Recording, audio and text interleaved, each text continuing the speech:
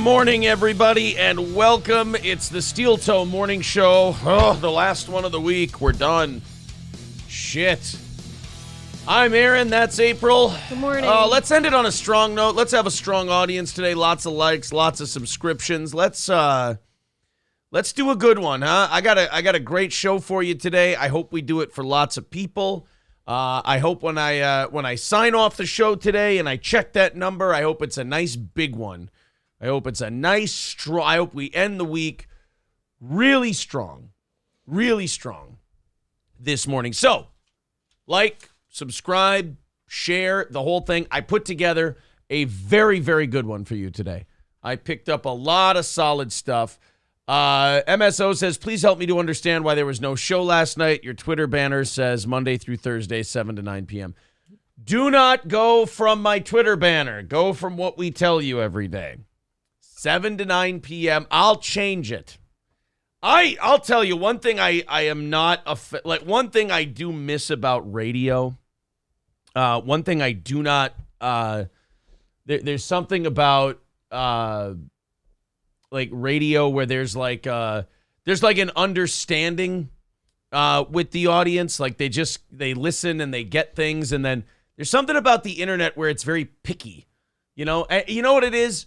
People who listen to the radio aren't nearly as mentally ill and autistic as people on the internet. People on the internet are like, for people who listen to radio go, oh, they're not on Thursdays. Oh, that thing I read must have just been a misprint. They're not on Thursdays. Oh, well, next thing. On the internet, it's like, I gotcha. Like, what do you mean? I got you. What do you mean you got me?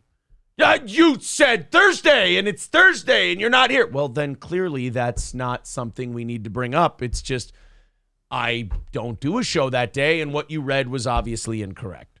I'll fix it. Steven says the internet is a shithole most of the time. Amen, brother. You know, I will say this. I hope the numbers are great today. I hope everything picks up today. I hope it's a solid crowd watching the show because we've been doing... for the last couple weeks, some really fucking banger shows, some really awesome shows, and it should be rewarded. Put it that way. I agree. David Skywalker says, "Smile even though your heart is aching." Is your heart aching, David?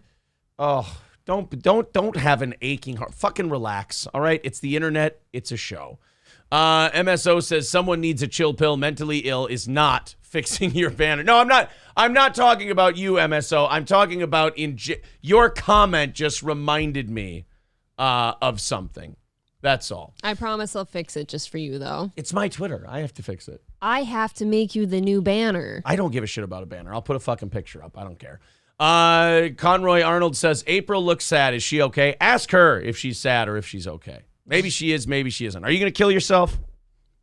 No. Is that how we're starting off the day today? April looks sad. Oh, I'm ready for this fucking week to be over. Wow. Loaded Wrench says Silicon Valley Bank is collapsing right now. I don't know what Silicon Valley Bank is. I don't read enough. Black Ornament says, April, are you okay? Genuinely asking. Where the fuck did this come from now?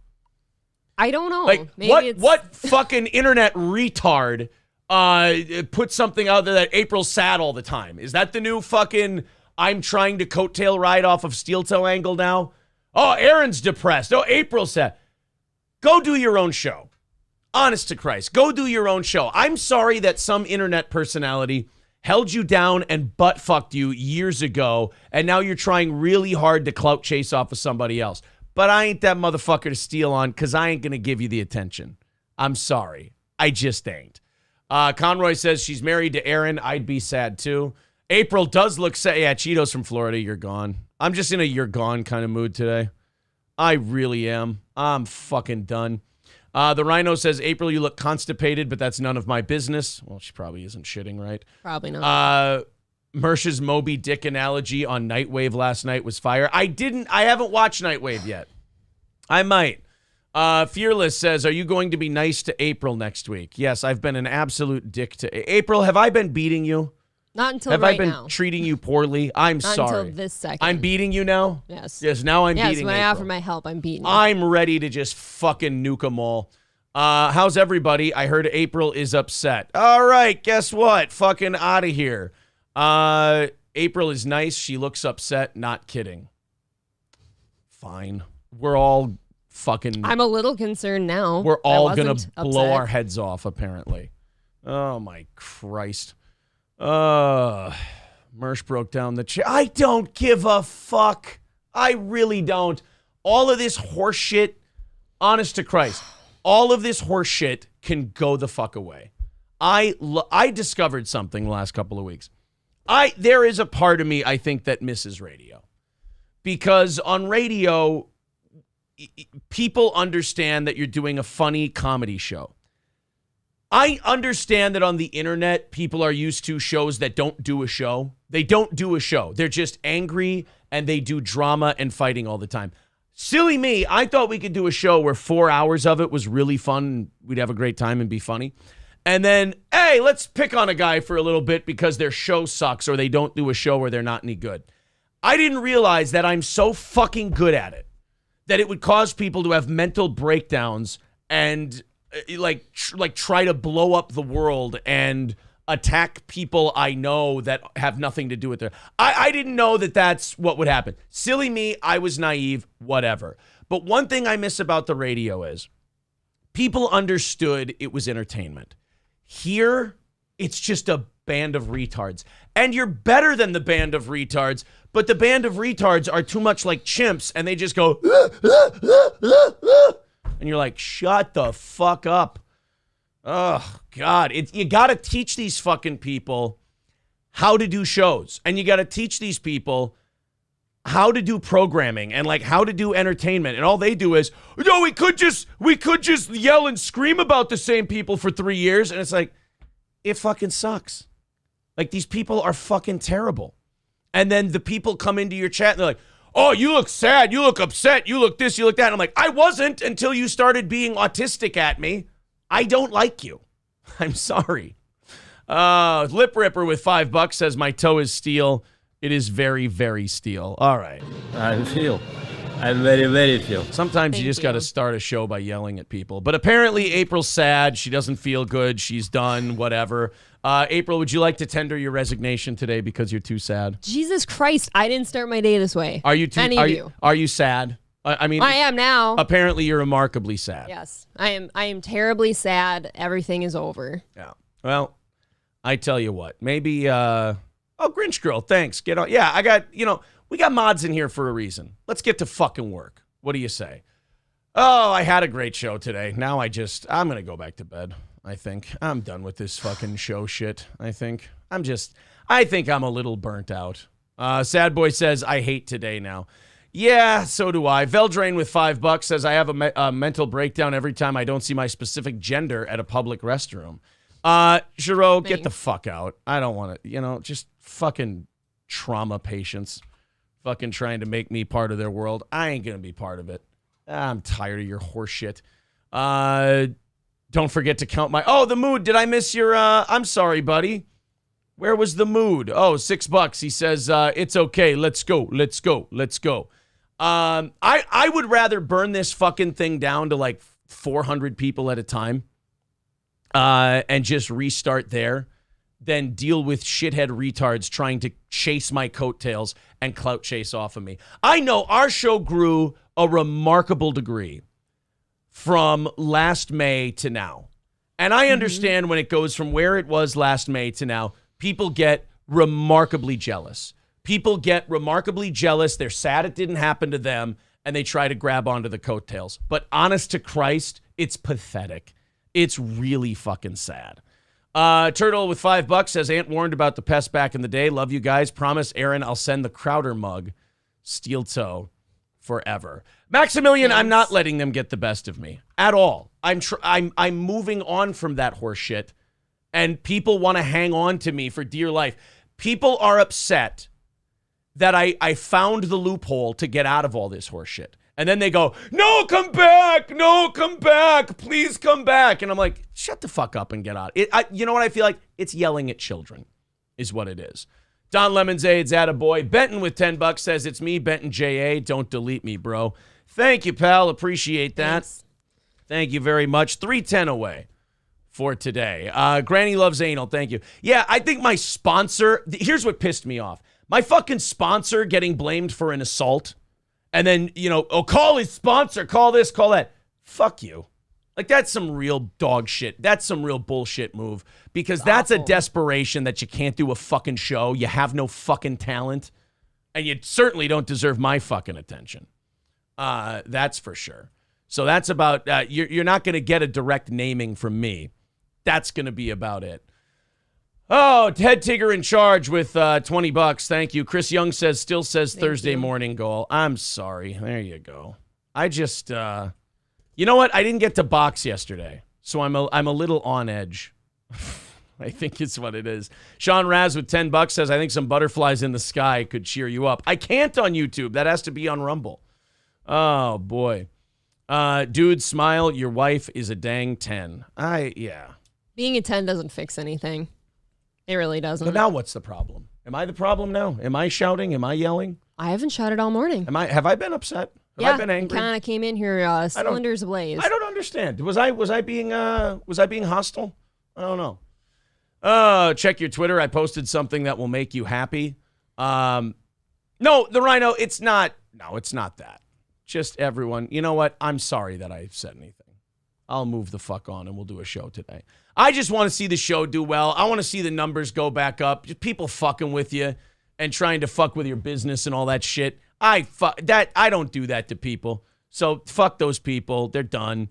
And they're dead. They've been dead for a long time. They're just trying to suck off my cock. And I fuck my hard work and they want to suck off my dick. Fuck that noise. April has beautiful eyes, but Aaron's are just stunning. Thank you, Nolan. Appreciate that, buddy. Thanks, Nolan. All right. Off we go. Let's do a show. I got to get that shit off my chest or I can't If I would have hung on to that all day, you guys would have gotten a terrible show, and that's not fair to you. So, all right. Time for funny. Time for the shit I've organized. If today's show isn't good, I can always retire. Crowder officially posted on his YouTube the announcement.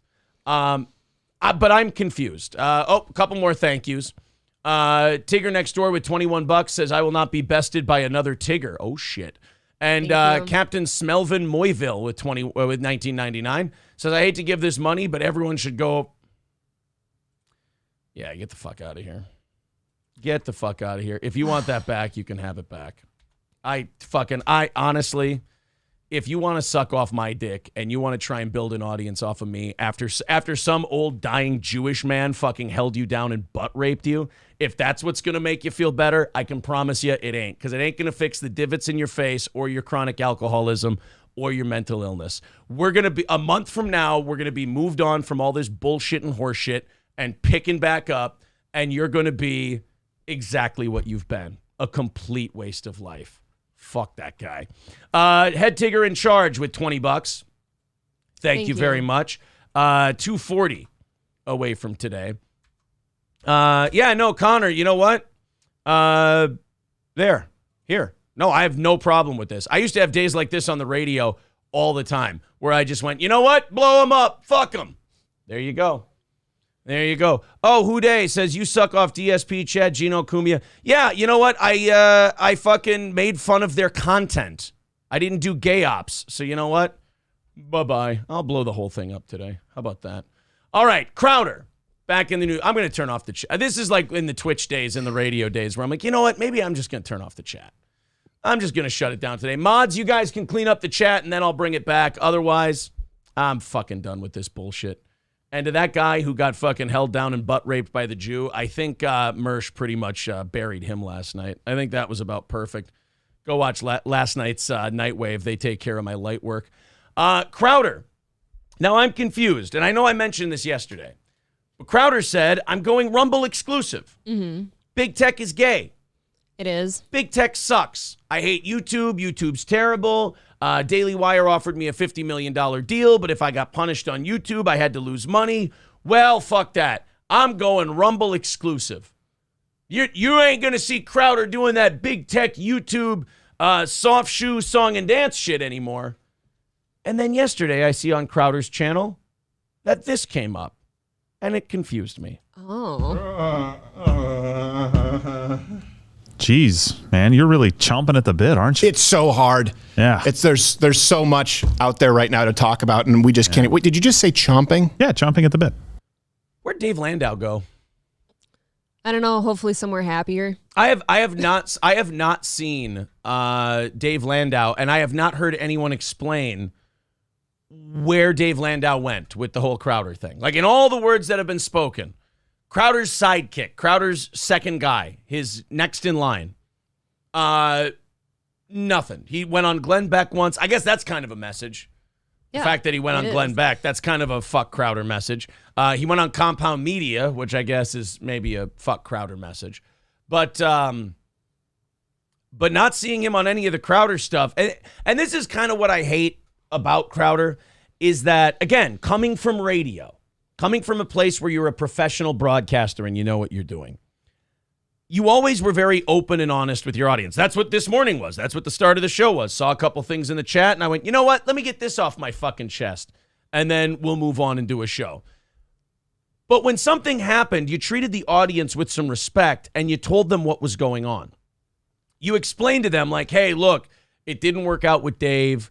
We don't have enough money to pay him anymore because, I live this certain lifestyle. I have a family. I have other employees. So we couldn't hang on to Dave. What are you going to do? Onward and upward. Yep. But Crowder is always just people disappear, not Gay Jared, Dave, all these other people. And he just goes, all right, well, anyway, guys, moving on. Nothing's changed with the show. Onward and upward. That's completely the person he is. I was just going to say he wants to be done with something and just not discuss it anymore. Right.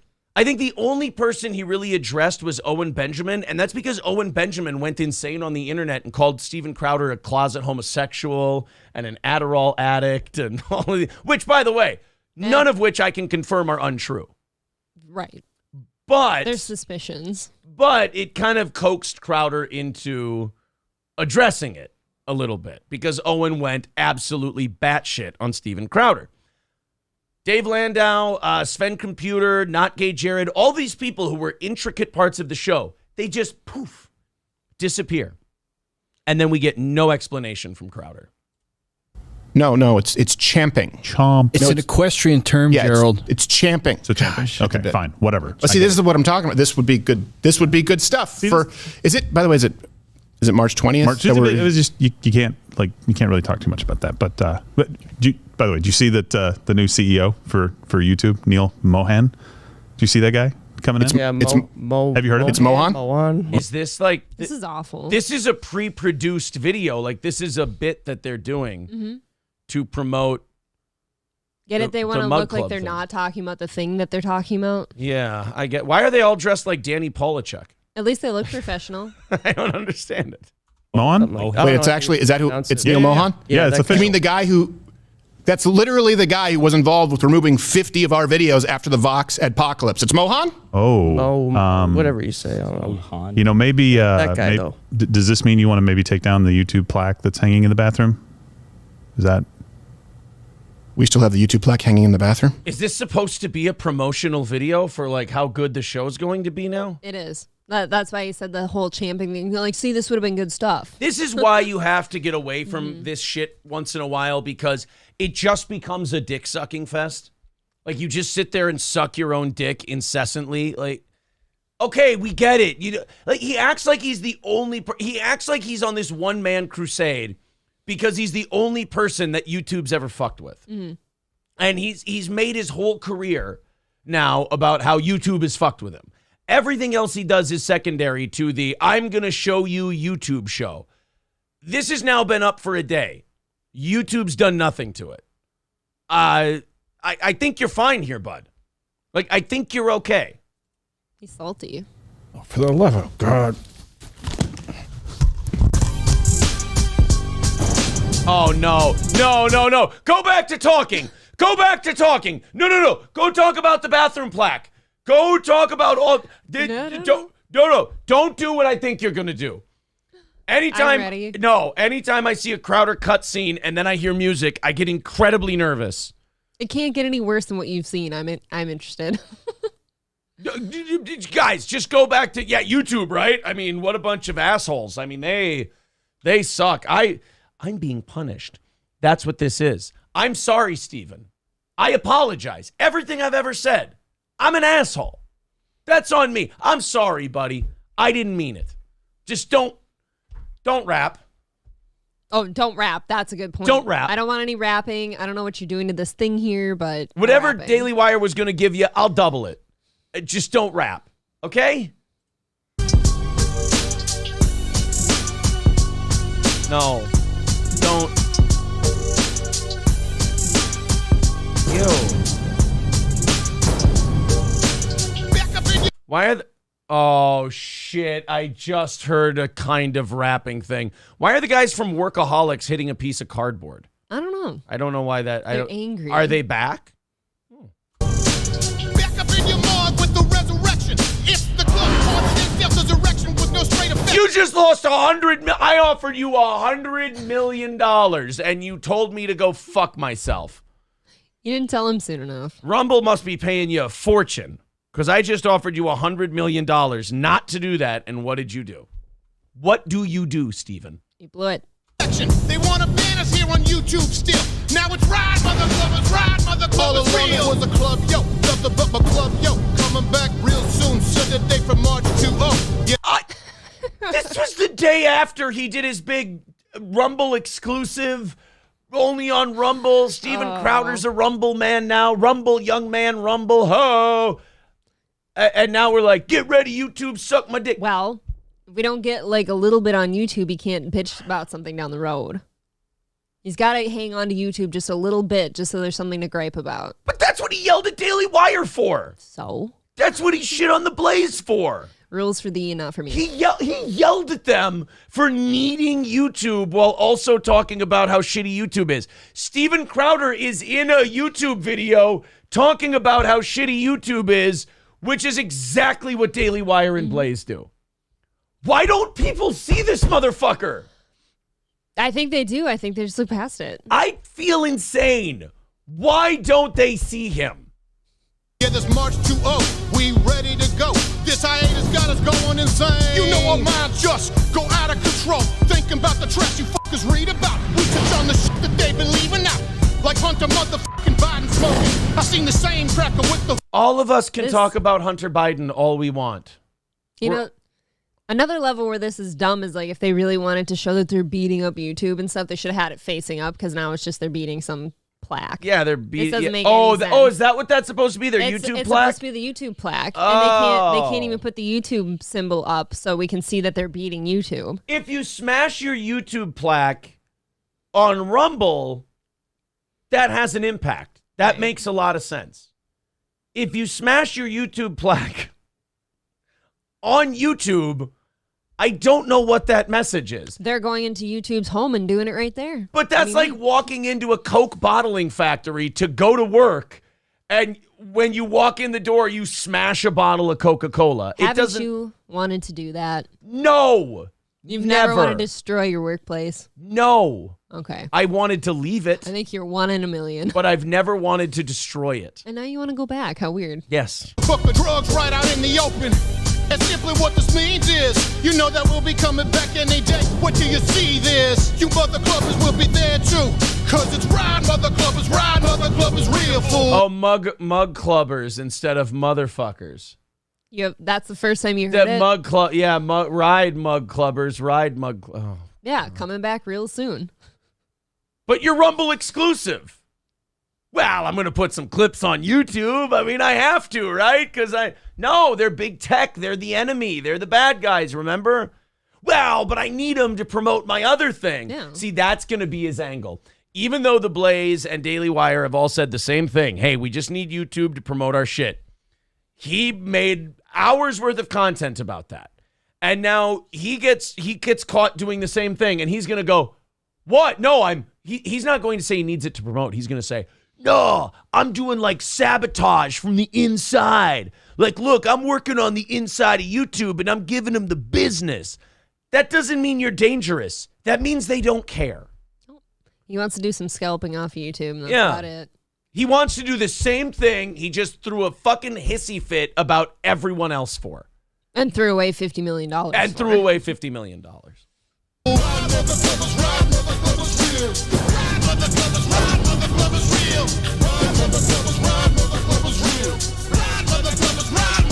You better hold back that fat kid. That's going too far. Oh, I was gonna say, can you imagine filming this? How cool you must have felt. You would feel so awesome if I was in 4th grade. If I was that Ryan toy kid that the kids watch and I did this, okay, I would feel like a badass. Okay. He's 40. Wow, I forget he's that old. He's about 40 years old. Okay. And he's smashing a fucking plaque in a backyard, making a rap song about it. God bless. I'm not talented enough to do it. I'm just jealous.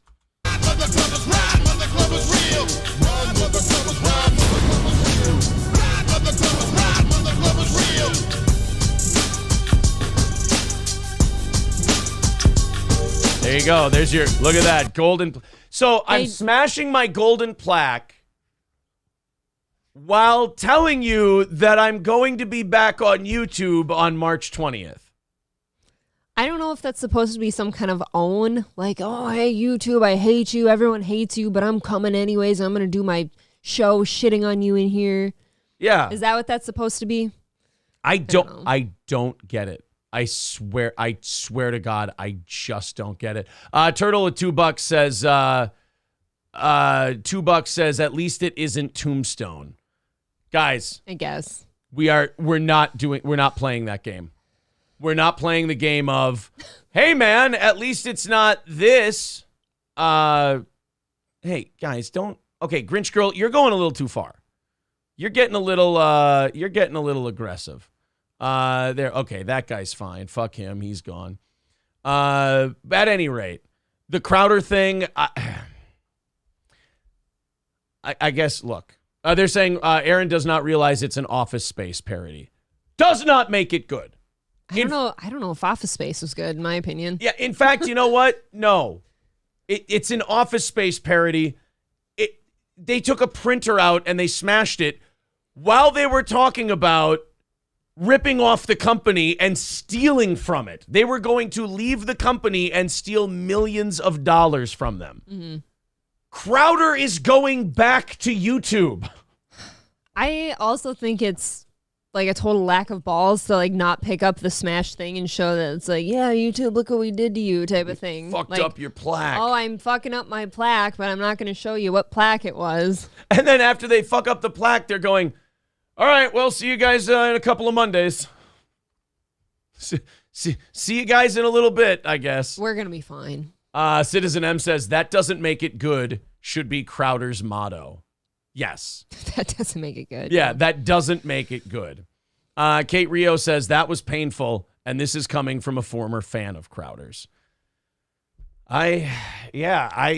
He just keeps trying to pull those, like, I'm a big tough guy moves, but then it always just comes off as crying. Yeah. It's whining and crying. And then he keeps going back to YouTube. Like I said, he's a battered woman. He just goes, yeah, YouTube, fuck you. I'm going to get you. And then you're like, oh, yeah. Oh, wow. So you must be pissed. Yeah, I'm Rumble exclusive. And they're like, okay, cool. But I'm going to put clips on you. You're like, you understand we sell advertising on those clips and your channel's demonetized. We don't give you a dime of that ad revenue.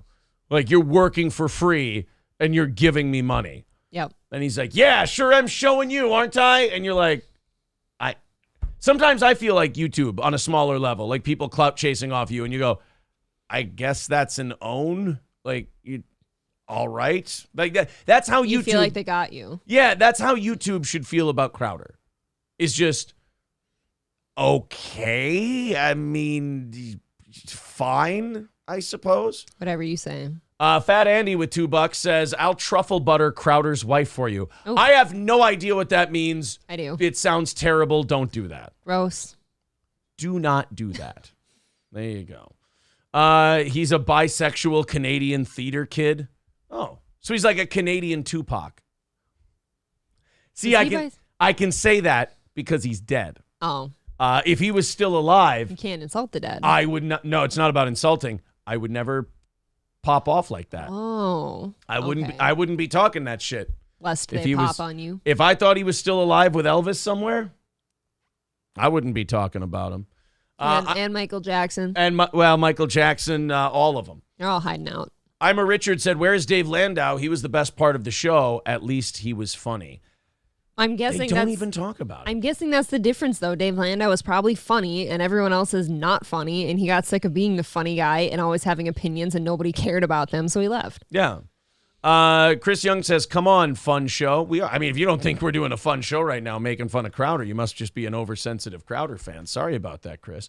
Citizen M says, H3H3 got a ton of hate for the Sam Cedar bait and switch, but no one deserves dirty tricks more than Crowder. I don't know. To me, the bait and switch thing was like, I felt gross because, like, I was like, don't stop making me defend Steven Crowder. Sure. I don't like that. That's actually what made me upset about the Ethan thing more than anything else. Was I was like, I don't know. I don't want to defend him. Southern Belle, thanks for stopping by. You could have been a big fan and enjoyed yourself. Instead, you chose the path you chose. Sorry. So Crowder's going back to YouTube, but Crowder is also Rumble exclusive. And he's owning YouTube. And he's apparently owning YouTube. All right, guys, let's hit the like button. Let's hit the subscribe button. Where did we end up? You guys went on a crazy run there. 240 away from today. Thank you. Thank you guys very, very much. We're on a good start. Apparently 109 likes. That's halfway to 200, and we're halfway through the hour, so that's pretty great. I got a good one. Like I said, got it all off our chest at the beginning of the show. Feeling much better. Time for a good one.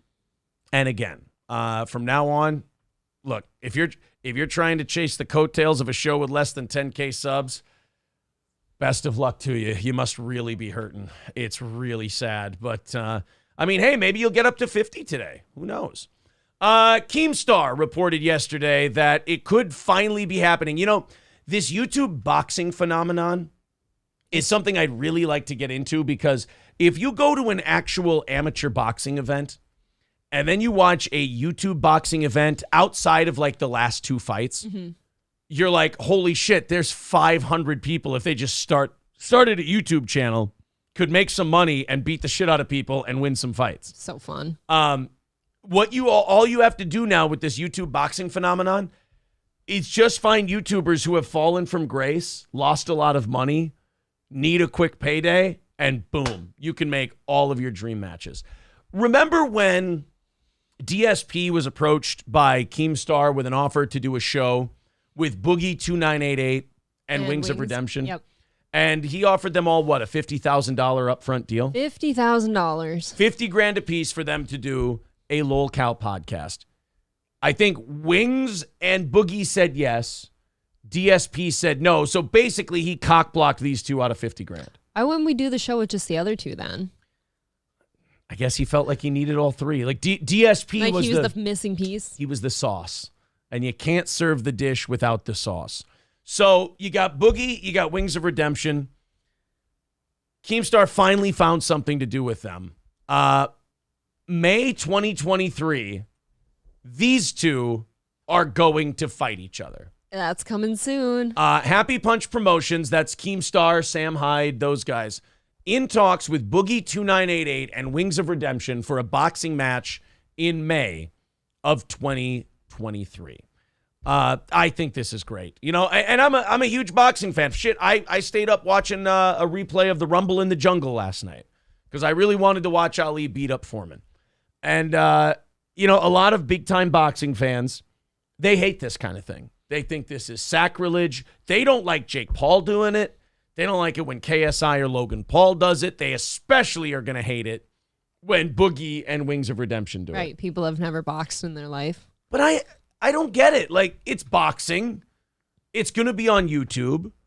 You can choose to watch it or you can choose not to watch it. You're getting people to watch your sport. Yeah, and you got people who want to see it and they want to pay money for it. Fuck them, let them pay. I have no issue with any of this stuff. In fact, I think it's great. What happened was Wings of Redemption, Boogie 2988, Keem just waited until they both needed the money.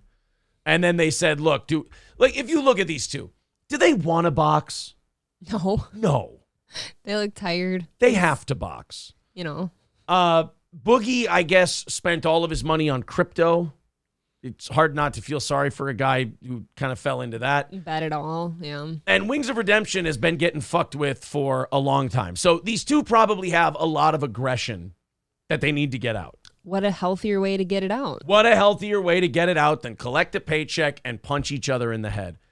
I think it's a great move by Keemstar. I think it'll be a fun fight to watch. And, these two are going to be, because people until they box don't realize what a cardio drain it is. Mm-hmm. They don't realize how much of your breath and your energy that it takes.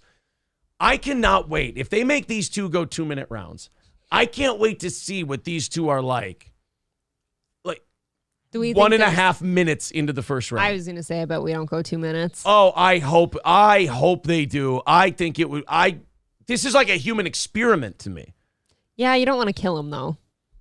Yeah, you're gonna. Well, we're gonna need some conditioning. I think you legally have to do like blood pressure checks, and you legally have to take heart rates and stuff like that beforehand, or nobody would insure your event. But May 2023, Boogie 2988 versus Wings of Redemption. Let's open up the betting. Who do you got? Oh man, am I torn? I almost think I have to go with Boogie because Wings is just too big of a dude. I feel like he's gonna gas too quick. Now Boogie's not small. Boogie's had the stomach stapling thing done, I believe. Sure. Yeah. And he's a little smaller than he used to be. Mm-hmm. This is really difficult. This is like trying to decide if you're going to stab someone with a plastic knife or a plastic spork. Like there's no real effective tool you have for the job here. Ooh, that spork has points though. I'm going to agree with you, and I'm going to say Boogie only because both of these guys are in rat-ass shape. They are. But Boogie is in less rat-ass shape. That's kind of what happened for my deducing here. But then I think Wings of Redemption mentally too. I feel like he gets so downtrodden mentally. Like the few times I've seen him last, he just seems so down in the dumps. And I feel like you need to keep your mental up when you're fighting somebody. Yeah. Fauci's Pangolin with $10 says, have a drink on me. Thank you, buddy. And Mersh from Nightwave Radio says, Aaron is dressed like the guy who lost a golf game. And April looks like she's out of his league wife being pressured to now deliver a 3-way at the sad casino they're staying at. Love you guys. Thank you. Thanks. Mersh, can I ask you a question? Have you gone to bed yet? I hope not. I hope he's pulling an all-nighter. Have you gone to bed? Because before the show, I was watching your complete takedown of that douchebag that you compared to the guy from The Wire, and I did think it was beautiful. I thought it was very good. Cardiff Electric with 279 says, I challenge your goatee to a boxing match. Are you accepting? Dude, you understand you're threatening to fight an infant. He's 3 weeks old? Ladies and gentlemen, put it all over the internet. Okay, I guess. Cardiff Electric wants to beat up a newborn. It's a Tato, though. You know what? That's the true. The Tato's the size of your goatee. Could my newborn goatee defeat a potato? With the proper nourishment, I guess with the proper nourishment, the goatee could beat the potato. That is, you know what? That's a tougher question. Mersh answering, nope. He's going to sleep good today. That's for sure. Oh, he is going to sleep like a fucking baby. Mersh, if I DM you the phone number, would you call in real quick? Can we please see what kind of condition that Mersh is in at the moment? His call. Oh, Daywave. Oh, God. There we go. Daywave Radio with $5 says, I don't care what Mersh says. If you steal our $5 hype train, I'll end you both. Hey. Yannon? Cuba doesn't threaten to take down America. America threatens to take down Cuba. Get ready for a box of poisoned cigars, Castro. Jesus. Come on, everybody. It's a hype train. Everybody, I'm white. I'm clapping out of rhythm. Come on. We're gay. We're going to salsa our way down to Havana, and we're going to burn down the whole Lopez compound. You want me to think that this was their hype train because Lopez said so? I know it's Sosa, but I'm doing the best I can. By that, Royce means he'll give you both head. Well, you know what? Now I feel bad for stealing the idea. I could use some. What about you? I would love some head. I would too. I would love to get my dick sucked by Well, now, see, that was going to sound insulting. I'm going to... A Cuban. How's that? Cuban works. Oh, man. All right, so I stole the... Oh, look at that! Music is playing, says Gray Duckling. A $20 super chat. Very nice. Thank you, sir. Thank you. Look at this. We've got a hype train. No, it's a $5 hype train, though, he said, right? He does a $5 hype train? $5. Guys, this is a $5 hype train that we're stealing here. Head Tigger in charge with $2 says, choo choo. I am openly saying right now, this is a theft committed against Royce Lopez and Daywave Radio. Take legal action if you must. Leave them alone. Cheetos from Stoney's put me up to it. Sorry, I couldn't resist. I'm back now. We can leave the sponsors out of this. Oh, $5 hype train, everybody. We got a Daywave Radio $5 hype train going. April, dance a little bit. Show them something. It's a little back and forth. No, I'm downtrodden. Remember, I can't Oh, that's dance right. today. She's very sad today. Can't dance. I forgot. today. And don't you hate it when people get you just like that? Yeah. Just all Really sad. called me out. Oh, I'm about to tear off my shirt like Hulk Hogan. You keep wrecking your nicest shirts, though. I'm sorry. $4.99 with from Bigfoot is Real. Lab Glass with $10 says for Royce's rehab fund. Hey, Royce is clean. Thanks, We're guys. doing a $5 Daywave hype train. $2 from K Fallen the Great says Truffle Shuffle Choo Choo. It's not a $2 hype train, you Hasid. Sorry. That's that was too far. I miss the meter on the hype trains with all the confetti. I don't have the production value of a Daywave Radio. I need an Asian. Marquise with $10 says 5 + 5 = 10. Turtle with $5 says Choo Choo, Autism Activated, ROTC, and Steel Toe. Thank you. This isn't a partnership. This is theft. I'm stealing. I'm ripping off the This $5 is meant hype for train. them. All right, I got business to attend to. Oh, thank sorry. God. I'm sorry. And I'm seeing a lot of accusations in the chat about Royce Lopez, and I disavow all of those accusations. He's had I a lot do. against him lately. Jesus Christ. You know what? Royce actually kind of fucked our show a little bit. It's kind of brilliant because now I'm having to sit here and calculate on the fly, and it's fucking tragic You can do it. watching me try to do math. If you can do nothing else, you can calculate on the fly. All right, let's answer the phone real quick. Then I got to send Mersh the number, and I got to see what kind of shape he's in. Call from Double Electric Inc. to accept, press 1. Yes, hello, sir. Yeah, this is Mersh. You wanted me to call in? Now, wait a minute. This is not Mersh. I do appreciate, and I will protect your identity. You are a man of many voices. I didn't realize you had this talent to you. You know, this is really Mersh. I've had a rough night.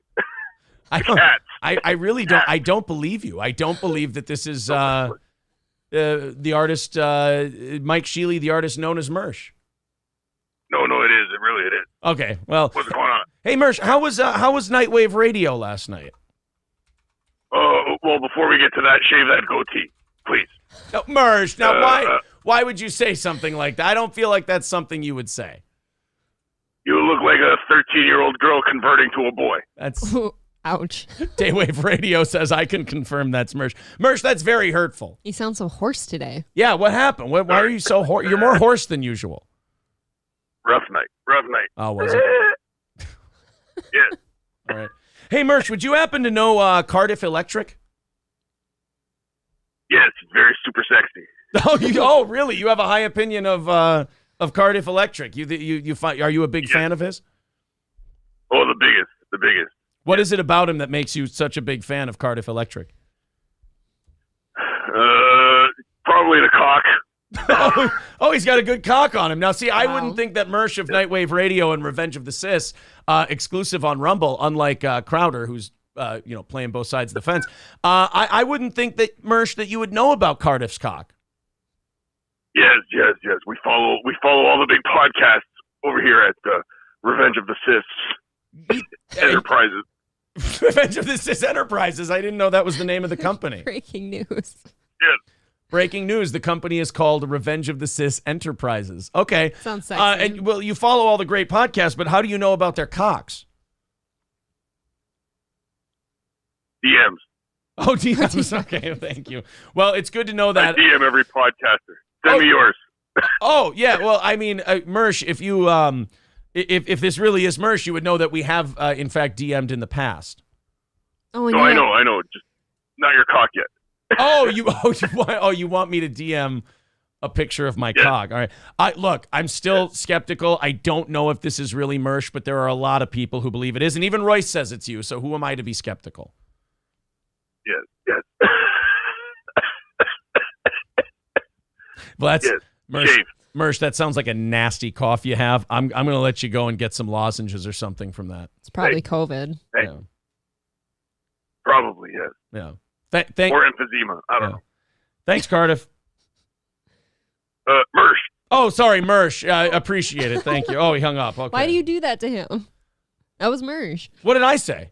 You said Cardiff. That was absolutely Mersh. I didn't say that. That wasn't Cardiff. Man, all that DMing with Mersh and you still haven't gotten a dick pic, huh? I didn't know it was an option. I didn't know that it was a thing. I'm sorry. It's too bad. I need to ask a question. To who? Where the fuck did all that come from? Did I start that? I don't know. Who started that? Probably Royce. Royce started it. Let's just blame everything on Royce. I think that sounds fine. It's fair. Royce is a cancer if he comes into your chat. Don't let Royce in your chat. He's going to fuck up your show. He's going to wreck everything, and you're going to hate yourself for it. So don't. He says what? He goes, "What the fuck, man?" Cancer on society. I'm joking. So what if he's so what if he's what Mersh has told me privately is a mud race? I think he's still a wonderful. I didn't say it. Holy shit, dude. I did not say that. I'm not the one who said that about him. It was actually. Now wait a minute. This doesn't make any sense to me. Hold on. Call from. Hey, baby. To accept, press 1. Fuck. To send a voicemail, press 2. This is going to be a good call. Hey, imposter Mersh. Hi, baby. It's me, Keanu. Keanu C. Thompson. Oh, my God. Aww. This is such a nice surprise. I would thought you'd be sleeping with Gino Bisconti right now. Oh, we was sleeping, but then we put on steel toe, and then we started fucking. That's I have to say, Keanu, you sound especially more effeminate than usual tonight or today. Well, I heard you was looking for a raspy voice man by the name of Mersh, so I figured I was the next best thing. Keanu, would you say, and I'm just going to use this as a frame of time reference. This is not me accusing you of anything. Would you say you've been drinking since probably around the time Mersh's Nightwave Radio started? Well, you know my boyfriend, Gino Bisconti, so I think you know the answer to that question. I have to ask you something, Keanu C. Thompson. I have to ask you this. I don't remember when you sounded like a white plantation owner from the 1800s. Well, I don't know if you heard, I've been smoking Pall Mall 100s back to back lately. Wow. I don't. Now, how are things between you and Gino? Are they good? Is your relationship is solid? Yeah, we got a big trip scheduled up to Minnesota for the anniversary show. Thank you so much for booking us. Of course. Well, hey, no problem. Hey, let me get back to. I want to get back to massaging Gino.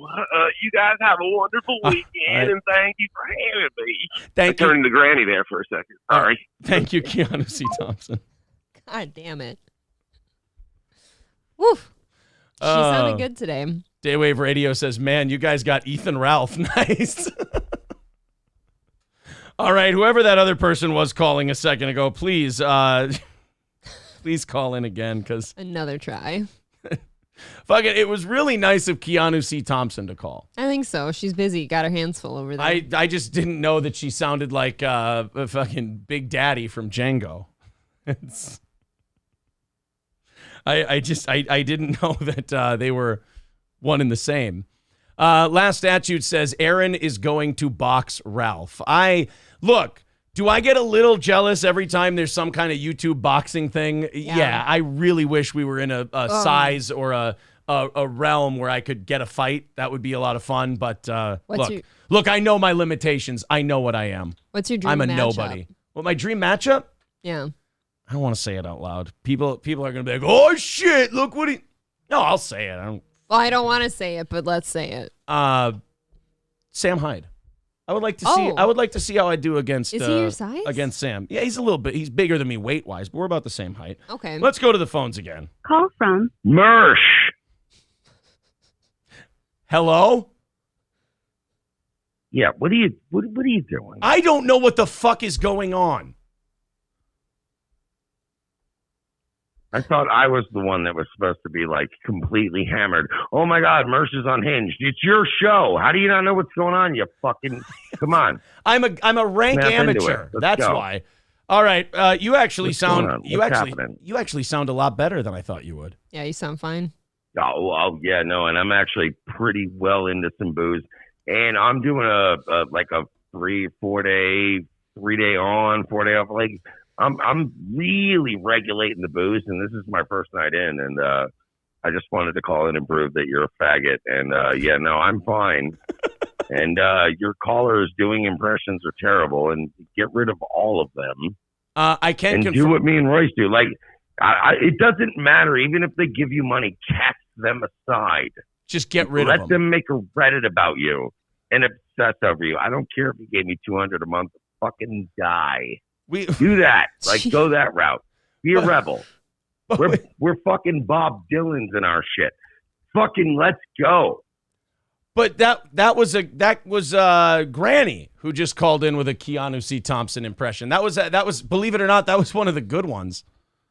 Oh, you mean fucking Canoe? What is she fucking like? She looks like something white people rent and then go into. Well, actually, I mean, I guess that doesn't narrow it down. I was gonna say the edges get a little dulled this time of the morning. Yeah. I mean, either way, golfers are renting her in Fort Myers. But anyway, what were you saying? I don't remember. I just wanted to check in on you. I saw you show up, and then I saw Royce show up. Yeah, I saw you being condescending about my alcoholism, and I thought I'd come in and be like, "Wow!" See, I already landed some good ones. How do you feel? Did you land some good ones? I feel like you kind of took the shortcut and just called me the gay F word. No, the Fort Myers. No, I wasn't a back and forth. It was just an overall, like me being. I came and I did the Fort Myers swing. The Fort Myers was good. And how are you more insecure than I am?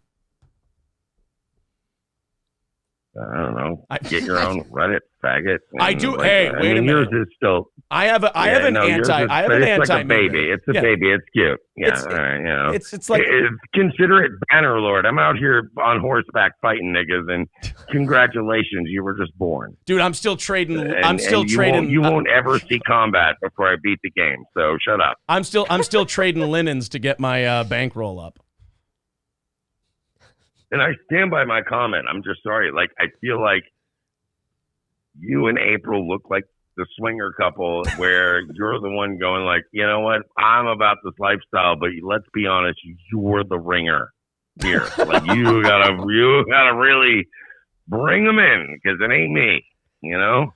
I was going to start this conversation off by saying I checked out some of last night's Nightwave before the show, and I thought you did a pretty good breakdown of what you called the wire rape victim analogy. I thought was very spot on. I thought you did a really good job with that.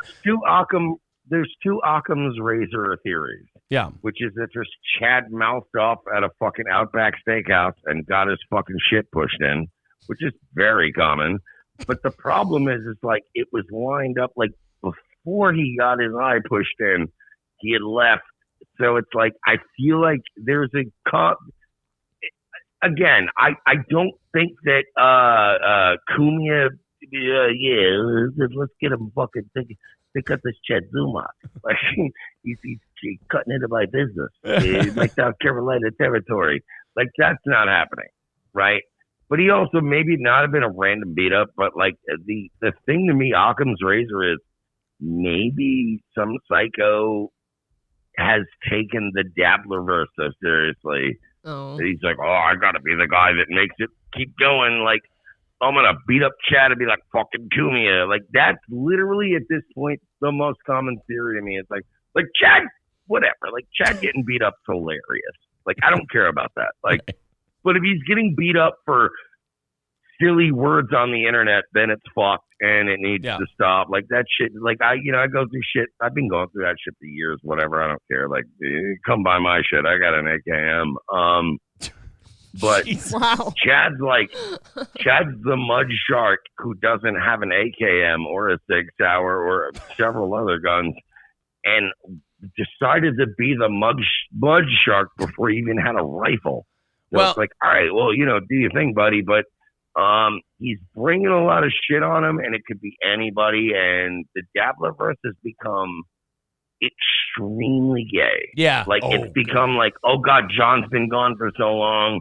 It's becoming that Ethan Ralph verse, like, where, oh, fuck, like, we're going to become as bad as the guy we're trying to destroy. And now that John's been long gone, which, by the way, I said on Nightwave tonight, John beat you guys. He did. Right. Like, if he never comes back, he beat all of us, and I will include myself. Yeah. I should be at a strip club somewhere getting tipped in fucking Hallandale Beach. I'm here doing this. We all punish ourselves. If John's story arc is him just being a really nice, humble, substitute teacher somewhere, it's like, damn, that's more wholesome than any of us are doing. So good for him. That's what I think too. The Dabblerverse lost their minds when he left. It's the same thing with Ralph. Like, if Ralph gets off the internet for a couple of days, the internet's like, no, let's get him murdered and his baby. And you're like, all right, look, like, I get you hate him, right, and he's hateable, but like, relax. Right. Like, it's just like, it goes to like, people like us will make fun of their content and what they do, and then people are like, right, we should cut his fucking dick off and shove it up his ass. And you're like, no, there's no reason to do that. Lost their minds. Like, you end up making fun of a guy, and then you have to be friends with him because you have to protect him from the psychos that are like, I have an idea, we could cut off his balls and stuff them in his mouth. No. Dude, right around the time I started getting A-logs, which is the term, I got contacted by Owen Benjamin when he lived in Washington, in Gig Harbor. A detective contacted me because they got contacted anonymously and said that I was the guy that months prior had sent like CPS to his house and all this. And I had to sit with a detective and tell them, like, yeah, I go on the internet, like, I make fun of him. He's retarded. Like, I'm retarded. Like, we're all retarded. Right. But I'm not, like, if you think that I'm the guy when I get off the air that I'm like, I want to fuck his life. Like, yeah. Even if I think you're insidious, unless they think, like, if you're doing something to your kids, then I might be like, all right, like, hey, fans, let's get this guy. But, like, Owen's just an asshole and a shitty dad. But, like, shit, most people don't even have a shitty dad. Right. So I'm like, you know what? There. Like, when they came to me, I'm like, I ain't fucking with this family, dude. Like, I make fun of him because he's retarded. Right. On the internet. But, it's just the way it is. Fucking the way she goes, he says. Yeah. No, I think you're right. I think when John left in November, I thought it was the right move. Yes. And you have been seeing every month after that, you've been seeing these people spin their fucking wheels thinking that they're going to hit pavement and get traction again. It's just a bunch of people that can't admit, look, it's fucking over. Let's go find a new fun thing to do. Yeah. And now it's just like, oh my God, this guy this week, he's the new Stuttering John. He was 5 minutes late picking up his kid from school. And you're like, all right, no, he's just a guy who has been hungover. Like, relax. Like, This isn't, you're just hunting this, like, it's chasing the dragon, as they would say in the, recovery world, which I would never be a part of. No, of course. Faggots. And they're like, hey, baby, unless the court said, go pretend for a little bit. Yeah, what are you, gay? But other than that, yeah. No, I agree. Right. So I agree. I proved I'm not by the way, I'm fucking hammered, but I've proven that not bad, right?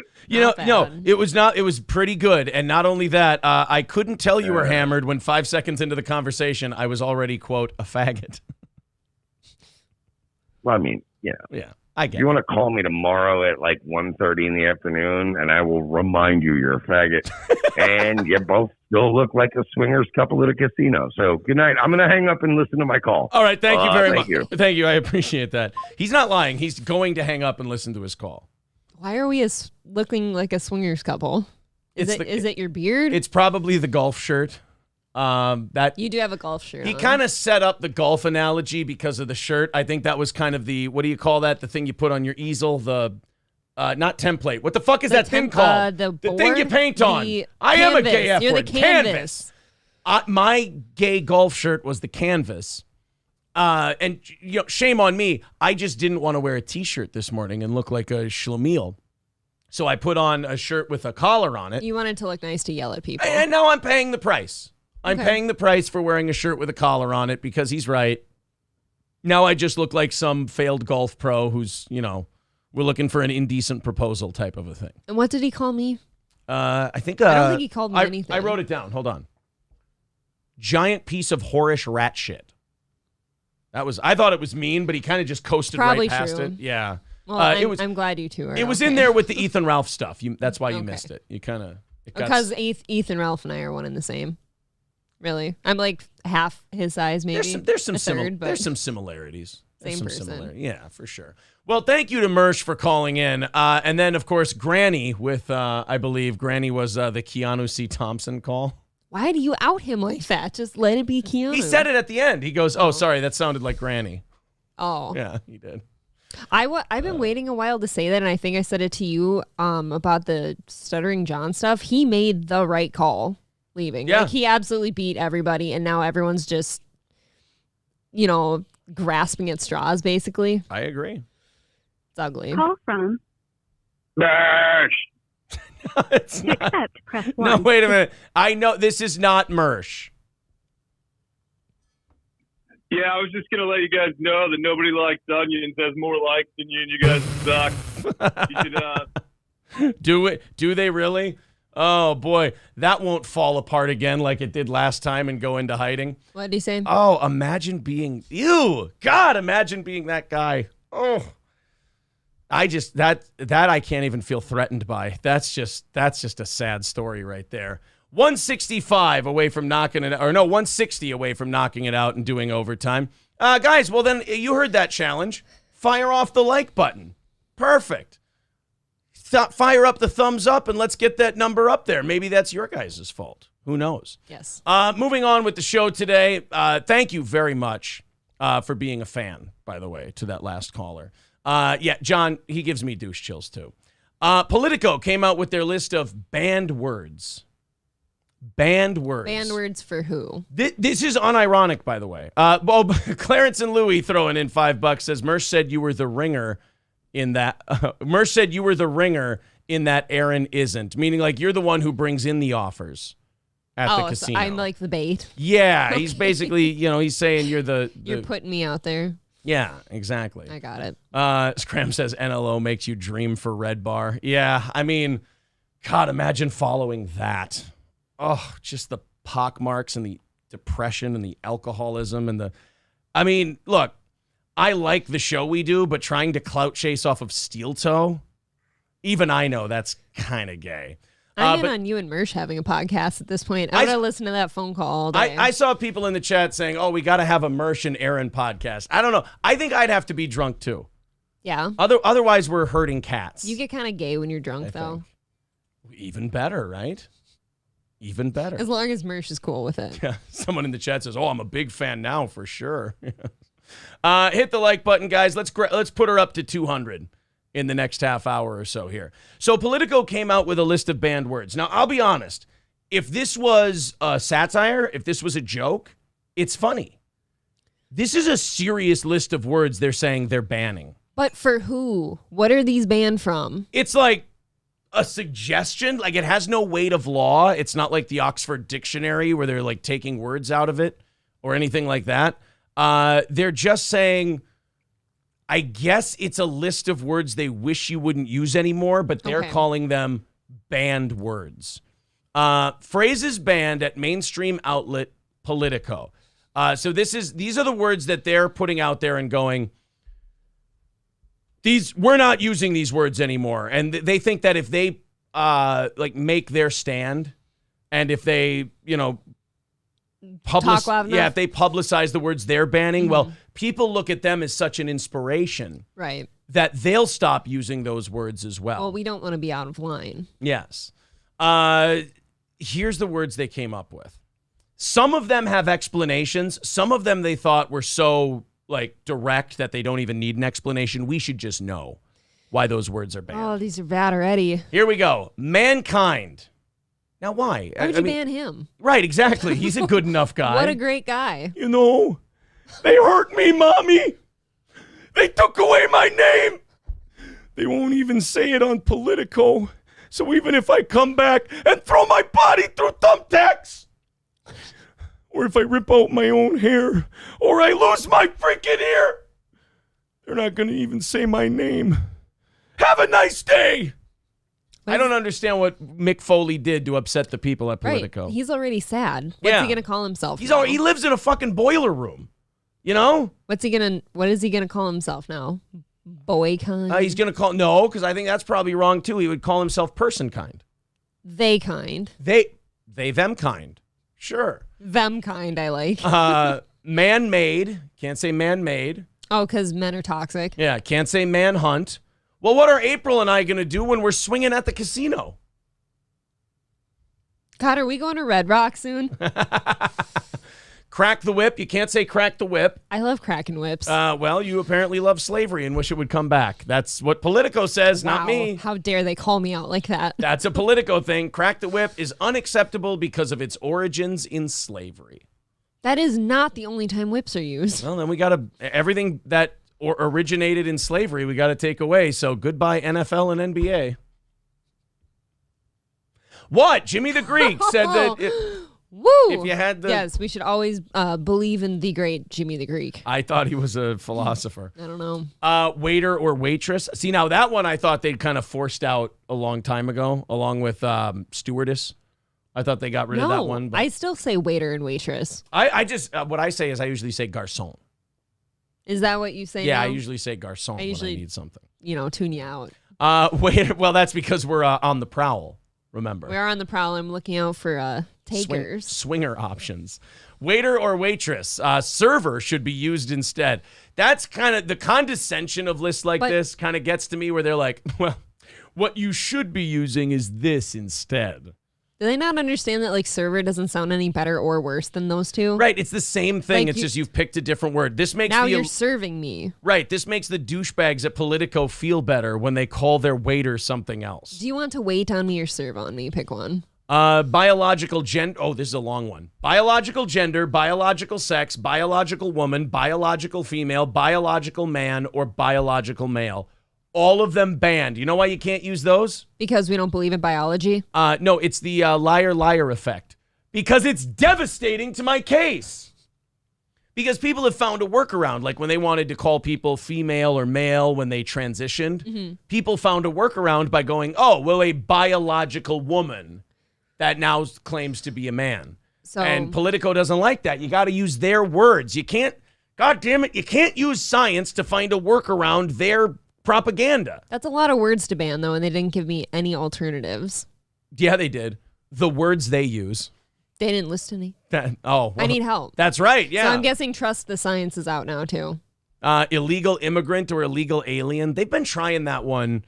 They've been trying that one for a long time since I was a kid. And honestly, the illegal immigrant, illegal alien thing, it's hard to get rid of that one when you still have drug cartels and people who come across the border and commit crimes and shit like that. Just the term undocumented doesn't vocalize your frustration enough. Oh, you see, I think they're going to get softer than that someday. Kind of like homeless people are urban campers now. It's going to be like downtrodden neighbors or something like that, for illegal immigrants. It went to homeless, then it was people experiencing homelessness. Yeah, now it's urban campers. They're just camping. You ever just walk around Minneapolis, when a full moon is out and you just see all these junkies roasting marshmallows and making s'mores, and one of them brings out a guitar and starts singing Kumbaya, and we all know that it's lights out. No, I feel like I should go test that out tonight. No, one time I did have a bag of shit thrown at me by a guy drinking a fifth of Mad Dog 2020. So that's close to camping, right? Jesus. Yeah, I guess. I mean, that's tomato. You camp how you want. I'll camp how I want. How dare we shit on somebody's lifestyle choices? Some people play cornhole when they go camping. Others get cornholed for heroin. It's just different types of camping. It's whatever's fun to you. Exactly. Yes. Who are we to judge? What are we, kink shaming? You can't use the term cakewalk anymore. Why? They're banning cakewalk on Politico. It originated during slavery and thus perpetuates racist motifs. Okay, do these asshats know that most people would never know that? I would have never. I would have never known that. That's the ultimate irony about this. The only reason I know about cakewalk being originated in slavery is because the people who want to ban it told me it was. Yeah. Here's what I know about cakewalks. There was one in elementary school where they played music. It was like musical chairs. Yeah. You went around, you stopped at a number, one of you won a cake. Exactly. That's the same for me. Right. That's how I remember cakewalk. Or something's really easy. Like there was a fight and a guy won it easily. Like, it was a cakewalk. That's right. I would never put like a negative connotation to it. Here's No way. the only thing I can think of in how it originated in slavery is I think of, remember in Oh Brother, Where Art Thou, where the black kids were carrying the ice on their backs to wherever? I imagine like a slave carrying a cake on their head to their master. Like they would hold it up like this and bring their master a cake. And that was the cakewalk. That sounds better than some other jobs. You're right. In the hierarchy of the slavery gigs, cakewalking was not the worst. Cakewalking sounds like a cakewalk. Right. Yeah, honestly.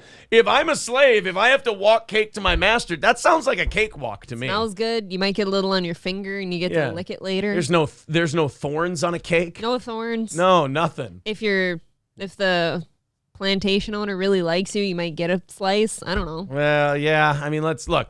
Keep your expectations low. Being positive. Yeah, you're a very positive. You'd be a very positive slave.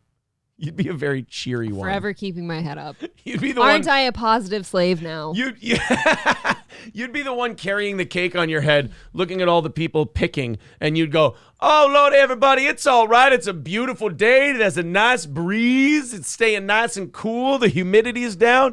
And once I bring this cake, Master might give me a nice glass of lemonade." Exactly. Yeah, you'd be the most cheery one in the plantation. That nice breeze like blows little whiffs of frosting to my nose. Yeah, until they make you a comfort gal.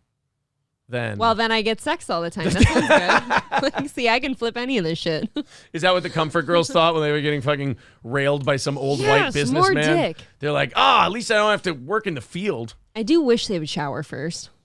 See, this is why Politico can't come out with this list of words. It's lost any sense of self-awareness. Yeah. In that you're going to put this out there thinking that you're virtue signaling and people are going to be like, that's a good point. It's just going to end with slavery jokes. Like people are just going to make fun of you. Right. Like I would have never made any of those jokes had you not said cakewalk was fucking racist. All of the racism you just heard on this program is 100% Politico's fault. Yes, absolutely. In reference to illegal immigration, onslaught, tidal wave, flood, inundation, surge, invasion, army, march, sneak, and stealth.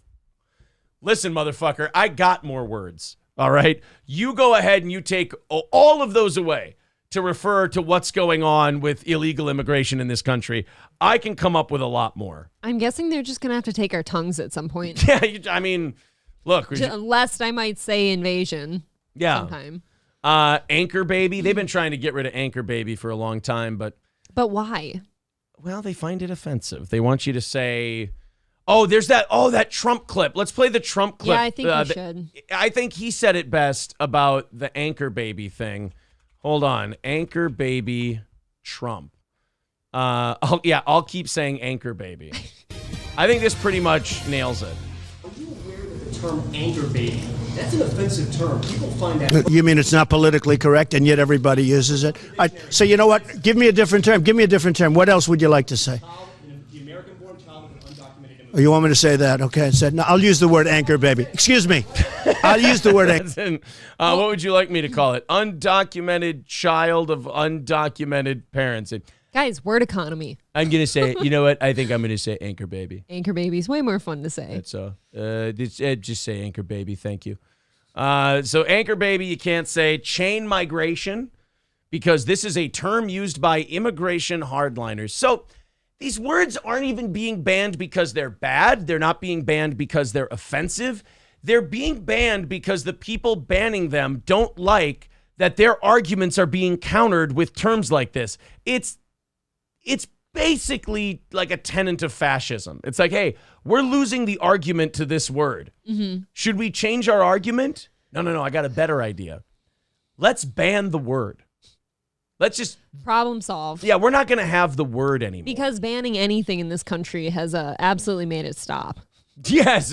When you ban things in America, they go away. Look at weed. Let's just ban racism. Hey, I think it'll stop. If we ban fentanyl, the kids won't die from it. If you ban bullying or police brutality, Sure. those things stop. It's going away. I've never said chain migration in my life, by the way. Yeah. Is that something people say? No, that's a newsy word. That's like a Fox versus MSNBC well, talk word. to those people then. Yeah, go talk to them. Don't talk to me. Wow, not even allowed to say peanut gallery anymore. I say peanut gallery all the time. Yeah. I love that. The cheapest seats often occupied by black people and people with low income. So you can, but that's... Look. But when we say peanut gallery, when we use that term, we're describing people we look at as low. Like, hey, right. Shut up there in the peanut gallery. I would have never, like the nosebleed seats, I would have never pictured them as just black people. Well, now you're making fun of people with low blood pressure because they have, or would that be high blood pressure? I don't know how blood pressure works. I'm only 36. With the nosebleeds, is that? No, that's because you're high up in altitude. right. Does that have anything to do with? I don't think it's a blood pressure thing. It's not Maybe a blood pressure thing. Boy, I'm just a fucking idiot, aren't I? Yeah, I mean, so they want to ban these words. Oh, and the last one is third world countries, simply too derogatory. What would you like me to call them? Anchor babies. I don't know. Like third world country, I feel like is perfect. There's a ranking system. There's first world, second world, third world. A lot of these words, like if you give me an alternative and the alternative is better, perfect. All right, cool. I do think that if you're going to ban these words, you should be giving us alternatives behind them. Yeah, because I'll tell you this, if you want people to listen to you and actually ban these words, people who like those words, I don't know if you want to know the alternatives that they're going to come up with. Like our chat right now, they're coming up with some interesting terms for third world countries, and I think if you heard their input on the matter, you would want to bring back third world country after they were done. Coltrane said, "I sit on Twitter and am as offensive as possible, and then walk away and see the outrage comments come in. It's fun." So yeah, shithole. People are saying shithole countries. I saw street shitter, hovel. Street shitter is like the homeless people now. An armpits, asshole, animal farms. Yeah, see, they're good. The terms are going to get so bad that you're just going to go, yeah, you know what? We're going to bring back third world country. These are not good. We're going to bring back third world country, I think. That's going to be their problem, though, is that people are going to like overcorrect then and come up with something heinous. Right. And they're, holy shit, I spoke too soon. That's how everything works. Everyone goes, oh, you know what? We'll just get rid of this thing. And then all of a sudden they're like, oh, shit. I didn't realize that one word was actually the cork on the bottle, keeping a lot of other hateful shit in. Right. You're being nice. You didn't realize that for a lot of people, third world was the politically correct term. I've never in my life thought that sounded insulting. JG says, just dropping my daily dislike. Take care. Thanks for being a fan, buddy. I appreciate it. Whoa. Let's keep hitting the like button. Are we at 200 yet? Let's keep her going. Let's get to 200. Hit the refresh button. Where we at? We got to go to Mexico next. The next. Do we have to? Yeah, the next story is the namesake of today's episode, which is cartels are actually more accountable than the American government, which is, I mean, we watched that Redfield, that CDC Redfield thing yesterday, and he's like, yeah, Fauci didn't let me in on any of the conversations.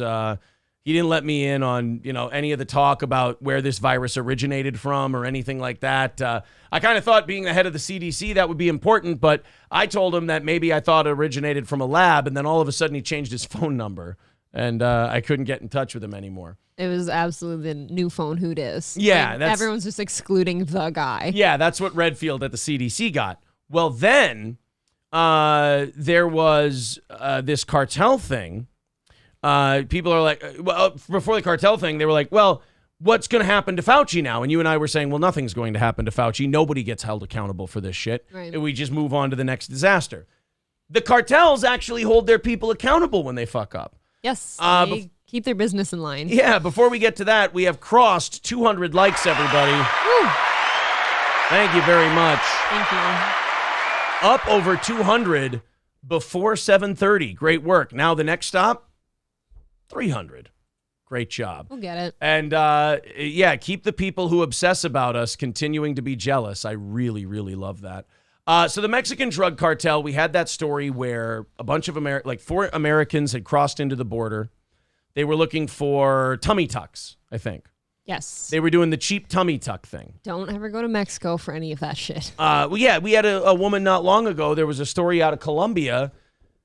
An American went to Colombia looking for a tummy tuck and a breast reduction, and she woke up with like a blackened nipple. Her nipple's dead. And the doctor was gone.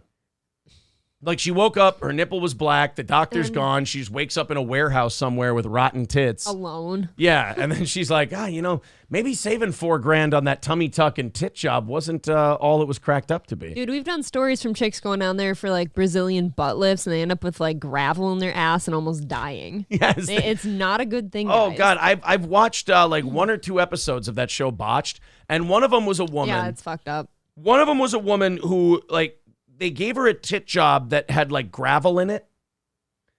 And as you do. Yeah. Her tits just continued to sink over time because the gravel just dragged her tits down. Maybe those are the ones that Steve Carell had. He thought they felt like bags of sand. Yeah. Those are the ones that he was touching. It was just like a gravelly bag. Boobs feel like bags of sand. Yeah. You should have, God, you know what? I knew I shouldn't have got my tit job done at George's Landscaping. No. I knew that was a bad idea, but I couldn't beat the prices. Dude, I never understood this either. You're traveling like thousands of miles sometimes to save money on your procedure. Doesn't the travel alone like make up whatever you were saving? Right, you would think. Yeah. I mean, come on, guys. And then the medical bills you're going to need afterwards. Right. And then, you go to Colombia and you're like, oh, man, I got a Brazilian butt lift, but now I've got class 5 in my ass cheeks. I don't really understand why. I feel like, what am I, starting a planter? Wouldn't that hurt to sit on? Yes. That's why you should only do it in a place where it costs a lot of money and they do a good job and they're thorough and they have follow-up appointments. Go where the rappers go to get ass shots. Exactly. Only go where they go. Lord Stanhope says gravel booty equals a real hard ass. I liked it. Glam radio? I liked it. Oh, that one's fucking You know what? stunk. Maybe if I got a boob job and a Brazilian butt lift, people would like me more. I should try it. You want to get a Brazilian butt lift? Can I go to Mexico? I'd rather you didn't. I'll save money. Really? After the news you've been reading? Yeah, you're right. Someone like you wouldn't last a second. I wasn't thinking clearly. I have no brain. Well, it's normal. Danger Bear Wolf Turtle with $20 says giving my dues. Oh. Thank you, buddy. Thank you. Holy shit, we're only 135. Thank you, Royce, for the idea for the $5 hype train. You guys are great. Thank you. SC Motorsports says, I'm actually impressed that Aaron used the term class 5 in the proper way. There you go. I'm not such a tard after all, am I? Give him time, he'll screw it up. 217 likes. Thank you, guys. Keep those going. Share the show. Let's get those numbers up. Let's jack the audience up. Let's subscribe to the channel, the whole deal. And let's get those likes up to 400 by the end of the program. So the drug cartel catches these American kids. Now, the claim was tummy tucks and plastic surgery. They did find out that most, if not all of the people down there had lengthy drug records. The people that went for the tummy tucks? Yeah, that they had a lengthy drug record. So whether or not that's indicative of anything, I don't know. Clouding their judgment, maybe? Yeah. Well, a couple of them got killed by the cartel. Yep. And it turns out the cartel didn't want these people killed. They were just tourists. And like when the cartel understands, like the mafia understood, when you kill people that aren't involved with your business, it brings a lot of heat on you, and it could lead to lost money for the cartel. It's bad for business. It's bad for business to just start whacking tourists. And they might have bought your products. Yeah, so then the cartel does something that in the last 3 years I have never seen the American government do. They hand-delivered the cartel members responsible for the murder and told the government, fuck them, do with them what you want. That's ballsy. It actually made me respect the cartel. That would make me respect them, yeah. That would be like the NIH handing us Fauci and going, yeah, this guy lied to you. This guy totally fucked up the whole thing. Do with him what you will. This is your man. Yeah. An infamous Mexican drug cartel left an apology for the deaths of 2 American citizens and kidnapping of 2 others, and allegedly turned in 5 men they claimed were responsible for the mistake. The 4 Americans had crossed into the border city of Matamoros seeking a cosmetic surgical procedure when they were fired upon and kidnapped by unidentified assailants. 2 returned to the U.S., 1 with gunshot injuries, while 2 others died from their injuries in Mexico.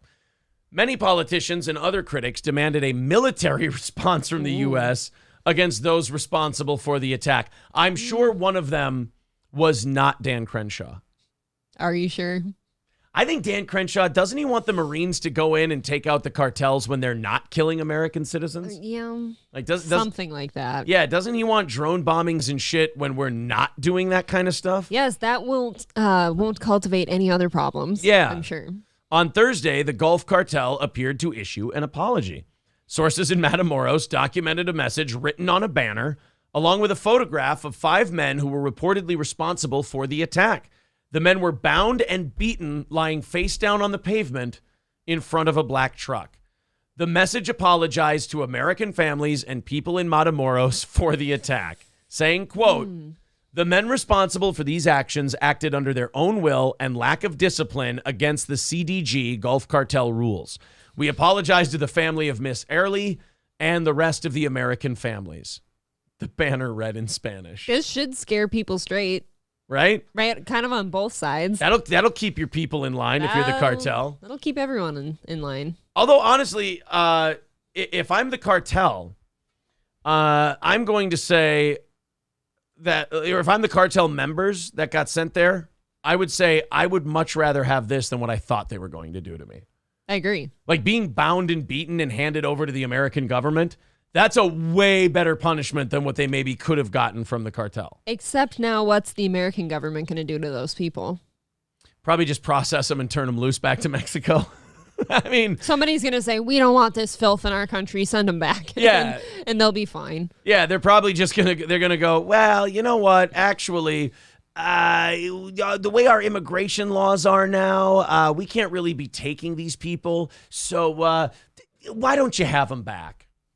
Maybe that's what the cartel's counting on. They're like, with the way America handles immigration, you guys will be back, and then we'll kill you for fucking up. Dude, that's fucking scary. That's playing with your food. Yeah, well. That is absolutely playing with your food until it's eaten. Yeah, welcome to welcome to American immigration fucking standards now. And the cartel's probably thinking, hey, look, maybe the American government will see how generous we are. We don't play around with people just killing nobodies and... Yeah. You know, we'll I mean, it does. We're generous. I'm telling you, it makes them look better than our government does, because our government for the last 3 years has been fucking people over and lying and wrecking people's lives, and nobody's gone to jail. Nobody's been held accountable. Nobody's even been criticized. And the cartel, they kill a couple people and they go, hey, wait a minute. We found out the 5 people responsible. Here they are bound. We even kicked the shit out of them for you. Do whatever you want with them. You're like, shit. I never thought I'd say this, but if the American government ran as honest and efficiently as the Mexican drug cartel, we might have a halfway decent government. I mean, they already kill and bomb as many people, way more people than the cartel does. That's not untrue. I mean, I feel like the cartel kills people in other ways, though, if it's just drug use. But at least with the cartel, think about it. With the cartels, you have to do something to them or interfere with their business in order for them to kill you. Versus our government, you just have to sell oil at the wrong price or sell it to the wrong people or pledge your allegiance to the wrong nation, and then we'll start just firebombing the shit out of you. I guess so. So, I mean, I feel like the cartel is maybe a little more fair and clear cut on how they do their killing. They do keep their rules clear. So if you screw it up, I guess it's your fault. Yeah. Citizen M says, I still think we should do a steel toe Oscars watch party this Sunday. I think we'd get popped for it even. Not only that, Citizen M, I really don't give a shit about the Oscars. Check it out. I think if we did an Oscars watch along party, we could, make like light of it or make fun of it and stuff like that, which could be fun. But I do think that we'd get popped if we were to like watch it on here. I think so. I think they're pretty. I mean, the shit you already do get copyrighted for, the Oscars would be. I know that YouTube tries to be cool with like fair use and stuff, but I still cannot tell you how their fair use system works. Because like, you'll play like a trailer, you'll play a movie trailer, and you'll comment on it, and you'll make it what do they call it? Transformative content. Yep. We'll pause and talk over it. Everything. Right, and they'll still go, nope. Copyright claim. Nope, absolutely not. What do you want to do about it? I don't think that's how we should be handling movie trailers anyways, because aren't they for advertisement? Like, aren't we advertising whatever movie or TV show it's supposed to be? I always thought that was the point of a movie trailer, was to show people the movie. It's promotion. Stevie Lou at $9.99 says, you guys heard the phrase, a face only a mother could love? Well, Melton has a face only a meth head could love. Have a great weekend, you two. I do. I think it's sad. It's annoying like a mosquito, but it's just sad that you injected yourself into something and nobody still gives a fuck about you, but they never gave a fuck about you originally, and you threw a baby fit because nobody watches you anymore, so you had to latch onto us. I mean, it's sad, but I'll even avoid that. I feel like there's just better ways to do a good show, guys. Like, not for him. I mean, if you don't have talent, I was giving benefit of the doubt here. No, don't ever give benefit of the doubt. I feel like there's better ways to grow your show. No, Stevie Lou, look, it's a guy who's tried for 15 years to try and be something. It never worked. He saw us doing a good show, got really, really jealous, and now here he is trying to, make his name off of our back. Look, it's happened to me a lot. Like when you go to a new market or you go to a new platform or anything else, you do a really good job. Your audience naturally grows, and people who have been trying for years to try and do what you've done in months get really, really jealous of it. And he won't admit it. Never. He's too stupid. He has too much pride. I just don't understand. He's a guy who's been he's actually a zombie. He's not even a person. I mean, Red Bar murdered this guy. I mean, destroyed him.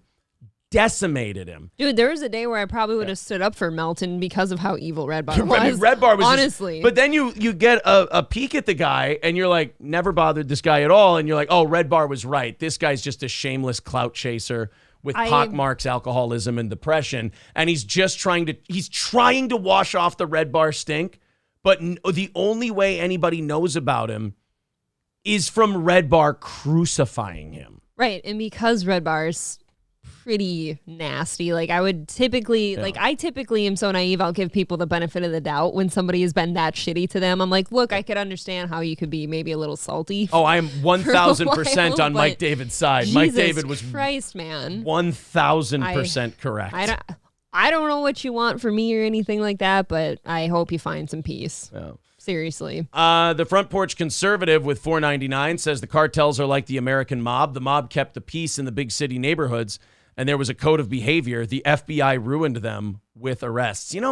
I've often thought about that. Like when I watch documentaries or movies on the mob or anything, I'm like, was breaking up the mob, like, did the government actually do a bad thing? Because none of those cities has improved since the mob left. Like, they haven't done better. No, I think in a weird way, things like the mafia and the mob, like, same thing, whatever, they keep order. If that makes sense. Yeah. Maybe it's a nasty way to keep order, kind of like the cartel, but they keep order nonetheless. Right. I kind of agree with the Front Porch Conservative. I've thought about that myself, but I've never heard anyone else say it, is that the government kind of fucked up by busting up the mob. But I think what happened was the mob was competing with the government in some ways. So it was actually one cartel, one mafia taking out another mafia. That's kind of how I've always seen it. A lot of people think Vegas was better when the mafia was still involved. Way better. Way better. Yeah, Rico got them all, but it worked. Yeah, I mean, the Rico statutes are even kind of that seems dodgy in like a constitutional way. Like, hey, if I can charge one guy with a conspiracy, then I can charge all of them. It's like, that seems like a law you made up just so you could fuck these people over. But it did, yeah, like you said. Isn't that convenient? Let's just make a bunch of shit up so you can fuck people over. Yeah, Happens every day. It did work. Yep. Moving on with the program, where are we at? 125 away from knocking it out today. Thank you guys very much. Streamlabs, PayPal, it's all there. Check it out. And if you feel like chipping in, please do. Only 125 away from overtime. Share the show, like the show, subscribe to the program. Let's get those numbers up. Let's get Steel Toe growing again. We removed ourselves from a very toxic situation. People, multiple people now have claimed, I'm going to destroy him. I'm going to knock him off the air. Our mere doing a show is a victory, but let's start growing again. They didn't knock our numbers down. Our march to 10,000 was slightly halted for a little bit.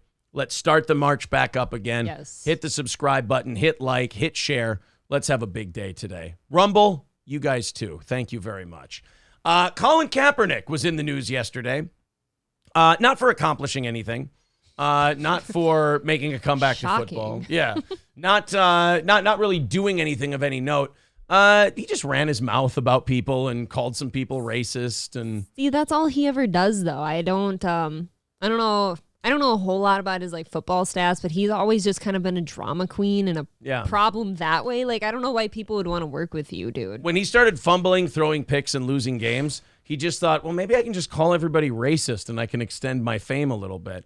And there still are platforms, there still are places that will put him on. Mm-hmm. And they'll say, well, let's give Colin Kaepernick. Let's see what Colin Kaepernick's up to. They almost check in on him like a sideshow in a way, like an old man on a porch yelling at the kids. Mm-hmm. They're like, let's see what Colin Kaepernick's up to. Hey, Colin, what do you think?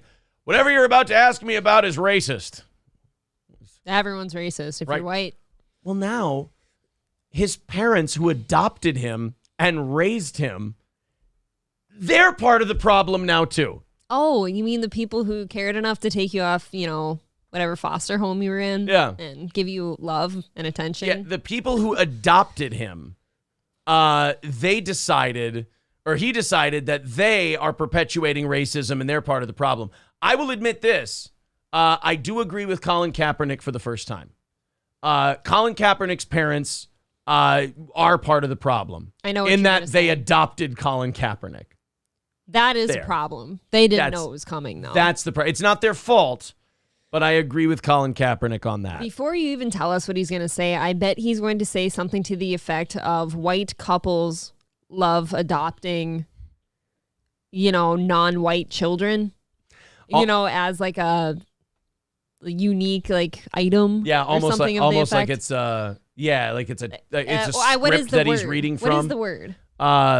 Like a virtue signal. Sure, a virtue signal. Yeah. Jive Turkey with $20 over on PayPal. Thank you very much. So that's going to make us. Thank you. That's going to put us 105 away from knocking it out. Thank you very much. Controversial football star Colin Kaepernick accused his white adoptive parents of perpetuating racism in a new interview. The former NFL star told CBS Chicago, they're still interviewing him, he struggled growing up in a problematic household, a through line he details in his upcoming graphic novel, Change the Game. So he's not even writing books now. He's down to comic books at this point. Yes. How much do you want to bet that he's going to be the superhero in his own graphic novel? Well, he has to be. It's his life. I love that. I grew up in a problematic household.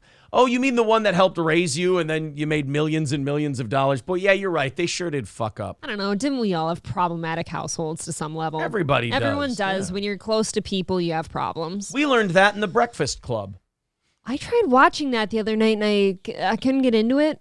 Really? What is that? Had you never seen it before? I've never seen The Breakfast Club. I think I watched the first 10 minutes of it and I dozed off. I don't know. You're probably... I want to like it. I think you're a little too old now. I think if you would have watched it maybe 10, 12 years ago, you would have thought, oh, this is a fucking great movie. I get this movie. But now it's a movie for a time period in your life. Would you watch it today and think it's good? It's meh. Yeah. To me, Breakfast Club is meh. I could kind of see where they were going with it, but it felt very meh and couldn't keep my attention. Yeah. It's a very meh movie. It's very bland. Well, you know what? It is what it is. It's a bunch of people sitting in a room talking during detention. Right. No, thank you. I got that. That's exactly. But it doesn't change anything. It doesn't change from there. That's it. The Fire Ginger with $5 says, April, that's a disgrace. I haven't seen the whole thing. I can't say it's a bad movie yet. I just said it didn't grasp my attention before I fell asleep. Yeah. That's all. So yeah, the Breakfast Club. Yeah, it's not for me. At one time it was for me. Now I'll give it another shot. We'll see. Scarface with $9.99 says Colin's adoptive parents have vehemently defended him for a long time, and now he turns on them. There's nobody he won't turn on. Well, no, here's the worst part. He won't even do like a full turn on his parents. Like he starts it out with, I love my adoptive parents. Like that's what he's starting off with. I know my parents loved me, but there were still very problematic things that I went through, Kaepernick said. It was important to show that, no, this can happen in your own home, and how we move forward collectively while addressing the racism that is being perpetuated. So, what is the racism here? Well, he loves his parents, but what he's saying is they should have talked to him about stuff that wasn't happening to him and that wasn't prevalent in their household. They should have apparently taken 2023 standards and retroactively applied them 30 years ago and then talked about basically what Colin Kaepernick's saying is my adoptive parents should have seen into the future and then told me about all the things now. How hurtful if you're those parents reading this. Yeah. It was important to show that, no, this can happen in your own home and how we move forward collectively while addressing the racism that is being perpetuated. The graphic novel tells the story of Kaepernick's journey from high school. Yep, see, there you go. Yeah, he's the superhero. Okay. Into his storied athletic career that heavily centers around his lack of choice in his future. There's a lot of people, Colin, who would love to have your lack of choice in your future. Yes. My God, you had adoptive parents who loved you and you ended up in the NFL. Yeah. Yeah, I mean, you screwed it up, but... His parents particularly tried to steer him in a direction they thought was best, which led to several fights between them and their adoptive son. I can't imagine that Colin Kaepernick was, maybe a bit of a difficult child growing up. No, he's just one of those drama queens. I've seen a few people in the NFL like this that just seem so bitchy for no reason. Yeah. And that's exactly how I see him. One of these disagreements illustrated in the novel was a fight over his hairstyle. Kaepernick, in an attempt to idolize basketball player Allen Iverson, wanted to embrace his blackness by wearing cornrows, but his mother pushed back. Big deal. That's not abnormal when kids want to do a certain hairstyle and the parents say, no. God, I'm sure there were things I wanted to do to my hair at some point that my parents said no to. That's okay. That's pretty normal. I mean, it's the nitpickiness. Like, I want to do my hair like this famous athlete, and the parents going, no, we forbid it. That's not a black-white thing. That's a thing that's common in a lot of households. Right. And now, the problem is, when he was a kid, he didn't think he was doing it because of his race. He was doing it because he liked Allen Iverson. Mm-hmm. But now as he looks at it as a 40-year-old man who's been fighting this struggle for years, now he's going back and retconning it as, oh, it was to embrace my blackness. No, when you're a kid, I don't think you know that. In reality, she allegedly told him, quote, oh, your hair's not professional. Oh, you look like a little thug. The conversation with his mother has continued to impact Kaepernick's life decades later. He said even influencing his now famous Afro hairstyle. Well, it looks like you recovered. I think you're fine. Yeah. It's your hair. Fuck hair. I mean, shave it all off. Who really cares? It grows back. I don't care. But what your mother said is just because at the time she wanted her kid to look respectful. That's really it. And I think that's parents do that a lot. Yeah, he wanted his parents to have this big conversation about race and this, that, and the other thing. Well, then you know what? Go talk to your parents about it then. You know, he goes on CBS Sports and he's like, God, I really got to promote this graphic novel I'm doing. Hey, did you know I think my adoptive mom's kind of a piece of shit? I don't think that's going to sell your books, by the way. Like, a lot of people don't like reading angry stuff. Plot twist for anyone listening. Like, the shit's just, people don't want to feel that way. They want to feel good about something they're reading, and that's not interesting either. Yeah. Like, oh, your mom said you can't have a certain hairstyle. Big deal. Beloved Chatter's loved one becoming a member. Thank you very much. Thank you. I appreciate that. Yeah, it's just there's never, like when Colin Kaepernick's interviewed, it is like there's a script, and he never gets off that script. And then he keeps saying the same thing over and over, keeps shitting on people, keeps doing all this stuff. And then he goes, I can't figure out why these people hate my guts. Can't figure out why isn't anyone giving me a chance? Why doesn't anyone want to work with me? I don't know, because you burn everyone around you. That's people don't trust you anymore. That is the thing when you put that out there that's all you're about is burning down everyone. Kind of like what Crowder did too, or like Mark Harley and stuff like that. Yeah. Like when you're burning down everybody, nobody's gonna want to take you. You're a liability now. And there's nothing wrong if you want to burn down everything. And you go, fuck everybody, suck my dick, I'm doing it by myself. All right, cool, fine. Yes, but don't expect somebody to come to your aid then. Right, but then when you go, the NFL's racist, they hate black people, they treat me like shit, they don't appreciate this, that, or the other thing. And then you go, hey, why won't anybody in the NFL give me a job? Are they racist? And they're like, no, they're annoyed. Like if you're going to be the guy who's going to speak truth to power and burn everybody down, you can't keep asking why the power doesn't want you. Right. It doesn't work that way. I am Walter becoming a member for his 10th month. Says hello, Aaron and April. Thank you, buddy. Thank you. Appreciate that. Guys, hit the like button. Are we close to 250, 300 by 8 o'clock here?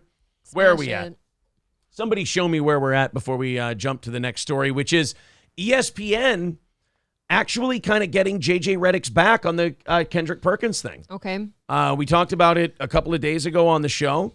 Kendrick Perkins said that, when there's a white well, here's the problem. He didn't say it, but he said it.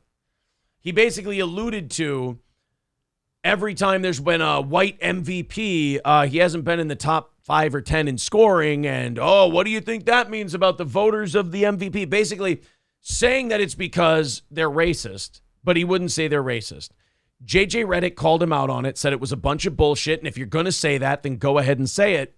And Kendrick Perkins went, what do you mean? I didn't allude to anything. I don't know what you're talking about. Caught a ton of shit for it. People were actually on JJ Redick's side to the point where ESPN now has actually issued a correction. We'll talk about that. See that. Yeah, and Charles Barkley weighed in. Oh, did he? On what Kendrick Perkins said. Yeah, so there's that as well. 250 likes right now. Let's keep pumping that up, guys. Let's get to 300 by 8 o'clock. Perfect. Absolutely great. I tell you what, man, they don't like it when we get up to that 300-400. They don't like it when we knock out that goal. Just keep beating them down every day. We appreciate it, guys. All right, so ESPN issued a correction after Kendrick Perkins said, I think he said the voting block is 80% white. Well, here's the clip of Kendrick Perkins saying what he says he didn't say. I want to correct something here from. Oh, I'm sorry. This is the correction. Let's see if we can do the clip for. Yeah, here's the clip. I want to just say something. Stephen A. I mean no offense to you, and I mean no offense to First Take, because I think this show is extremely valuable. It is an honor to be on this desk every day. It really is. But what we've just witnessed is the problem with this show, where we create narratives that do not exist in reality. The implication, what you are implying, that the white voters that vote on NBA are racist, they favor white people. You just said that. Yes, you did. Yes, you did. Yes, you did. That is exactly what you implied, Kendrick Perkins. That is exactly what you implied. Secondly, hold on. I love Stephen A. looks like he is a little kid watching his parents fight when all he wanted to do is ask for a pudding pop. It's just uncomfortable. Like, he just wanted a snack, and he's like, all right, you guys go ahead. I did not call. I stated the facts. And you're not about to sit up. We all and know act what like you it's implied the other day. We all know what you implied just now. Hold on. I stated, One at a time. It's the facts. One at a time. It's the facts. It's the facts. Now, wait a minute. Is it Uchi Wally or is it one mic? I'm sorry. That was so cringe when he kept saying that. So he says, hey, I wasn't being racist. I was just stating the facts. 80% of the people who vote for NBA MVP are white. Mm-hmm. And they want to vote for another white person, implying that there's race involved. Well, fact checks are a bitch, Kendrick Perkins. I want to correct something here from yesterday's show. When Kendrick Perkins said 80% of NBA voters for the MVP award are white, the NBA publicly announces the voters each year. And after review, it is clear the panel is much more diverse than what was portrayed by Kendrick Perkins. And we wanted to make sure that we corrected that today. And JJ Redick was sitting on the panel there. I'm sure since the camera was off him, he was going, fuck you, fat boy. Honestly. I told you, bitch. It's not good to just create those problems out of nowhere and everyone's just angry now. Well, I mean, that is kind of the problem, though. Like, that's the issue with those kinds of shows, is that you have to create these problems. Like, you have to have these hot takes. You're talking about sports for an hour, hour and a half. There's not that many takes to have, so you have to create the takes. TMZ does shit like that too sometimes. Right. You have to create the problem. You have to create the issue. And then when someone calls you out and says you're creating it, you have to go, what? Why would you? I don't understand. What do you mean? I never said that literally, word for word. So does Perkins come out now and apologize? No, I think what happens here, and I think what ESPN had to do here is, like, the NBA's dick is firmly in ESPN's mouth. Yes. And so ESPN has, like, the NBA's like, look, do you want us to find another network to put our games? Do you want us to work out a deal with a streaming service or something like that? You fucking clean this up right now. And ESPN went with their tail between their legs and they went, what Kendrick said was incorrect. He's completely full of shit, this, that, and the other thing. And the NBA was like, good. That's what we thought. But yeah, all he has to do is he has to go on, create some crazy take about, oh, this must be racism. This must be that. This must be this. And then, then you get everybody fired up and you get everybody yelling and, screaming and arguing. And yeah, don't get me wrong. It makes for great television, but it's lowbrow shit. Yes. Like now you're sitting there, your whole living is based around, you have to say stupid shit in order to get a rise out of people. Isn't that what everyone goes to now, though, when they actually have nothing to say? Yeah, I mean, that's kind of it. Like, you run out of content, weird. You run out of things to say, so you're like, oh, let me try to create some controversy where there isn't any. Well, Patrick Ewing, Charles Barkley went on a local sports show. I don't know what market this is on. Moser, Lombardi, and Kane on 92.5 AM. Attitude Sports Radio. God, this shit is so douchey to me. Know. No, it's not attitude. Look at the guys on here. Let me make this full screen. And you guys tell me if this is if you look at these guys and you think, hey, fucking attitude. It's every single argument we got them. Attitude Sports Radio coming at you. I mean, at least 3 of them I'd say have no attitude. Right. That's Kevin Dumbfuck right there. Just like a shaven Kevin Dumbfuck. Well, it's glad to see he landed on his feet that's somewhere. Not exactly an attitude. This guy isn't exactly an attitude. This guy might be, attitude, but I don't see like a little flair, if you will. Yeah, I don't see attitude coming out of it. And, Iggy Pop cover band over here. That just confuses me. Yeah, I don't see a lot of attitude. Like, just, hey, we're 92.5 the sports guys. Like, we're not attitude. We're talking about basketball, for Christ's sake. Well, they had Charles Barkley on, and they asked him about the Kendrick Perkins thing. And as usual, Charles Barkley had some good takes on it. I got a life. No, I got a life. I don't sit around and watch television, brother. Well, good, because you make your life in television, and that means that most people watch you. Should they not watch you? No, that's different. That's different than watching games. Yeah. Than watching all that other silliness. Go ahead, brother. What's happening? Well, here's the insinuation. Kendrick Perkins is making an insinuation that Joker's getting the MVPs because the voters like him and the voters are mostly white. That's what he said. I mean, listen to this soundbite right here. Here's what he said in case you missed it. We don't know, but we do know this. Since you do want to bring it up, we do know this, that when it comes to MVP voting, 80% of the voters are white American. Now, I don't understand this. So he was wrong about that. Yep. How do you feel comfortable just spewing that level of horseshit? Because you're so angry against racism. Yeah, you just pull that number right out of your asshole and you don't care if it's right because you just want to make the point to be provocative. Anger will make people talk very loudly and very confidently. I guess. 20% are others. I know that stat. Stephen A. All right. Listen, I don't know what to do with that. What is your immediate response with that there, Charles? Hey, man. I'm trying to work on my golf game. Y'all bringing me on radio to talk about stupid stuff? Come on, man. I'm working on my face. I'm trying to learn how to hit a cut and a hook today. I'm working out today on fades and hooks. Okay. You know what? That's asinine and silly. Asinine, silly, and stupid. Pick one of the words, whatever one you want. Hey, man, listen. Joker has won 2 MVPs, well deserved. Him, Giannis, and Joel are battling for the 3rd one this year. Mm-hmm. It's going to go down to the wire. You know, one of the things that's silly about ESPN at times, they do this silly debate every year about the MVP. Going back to even when I played.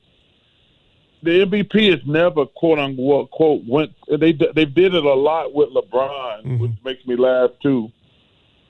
The MVP, because Derrick Rose won it, he deserved it. Kevin Durant won it, he deserved it. And so it's a regular season award. It ain't who the best player is; it's who had the best regular season. Yeah. Yeah, so Charles Barkley called it stupid, he called it asinine, he called it dumb. And, he's basically calling out ESPN for saying they have to create this drama. They have to create this horseshit. And the thing they have to create is, oh, well, he didn't have the best in this stat, and he didn't have the best in that stat. And every year there's probably 5 or 6 guys you could probably pick for the MVP, and you'd be right. And it doesn't come because, this person's white or this person's black or the voters are this much white or this much black. I just, it did surprise me in a good way that ESPN actually did call Kendrick Perkins out on his horse shit because I do like that. ESPN doesn't usually do that with that kind of stuff. It is nice to see them keeping shit straight, I guess. And I feel like that type of drama is everywhere now. Like, you can't go to any platform ever and not see it. Yeah.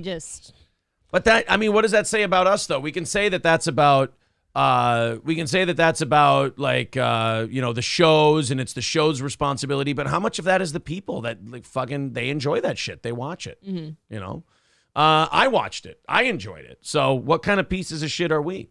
$95 away from knocking out today's goal. Let's also get to 300 likes in the next, 15, 20 minutes. 95 away from knocking it out today. Not Thursday. It would be Friday morning's goal. There you go, guys. There is the Streamlabs and the PayPal if you feel like chiming in. And again, I do want to say to the mods on this program, I'm going to be doing a couple things. I'm going to be lowering the number of mods to the ones who are, really active and shit like that. And if people come in here trying to fuck with the show and fuck shit up and do all that, I want you guys to be just kicking them out. I want you guys to be bouncers in the bar. Just get rid of them until we're done with all of them. That's what I'd like. Number's a little low today. I don't like it. Let's share the show. Let's get up there. I don't want to see this show. I don't want to see this show get away from drama and horse shit and then watch it be a casualty of that. That would fucking suck. This is way too good of a show. Like, oh, he's not going to talk about this guy anymore. He's not going to talk about that guy anymore. Well, I'm not going to watch the show anymore. That was like a once or twice a week thing anyway. That's not what this show has ever been about. So let's see those numbers get high, and let's see you guys spread the word about Steel Toe. And then once all these retards are gone, we can build up again. April really liked this story. I sure did. She thought this was good. Yeah, Rumble's way down today, too. Hey, who knows? Maybe we're just fucking... Hey, maybe we built up this big crowd, and maybe we built it up under false pretenses. You know, that kind of sucks. Maybe we built up this big crowd on people who wanted blood and people who wanted drama. And when I said, hey, we're going to cut out that 20 minutes part of our show, they went, well, then I'm not going to watch this show anymore, and you suck and you're terrible. Well, then I guess I suck and I'm terrible. And our show is fucking awful for you. We're going to rebuild with a different crowd, I guess. But let's spread the word. Let's get us growing. Let's get us growing again. Let's get us back on the right track. I mean, you got to give us a lot of credit. We have been undergoing an absolute fucking full bore. We're going to knock these guys off the internet level assault, and we haven't gone anywhere. We haven't missed a show. We've got even more people clout chasing on us than before. And now we just we're rope-a-doping these idiots. And when we come out of it, we're going to be bigger than ever. I've gone through this many, many times in my career. You always shrink a little and then go right back up. I would like to grow the right way. Yeah. Let's get rid of the retards, and then we'll build up the right way. Yeah, we used to, I think we used to be at like 800 people between YouTube and Rumble, and now we're at like 750. So we'll just It'll be all right. We'll build up from there. When we started here on YouTube, we were at 350 in the morning. So we'll just we'll keep going. Sunny D is no longer just a sweet orange beverage sipped by kids while they watch their... God, I hate reading fucking... This is why I prefer when stories have video to them, because I hate reading other people's words. It's so dramatic. Oh, it's so awful. Oh, man. Sunny D, an orange sweet beverage sipped by... It's like glorifying Sunny D. Right. The company announced this week. So basically, Sunny D, when I was a kid, was our poor people's orange juice. Yep. You know, you couldn't go to the store and buy the brand name orange juice from Florida. So you bought Sunny D, and it just tasted different. Or Tang. Or you bought Tang. Tang was delicious. Oh boy! Or if you lived on a farm and you were really watching the pennies, you got yourself some Tang, some astronaut juice. Am I the only Tang drinker here? Was that my farm life thing? I had one neighbor who had Tang at his house. Okay. And they were always kind of month to month. I remember that big canister that'll last you forever. forever. Oh no, I remember. I recall. Tastes wonderful over ice. Absolutely know what Tang was. But when the month was a little thin, your parents would get you some Sunny D instead of some orange juice. And then when you didn't have Sunny D in the budget, you went ahead and you went and got Tang. I had no idea that was just a me thing. For my family, like Sunny D, like in the little bottles especially, was a treat? A treat. Really? And you're sitting here saying, oh, it was the budget month. Yeah. Pick. Sunny D was like the budget orange juice. All right. And Tang was the budget Sunny D, is kind of how it worked. Oh, that's depressing. I mean, I'm going to look it up for you because I don't want you to feel too bad. Cost of Tang. All right. So how much Tang? 72 ounces of Tang is $22.60. That's not cheap. That's a shitload of Tang. That's 72 ounces for $22.60. All right, cost of Sunny D. I still remember the days when the containers of Tang had like a little orangutan picture on it, though. Oh shit! Sure you know what? Sunny D is the poor kid's Tang. Ha! I was wrong. Take that. 18 Farm kids win again. 18 6.75 ounce bottles, $5.78 at Walmart for Sunny D. Fucking dirt cheap. Holy shit! I was wrong. Tang is the. Told you. All right, Tang is for the rich kids. Tang is the caviar of orange drinks. Congratulations! You're now you grew up a rich kid. Everybody knows it now. My parents loved me. Everybody knows you were a rich kid. For us, it was the big canister of Tang and the big canister of Lipton iced tea, lemon flavor. Wow. I Okay. mean, we really splurged. All right. Aaron trying to flex his metro area childhood. Yeah, apparently. Well, no, we had orange juice at my house. We always had orange juice. I mean, I mean, I'm not bothering with any of you fucking people and your arguments about Sunny D or Tang. I was drinking Minute Maid like a motherfucker. I feel like I had a lot of Minute Maid too, like real orange juice, and the Tang was like the treat drink, and the Sunny D was a treat drink, and Lipton. It was all treat drinks. All right. Maybe I'm wrong. I don't know. Sunny D, anyway, they're going to be putting booze in it now. Delicious. So if Sunny D is the poor person's orange juice, then the Sunny D booze is going to be like the keystone of the orange juice. What do you call those seltzer boozy juice world? Yeah. Yeah. The company announced this week that its new Sunny D vodka soda drinks. Ooh. There's going to be so much domestic abuse in trailer parks tied to this shit. I'm trying one. Of course Maybe you it's are. like a nostalgic childhood thing. I'm going to try one. And I'm not a seltzer person. I don't drink them. Do you know how many fat truck driving pregnant black eyes there are going to be because of this fucking drink? Really? This is a bad idea from Jump Street. Okay. The company announced this week that its new Sunny D vodka soda drinks will be available exclusively at Walmart. Okay, you don't see redneck beatings coming out of this? Well, now I do. Yeah. If it's being sold at Walmart, I'll never get one. Yeah, because we're not allowed to, in Minnesota, I think we're the only state in the union where you can't sell over 3.2% alcohol at grocery stores. I meant I refuse to shop at most Walmarts. Oh, that too, I guess. The drink will have an ABV of 4.5. Beers such as Bud Light, spiked seltzers like White Claw, and canned cocktails like Truly Vodka Seltzer usually have a 5% So ABV. it's a little lower. So you have to drink a little more of it. Well, that's good. You have to buy more. Good business plan. You know it's like Taka or Kharkov they're using for the vodka part of it. Okay, you're ruining this for me. Like, what? You can't put good shit in Sunny D. Check it out. You can do this yourself by just getting some Sunny D, probably some like tonic water, and your own alcohol. And mix that up if you truly want like a Sunny D beverage. Yeah. The original bright orange drink was created in 1963 by two dads in Florida. Almost. Who wanted to make an orange juice alternative. All right, I have an idea. I want to drink orange juice. Yeah, me too. Okay, good. I want it to taste like shit. All right, well, let's get to work. Do you think there's a market for it? We'll sell it at Walmart and we'll make it cheap. There will always be a market for it. Dude, I bet this shit'll sell like hotcakes in Florida. I have a great idea. What's your idea? I want to make a screwdriver. Oh, who doesn't love a screwdriver? Well, what's your twist on it? We're going to make it taste like shit.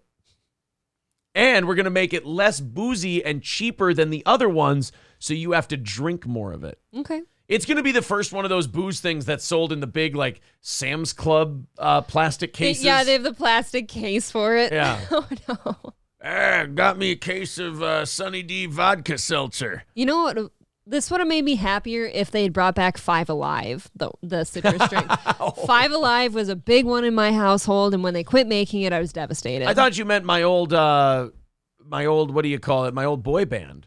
That's devastating, too, that's gone. My old boy band, Five Alive, could make a comeback. I loved Five Alive, and I loved Minute Maid, Cherry Limeade, and they fucking quit making that, too. I should never say I like something. God, I think Walmart should just come out with a Remember the 90s white trash boozy seltzer line. Yes. We could go with... like a mix pack of like all the citrus drinks? You could go with like a Five Alive and vodka. You could go with, what was your other one? Five Alive and vodka. Somebody said Surge and vodka. Surge. The Minute Maid Cherry Limeade. Yeah. And vodka. That'd be so good. You know what we'll call that line of seltzers? Huh. Fuck it. Just fuck it. Yeah. Fuck it. Remember the 90s. Fuck it. Remember the 90s. And you just sell them in giant cases. You don't let anyone pick up a 6-pack of them. I don't care how shitty that makes me. I would buy it. Yeah. You just drink a whole case when you're on vacation. Thank you, Sam. He says Tang is awesome. Well, I mean, look, it's good in a I would never admit it in front of people way. I just admitted it to probably thousands of people. So you did. April likes Aaron, so only a couple weeks until. Oh, you know what that means. You're right. I really should never say I love anything because it goes away. No, not that guy. No, that guy's good. I think that's our coffee guy. Yeah, he didn't mean anything by that. Yeah, that's our coffee guy. Guys, I know we're just trying to get rid of dipshits. I know, like I understand back that. our mods. It's just that one's all right. But that's we were talking about that earlier in the week. I shouldn't say I like coffee either. That's going away. Yeah, everything you say you like, it just ends up going away, getting canceled, the whole deal. So I like myself. Oh, no. I'm sure I'm going away now. That's going to be... I'm going to be hit by a derailed train today. Oh, actually, you know what? Even if you didn't like yourself, that's probably a pretty good possibility, the way things are going. It does happen a lot now. Yeah. Well, no, it always happened all the time, remember? We just didn't realize it. Right. It always happens all at once, and nobody ever wants to talk about it. Right. It always happens all the time. Exactly. I've tried to be... a horse tried to cancel me once. Did you know that? Yeah. I love horses. Also, somebody said, is Zima still around? There you go. We'll bring back fucking Zima. A whole line. We need to have Walmart just buy up all the white trash brands that aren't in existence anymore. They brought Zima back like a few years ago for a little bit. You remember that? Yeah, it didn't go well. Really? Yeah. Oh, I thought everyone around me was like, oh my God, Zima's back. And kind of got some. Derek Chauvinist says, derailed train. Are we talking about the Tennessee Police Department again? Hey-oh. Oh, no. That was a derailed train. God, that'd be a fun way to die, though.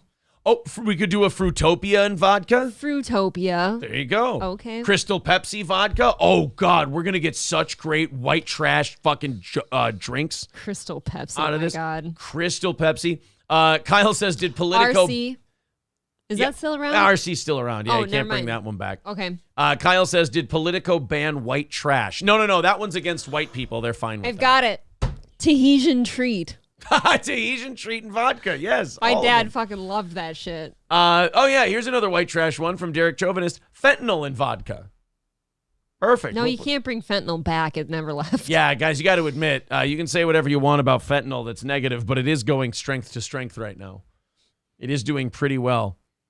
You can actually track where there used to be a shitload of industry jobs, how those have fallen, and how fentanyl deaths have gone up. Maybe if we say we love fentanyl, it'll go away. Yes. If he's stupid, I gotta say, it's gotta make you one of the saddest people alive. It really does. Like I can't even feel any heat from that guy. That's just the saddest existence. The world's greatest tennis player, Novak Djokovic, he's not allowed to play in that Miami Open, remember? I'm against it. I might have gone if he was allowed. He can't come in because he's not vaccinated.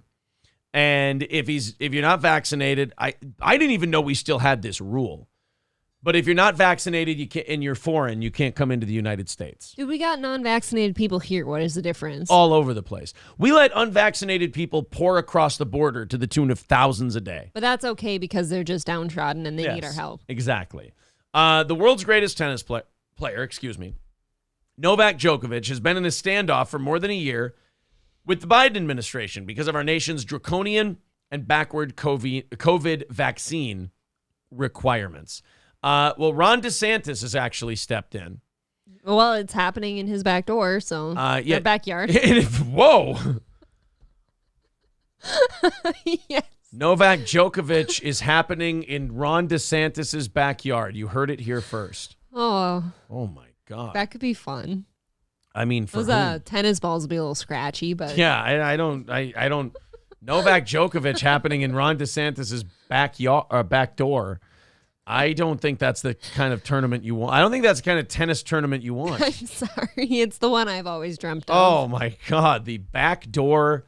I just want a little Djokovic and a DeSantis action. That's okay. Double D, if you will. Look, guys are into lesbians. I guess chicks are into hairy man-ass sex. I didn't know. It's clearly why I'm with Aaron. Well, Ron DeSantis has stepped in. And he has now said that if he has to bring Novak Djokovic here on like a flotilla or a barge and smuggle him into the United States, he is willing to do it if he can play in the Miami Open. Because it's going to draw huge numbers. People love that guy. Yes. And DeSantis kind of loves the what do you call them? The publicity ops. Yep. Like that. He likes shit like that. He likes fighting it.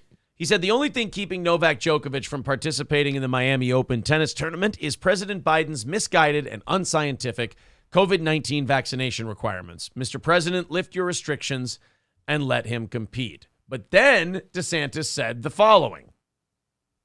Tennis superstar Novak Djokovic to play at the Miami Open, which is later this month, isn't it? But the US still requires COVID vaccinations for international arrivals in the US, and the world's #1 player apparently hasn't had any shots. Now, Governor Ron DeSantis wants the Biden administration to lift that restriction so Djokovic can compete in the Miami tournament that he's already won 6 times. Here's what the governor said on Wednesday. Every other tennis player loves the U.S. COVID vaccination rules. Right. They're like, thank you for keeping him out of here. Yeah, Medvedev's like, yeah, I think everyone should be vaccinated to play in any country ever. Like, you shouldn't be allowed in any tournament. We just want people to be safe.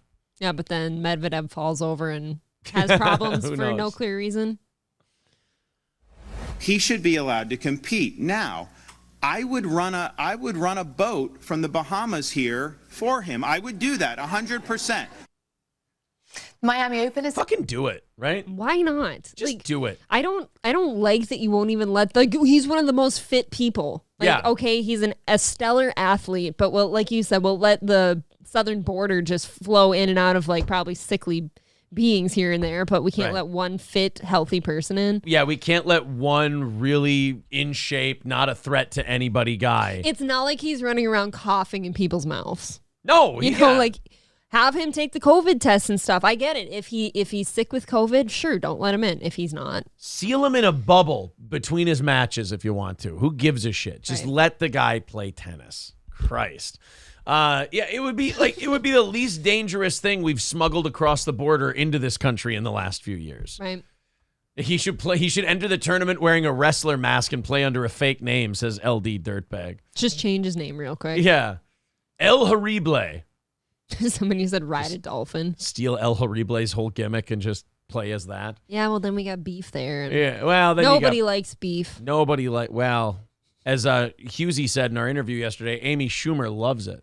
Does she? He hates Amy Schumer. Don't you hate Amy Schumer? I mean, not as much as he does. I kind of hate Amy Schumer in that, fuck her, whatever. Well, obviously you guys didn't go live, so I'll have to listen still. Yeah. But Wild Ride says, when is your next illegal prize show? March 30th. Tune in for it. I'm sure you want to mass report it and do all kinds of stuff anyway. So, yeah, fucking have a ball, buddy. By the way, if you think that retard you're following has anything on us, not a goddamn thing, and boy, do we have something prepared for you on March 30th that is going to make your fucking head explode. If you hate this show and you think you've got us in a corner, March 30th, if you're even still doing this by then, which will be sad in and of itself, March 30th will be the final nail in your coffin, and you will go...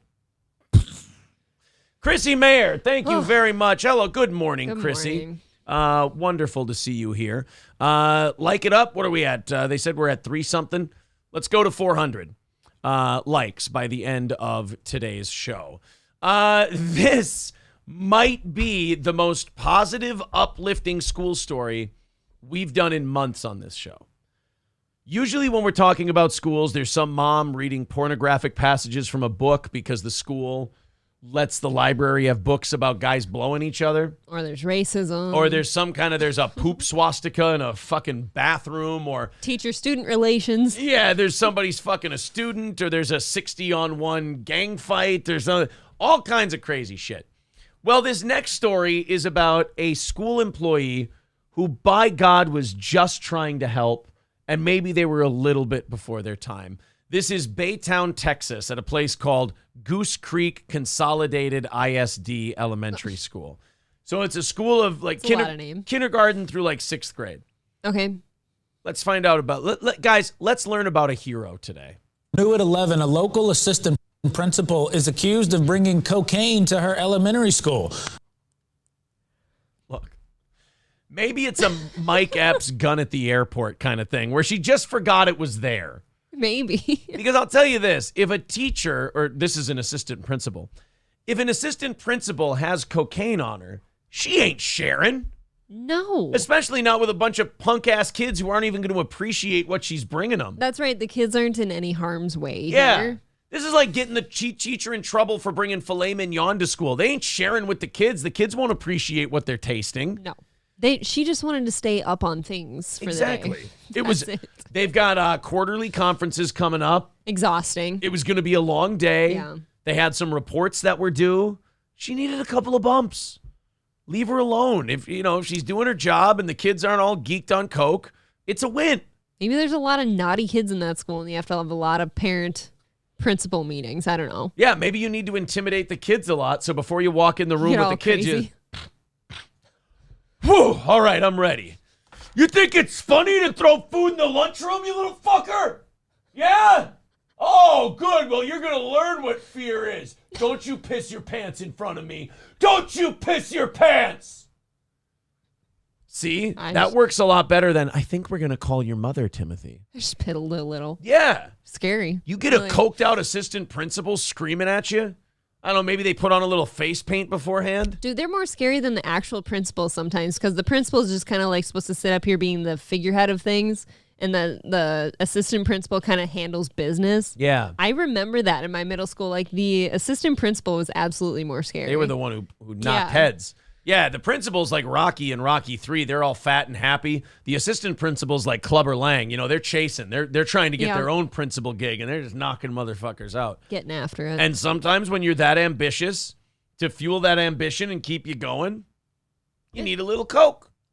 Little energy. What's the big problem? Whatever happened to looking the other way? Works better than coffee. Don't schools look the other way when they find out like 0% of the kids can read at their grade level? Yes, and we've only spent $50,000 of taxpayer money on each student. On each student. So why don't we just look the other way when the assistant principal brings a little blow to school? Yeah. Exactly. Who cares? Who's the fucking tattletale who ratted this teacher out? I hate him. An employee at Goose Creek Consolidated ISD's Travis Elementary found the drugs in an employee restroom. The police were... Ooh, you don't never leave your Coke in the bathroom. Why would you do that? I've never understood that. Like stories where we hear somebody left their gun or drugs in a bathroom. I'm like, don't you remember that one thing that you had to keep track of? That one thing? Yeah, I mean, I've left my phone in a public bathroom before. I haven't. But never my Coke. Or my heroin. Never my fentanyl. Or like a purse. Like, how do you forget any of those like essentials? Don't forget the essentials. Yeah, don't forget the essentials. Purse, phone, cocaine. Gun. Yeah, don't forget your gun. Found the drugs in an employee restroom. The police were called, and they then arrested Assistant Principal Jessica Sanchez. Now, the school district released a statement. Okay, I did not see woman coming. I thought we had said woman for some reason. Oh, did we? We were talking about her like she was a woman. Okay, see, I thought you said purse because you're a woman. No, maybe I did that. I was for sure thinking this was a dude assistant principal. Bringing Coke to an elementary school is not a lady crime. Good for her. Well, now I'm kind of thinking like maybe she left it in there as like a favor to everyone. You know, like how we leave like condoms or tampons and shit for people to take when they need it. Maybe people just needed a little Coke. Just a rough day at school. Hey, if you Take a bump. Need a bump, take a bump, leave a bump if you'd like to. You know, maybe it's the cocaine bag and everybody puts it in there. And then they hired one fucking born again Christian person and they ratted everybody out and they ruined the cocaine jar. Hate it. Communal cocaine. You know who you punish? Caring. You don't punish the assistant principal. You punish the rat. That sends a stronger message. That's true. You wrecked it for everyone. Yeah. Sanchez. And the school district released a statement that reads in part, "We will not, under any circumstances, tolerate this type of behavior in our schools." Wow. You know what? I'm glad you released that statement because I would have thought that an elementary school would have totally been fine with someone doing coke on the job. Isn't that where you need it? Yeah. I mean, I'm really glad you guys informed us that the school is not okay with cocaine in your bathrooms. You're okay with cocks in your ladies' room, but, I mean, we can't be putting cocaine in there. What are we, a bunch of degenerates? Is cocaine just kind of everywhere down by the border, though? Like, that was Texas, right? Yes. You'd have to think cocaine's just kind of everywhere. I picture it as the land of cocaine. I've got news for you, my little dove. Cocaine is everywhere. Can I tell you something? I've never seen it in person. You never seen cocaine? I've actually never seen cocaine. Oh, we got to show April cocaine. I've seen other things, but not that. We've got to show her some blow. You can find it anywhere.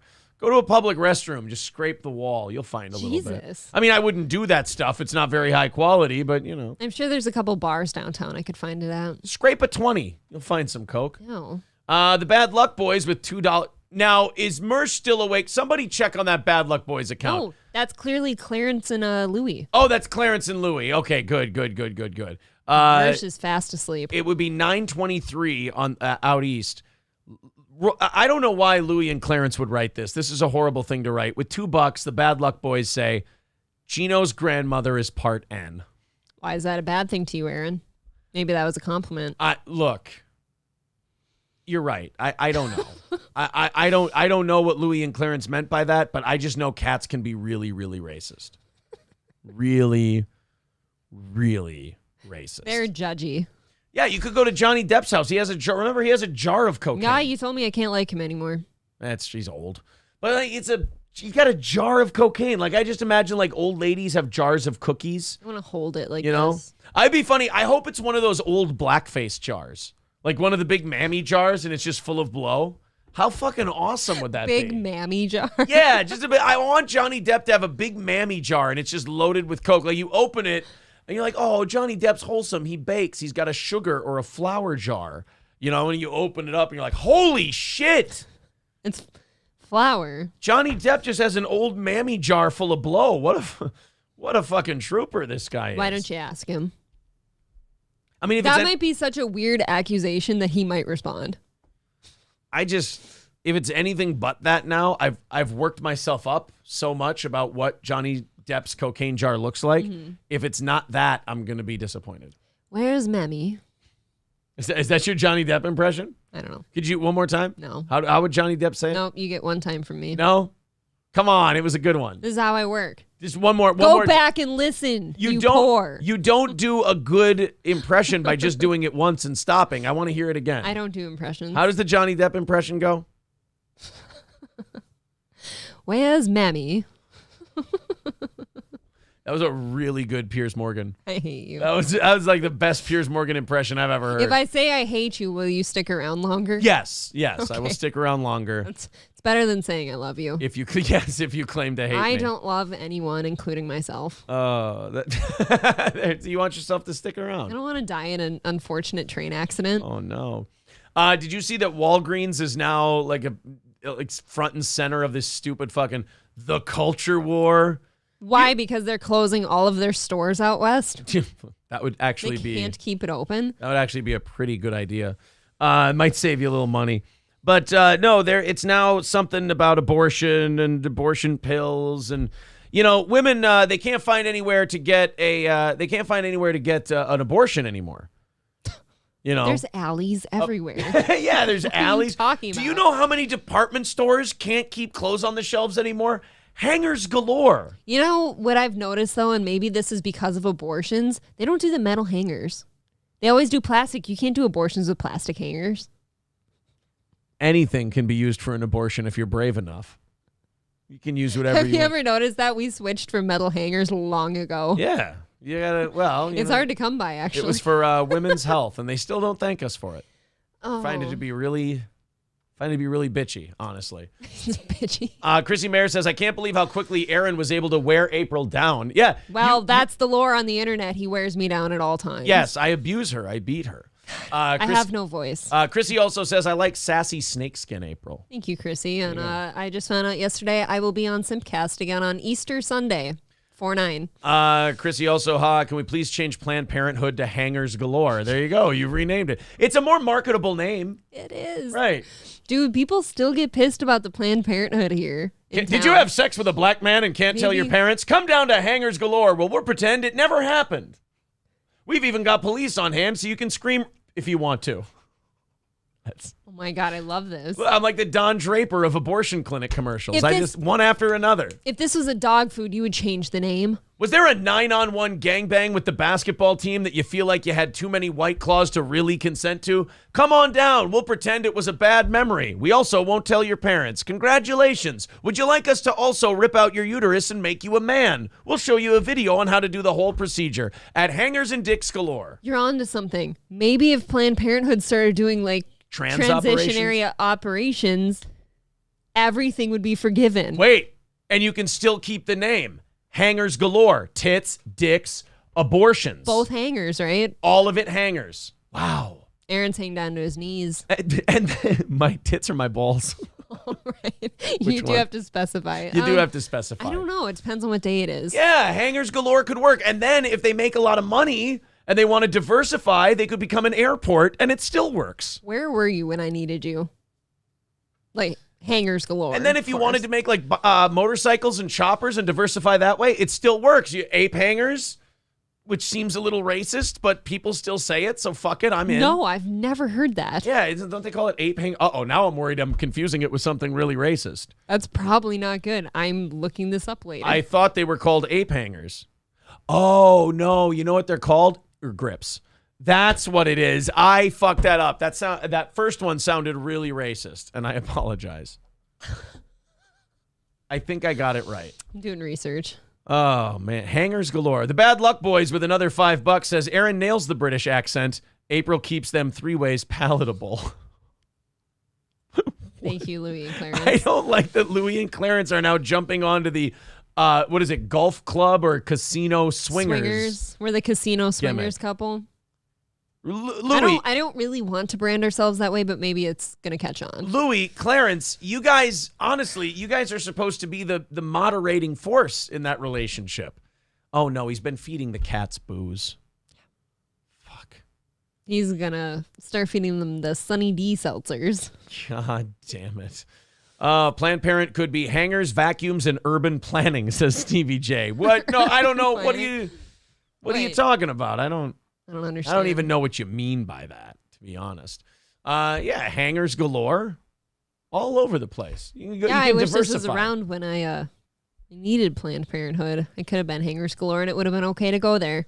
Scarface says you're correct. They are called ape hangers, Aaron. Yeah, ape hanger handlebars. I did not know that. I've never heard it in my life. If you call a black woman's tits that, you are a racist. Motorcycle handlebars, fine. People call me ape sometimes. Well, I have some hangers. Only when you're eating certain meals. I won't eat now. Okay, good. No food. Hangers galore could build gallows too. Yeah, you could. Yeah, you could be like an old school, old timey gallows production. I don't know where. Who's the hangman? Oh boy, you'd have to find who's our best abortionist. We'd have to find our top abortionist would also be the hangman. Dr. Longfingers. Maybe they start by hanging the fetuses after they. No. Jesus How Christ, far no. do we go with Stop this? this. Oh, madness. How about this one? Michael B. Margaret Hangers. Instead of Margaret Sanger, we go Margaret Hangers. And I've renamed Planned Parenthood. Sanger's Hangers. Yes. And the crowd goes wild.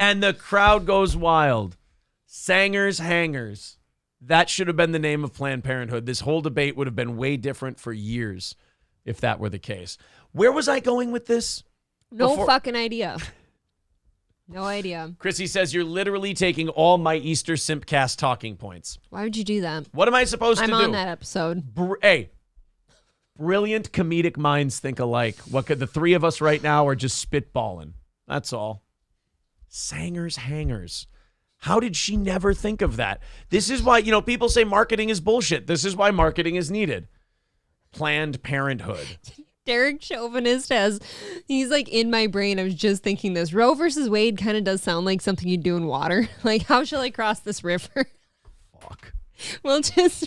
We will rebrand to Roe versus Wade, and it can duel as a sporting goods store. It's an Oregon Trail option. Roe v. Wade. Yeah, every time I got to the Green River, I always had to decide Roe v. Wade. Oh, fuck. I think Mersh nailed it. He goes, and the crowd goes mild.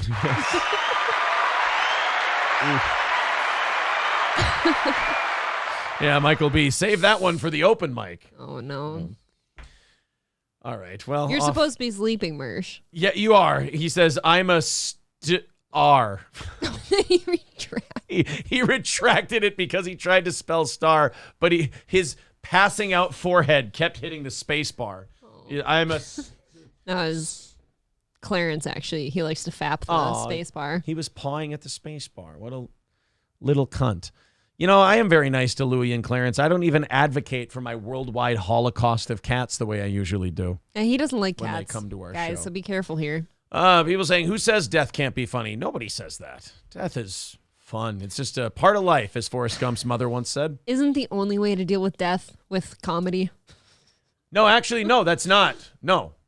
No, you don't deal with death with comedy. I've been told by a master swordsman that there's only one thing you say to the god of death. Not today. Not today. God,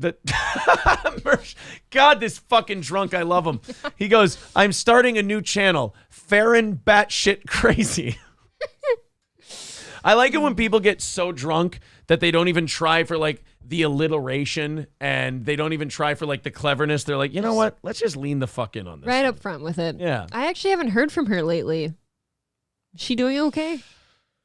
I don't know. Mersh, do you have the number? Do you have a fair and balanced update you want to give us? I don't feel... I would prefer a fair and balanced update. Yeah, I would appreciate a fair and balanced update from the you, drunk. Mersh. Yeah. If you could. If you want to give us a call, because I'm not really sure what the update is. Oh, Chrissy says she hasn't heard from her in a week or two. Uh-oh. That's crazy because I feel like most of us, especially Chrissy, would hear from her more often. Mersh, you call into this fucking show because drunken Mersh giving us an update on fair and balanced. Fair unbalanced. Fairly unbalanced.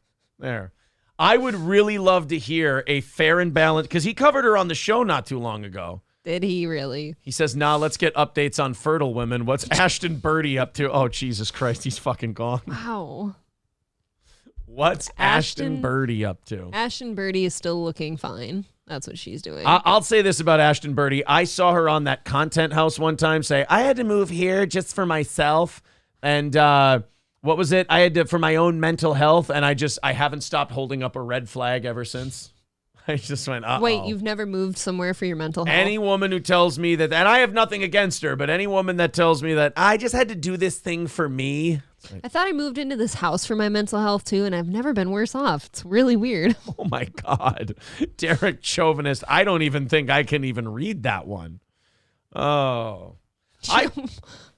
Honestly, I would like a fair and balanced update, because here's the last thing I heard. On Nightwave Radio, subscribe. On Nightwave Radio, he was showing she was sending messages to Nick Rekieta, and there were and then she was sending messages to somebody else. I'm hoping that I fucked this up so bad. Mersh is like, God damn it, fuck it, I'll just do it. Jesus Christ. She was sending message to someone about Nick Rekieta's marriage, and then that person publicize those, which is a shitbag move. That's a really dog shit thing to do. But it's also a dog shit thing to do to talk about someone's marriage behind somebody else's back. So especially someone who you kind of consider a friend. People do it to us all the time. I suppose.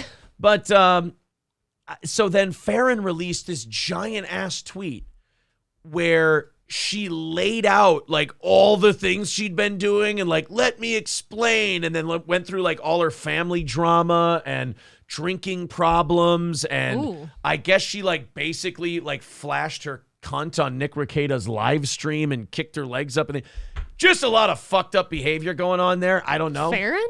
That doesn't seem fitting to me. Well, I mean, look, if you dig into the internet too hard, it can drive you nuts. That's why you got to go in, do your shit, and get the fuck out and go live. Otherwise, you go nuts. And she dug into that Eliza Blue world so hard, she didn't listen to Mersh when he said, these people aren't your friends. Her messages were trafficked. Yes. Her messages were trafficked. And she just kind of went batshit.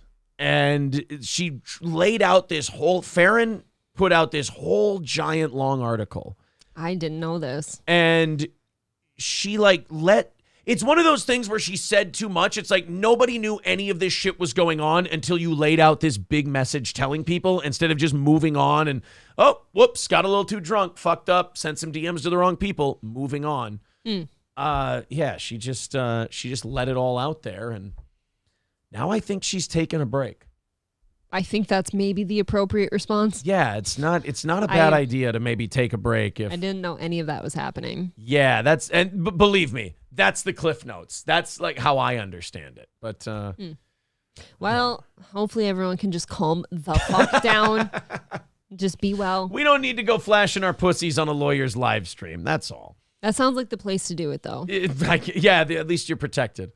So anyway, back to the Walgreens thing. We got here because of abortion. That's how we got to this place. Is because of abortion. I would argue that we didn't get here from abortion because we wouldn't be here. That's very true. What are you saying? In a more, yes, what's the word? Esoteric In a more manner? esoteric sense, you're right. None of us would be here for abortion. Democratic Governor Gavin Newsom forcefully criticized Walgreens over its new plan to stop shipping and selling abortion pills in some states after 20 state attorneys general sent a letter warning about the policy. You know what I really love? I love living in a super free country where you're allowed to do whatever you want and you're allowed to be free and you're allowed to, use your freedom of having a business to conduct yourself any way you want. And by that, I mean, if you refuse to sell an abortion pill, fucking 20 states attorneys general will come after you, even though you're a private business and you're supposed to have the freedom to do that. Right. Didn't I get to choose what's on my shelves? People wonder, why like a DeSantis gets such high numbers and a Gavin Newsom doesn't.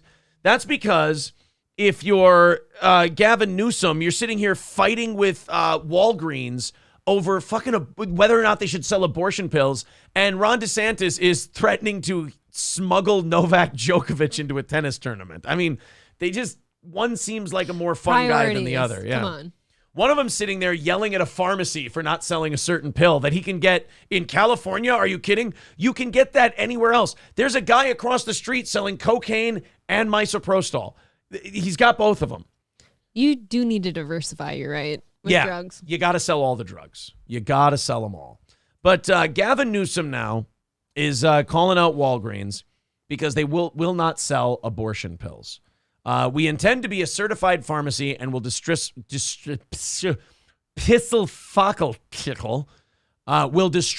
mifepristone. God, you're an abortion. Listen. What the fuck? I don't like when you mispronounce women's things because women get all fucking bucky about it, If you mifepristone and that, it's actually pronounced mifepristone, and it's like, shut up, bitch. You're killing a baby. Jesus. You have no right to criticize the way I'm pronouncing your fucking baby killing tactics.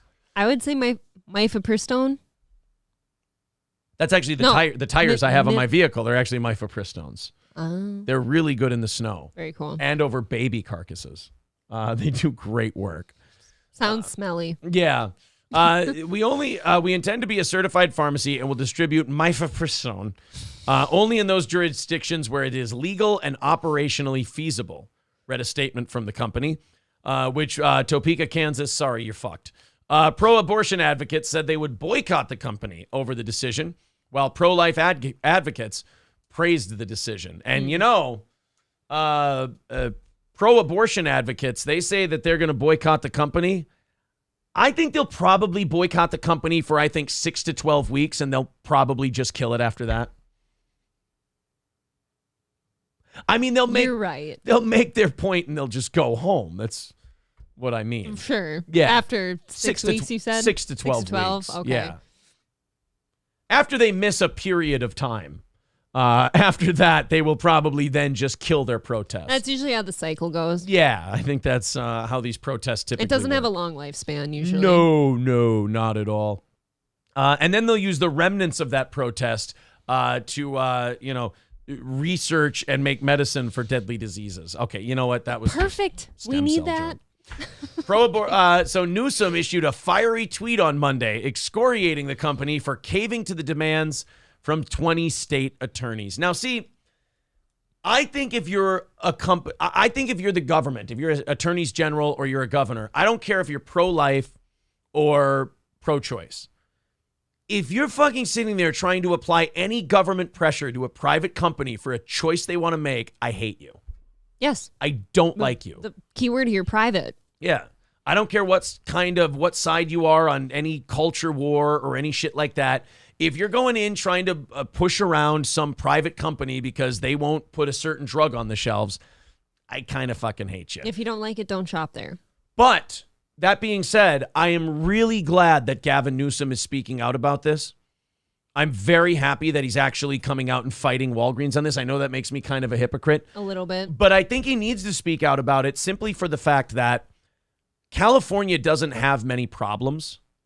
And this is probably the biggest one they're facing. This is the biggest issue California has. I mean, they don't really have much homelessness. They don't really have a lot of crime. Their budget seems to be in really good shape. They've got a lot of cities that are thriving right now. There's a very small amount of urine on public sidewalks.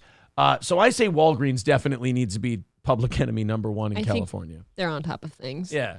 Like I saw a video taken in San Francisco the other day, and I only saw like 15 heroin needles. That's actually down. Yeah, from what you usually see. That's like shit to shoe level. So I think Walgreens definitely needs to be, kept an eye on by the governor of California. They are their only problem now. Yes, that's the only issue that California needs to deal with. Yeah, how about, look, I hate this idea. The Supreme Court made one decision, and now they're pretending like it's the 1840s, and to get an abortion, you have to, put an ice pick in your cunt and hook it up to an oxen, and then he has to start walking, Oh, that is not, I mean, it's literally, abortion is still everywhere. There's some states where you got to take a little bit of a drive. Look, you take enough, there's fucking drug problems everywhere. You're going to do it yourself anyways. Yeah, sure. There's plenty of ways around this. I mean, come on. Wait. What do you think? You should only be able to kill your baby if it's easy? Let's work for it a little bit. This is taking a human life we're talking about. We are taking lives. Come on. Let's give it some gusto, Don't just go, you know what? I'd have to get in my car and drive 150 miles. You know what? I think I'll have the little fucker. Well, then your heart wasn't in it in the first place. It is weird to me, like the lines people draw, man, Dad's not going to be around. He's going to give me some child support. Okay, maybe I'll have it. Maybe I'll stick. My OnlyFans is taken off. OnlyFans. There's a lot of guys who have those pregnancy fetishes. Oh, yeah. Why not? I think we can keep this kid. Yeah, I think the Supreme Court actually did women a favor. They always do us favors. I think the Supreme Court did women a favor. They basically made you work for it. They said, look, if you're not willing to drive a couple 100 miles to kill a kid, then I question your dedication towards killing a kid. Women want to be known for working anyways. So. I mean, Novak Djokovic would take an illegal boat ride to play in a tennis tournament. You can't make a tank of gas for a kid-killing trip? I want that to be a thing. Not only that, you get to eat at some nice restaurants on the way there and the way back. Sightseeing. Exactly. Can't do that with a kid, can you? Stop at a truck stop, get yourself a nice keychain to commemorate the time you snuffed out a human life. Come on. So many adventures. Again, there's like a Route 66 magnet on your fucking fridge from the time you went to get an abortion. From the time you went to get an abortion. Exactly. Missouri welcomes you. Oh, I should stop and get a memento. Perfect. I don't like that word. Amanda Hugginkiss says, yeah, women, put some effort into it. Yeah, right. I don't want it to be easy. It's not worth it. You shouldn't work harder making the kid than you did killing it. I always feel like there's a string attached, technically, if something's too easy. No, that's if the string's attached, then you're not pregnant. Congratulations. Oh. That. So my trip was unnecessary?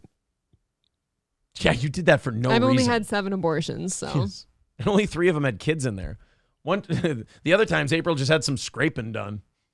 I just wanted it cleaned. Yeah. Really. You know what? My pussy feels a little filthy. Is there any way you could just get in there and just do an abortion, pretend there's a kid? And just scrape her out. We'll yank all the evil out of there, Oh my God. And then I was like, and then they were done, and April comes out, and I hear a jingle jangle. I go, there's that fucking pen. I've been looking for that. That's my favorite one. Did you go to Red Lobster, honey? The fuck? No. Carlos says, or a $25 flight on Spirit Airlines. Get on a flight, get an abortion. 2 for 1. Yeah, like if you just walk up and down the aisles of a Spirit Airlines flight, you'll catch a fist to the stomach. Yeah, I was going to say there's plenty of fights. Yeah. Could happen.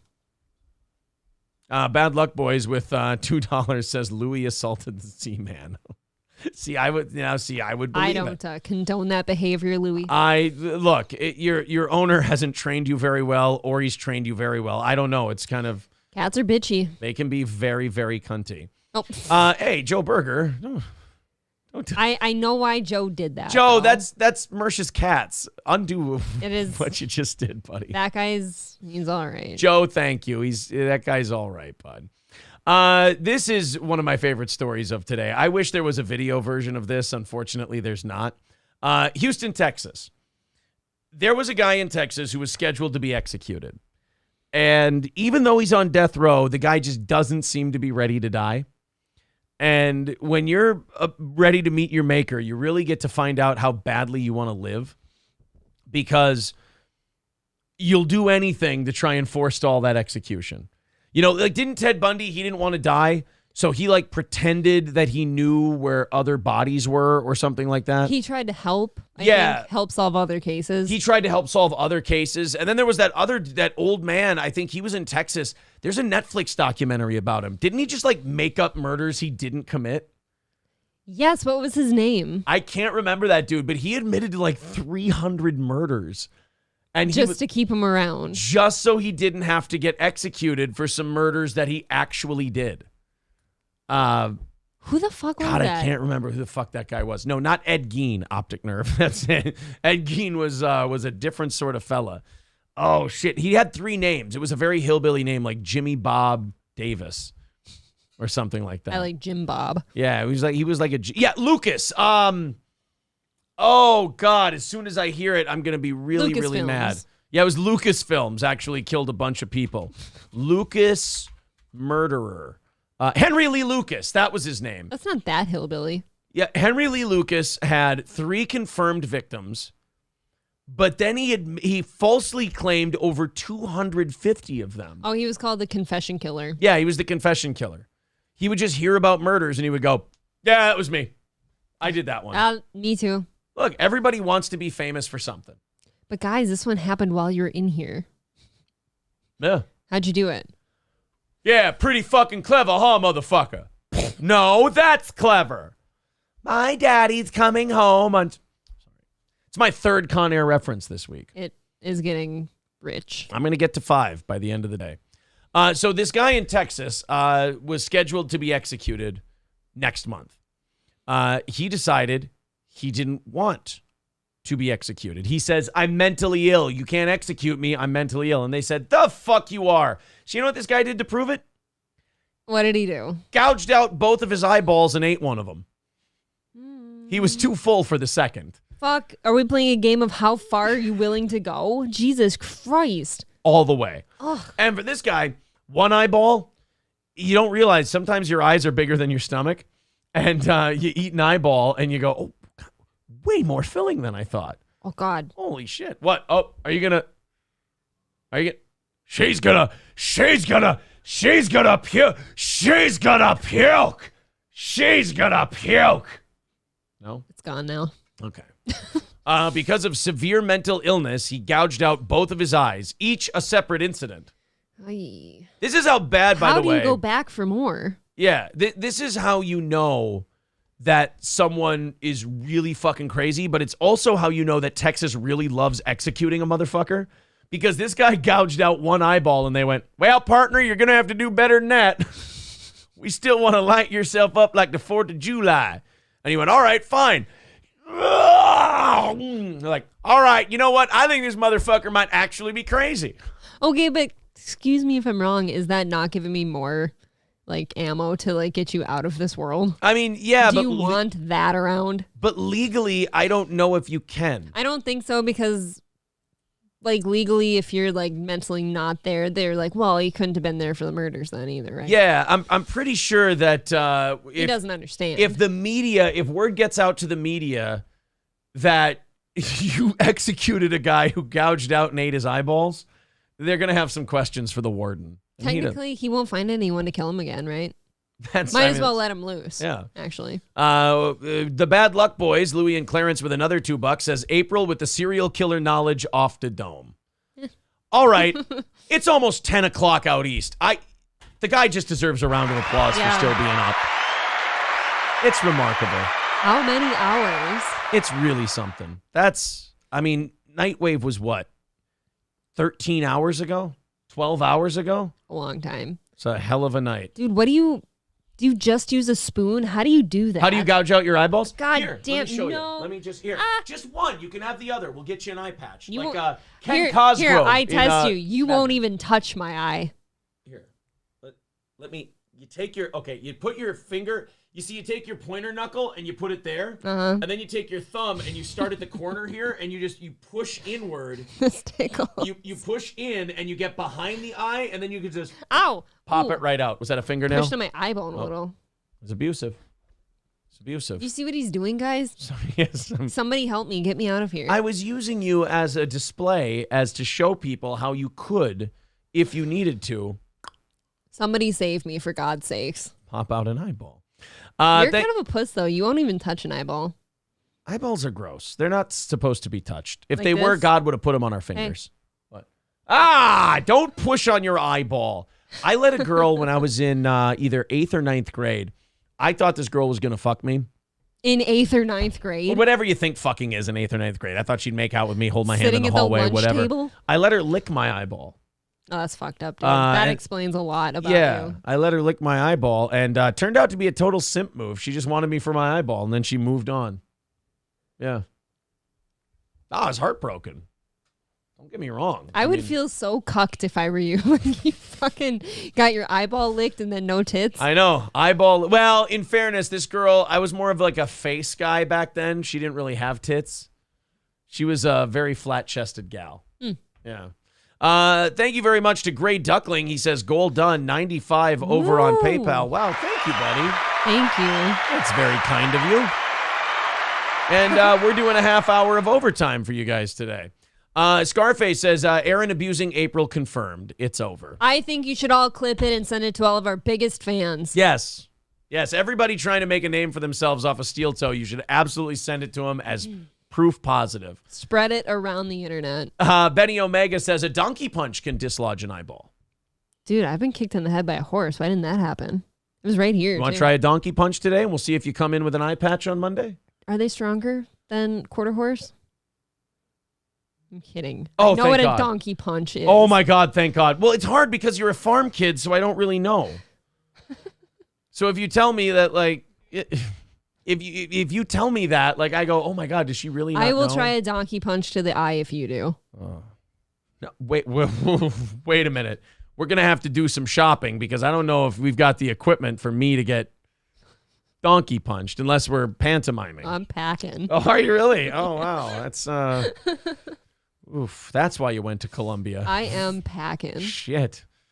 God, I had no I idea. can hardly get my jeans on anymore. They're so damn tight. You went up a size, huh? Hell yeah, a couple. Just to take care of that big old cock you got resting in your pants now. Andre Thomas. So anyway, back to the guy who fucking yanked out his eyeballs so he wouldn't have to get... actually, it wasn't him. He just took credit for it. It was actually Emotep.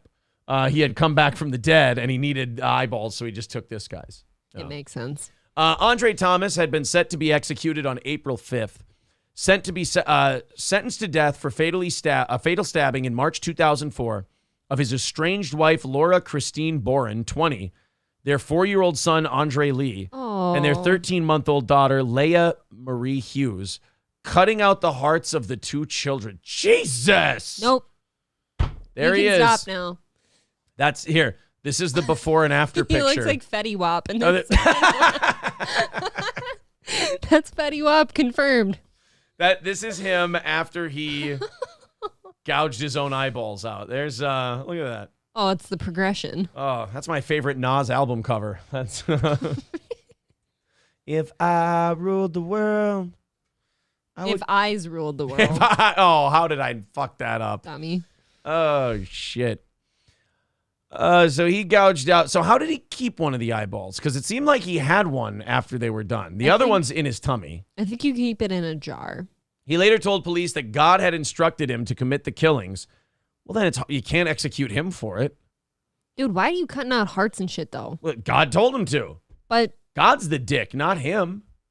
I guess he was an instrument of the Lord. Yeah, he was an instrument of God. He later told police, God, holy shit, Silent Bob is an instrument of God? No, but Glick's the kind of asshole who would bless his clubs for a better golf game. Wouldn't you? Commit the killings and he said he believed all 3 were demons. Well, if they were misbehaving that day. Look, we've all thought our kids are demons some days. I don't think we cut their hearts You don't out. carve their hearts out of their chest. Jesus. I mean, you might threaten it on a rough day, but you don't follow through. What the hell's wrong with you? You fucked up parents? The killings of Boren and her children shocked Sherman, a city of about 45,000 residents north of Dallas. It shocked them, really? It really did. They didn't really see that one coming. And now he doesn't see anything coming. Got me before I could do it. So, the Supreme Court has prohibited the death penalty for the intellectually disabled, but not for people with serious mental illness. I love Texas. They're like, look, if you're retarded, we won't kill you. If you're bipolar, roll on too. But that means you have to admit you're retarded. Yeah. So well, we got to find out. That's a win in itself, right? And when you're in Texas, sometimes it's a very fine line between high school graduate and retard. Believe me, I got relatives down there.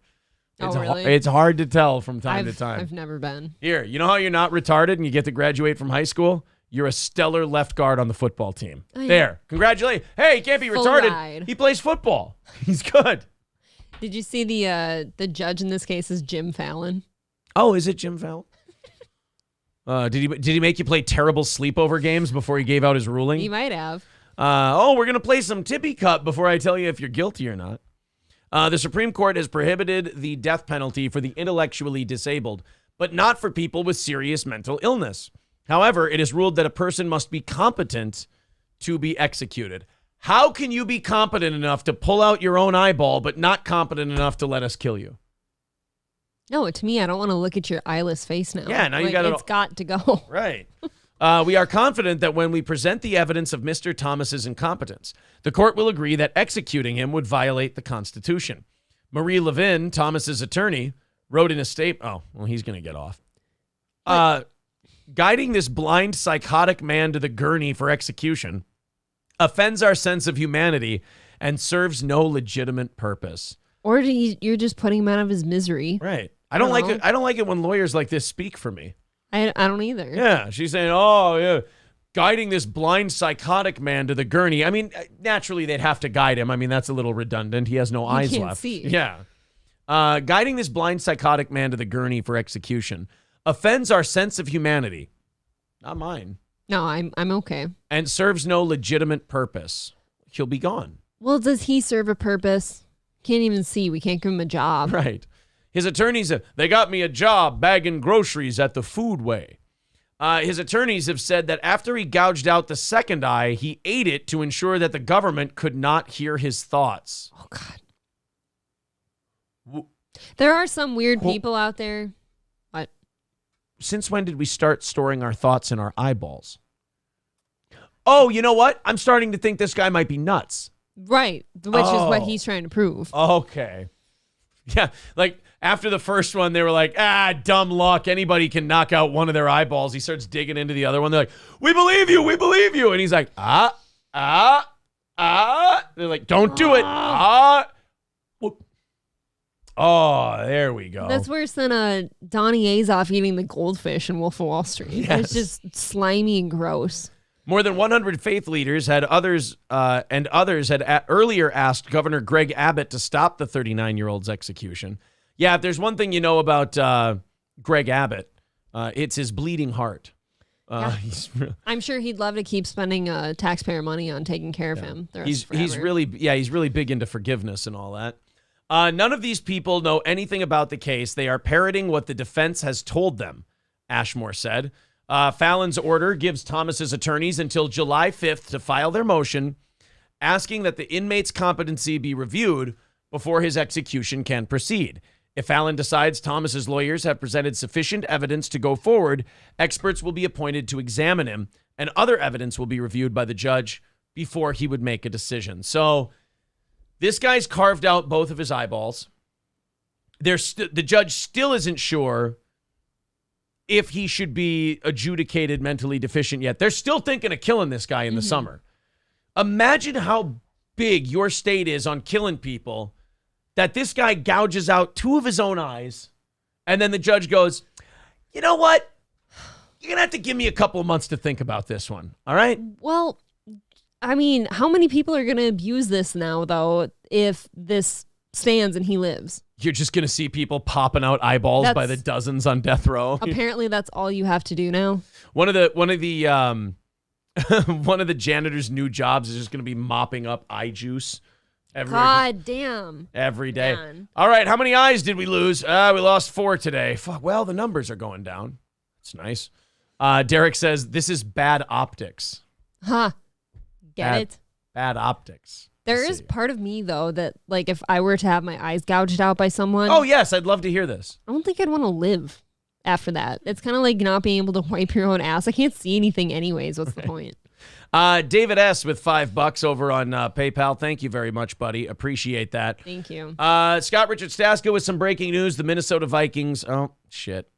Wow. Are releasing Adam Thielen. Yeah, I read about this yesterday, that Thielen might be gone. They were trying to renegotiate his contract, and it didn't work out. Okay. And well, that fucking sucks. I mean, I don't know how much he's doing anymore, but yeah. He's a hometown boy and stuff, and something feels sad about that. Yeah. It's kind of the end of an era. They haven't renewed Cousins' contract. Zadarius Smith yesterday said he wants out. And now Adam Thielen's being cut. So this year might be like a farewell tour for this generation of Vikings. Might be the end of the line. It's a little melancholy. For a lot of them, yeah. Roach McPoach, I thought of this same thing with that guy who gouged out his eyeballs. It's like the peanut butter story from Training Day where the guy packs his ass crack full of peanut butter, wipes his hand in front of the judge, and then licks his fingers clean. And they go, oh, this man's insane. We have to let him go. And how easy was that? Okay. I mean, it takes some ingenuity to get you have to embarrass yourself briefly. Yeah. To be free. You get to check into a nut house for a little while, and then you're good. Robert says we're at 320 likes. Wow, great, guys. Let's get to 400 before the end of the show. We are doing overtime today. Thank you guys very much for your generosity. It was very easy knocking that out today. Thank you to everybody. Share the show. Who contributed.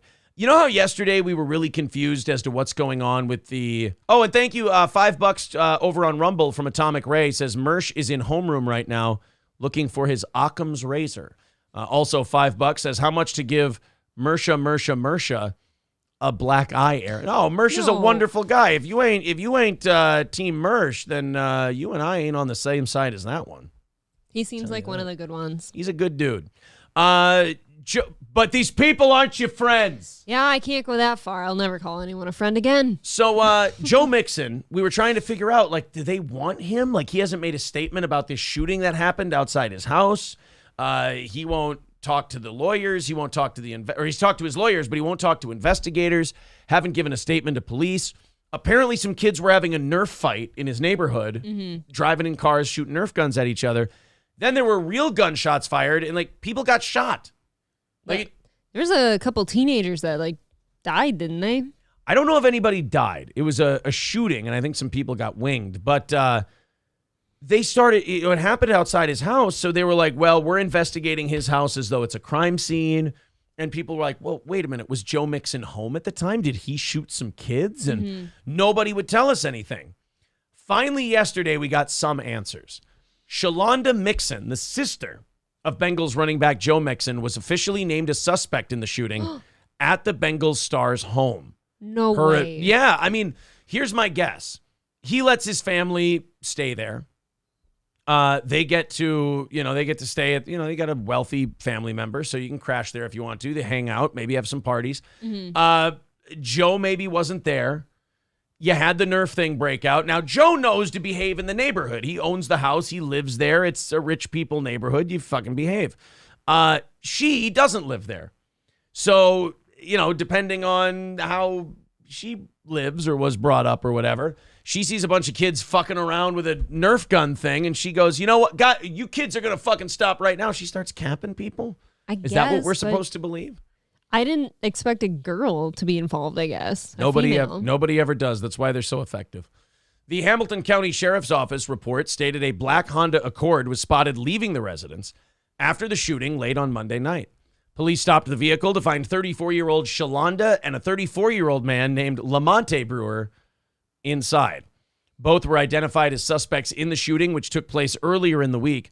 The incident involved neighborhood teens playing Nerf wars at Joe Mixon's home in Anderson Township, and his trainer, Sean Pena, dialed 911 upon hearing the shots. Pena told the operator that he heard 5 gunshots, before several of the teens sped off in their cars. Shalonda told WLWT in Cincinnati that her brother was not involved with the shooting. Yeah, she never said she wasn't. Right. At least she did clear that up. Yeah. For him. Say, hey, my brother had nothing to do with it. Good man. What about you?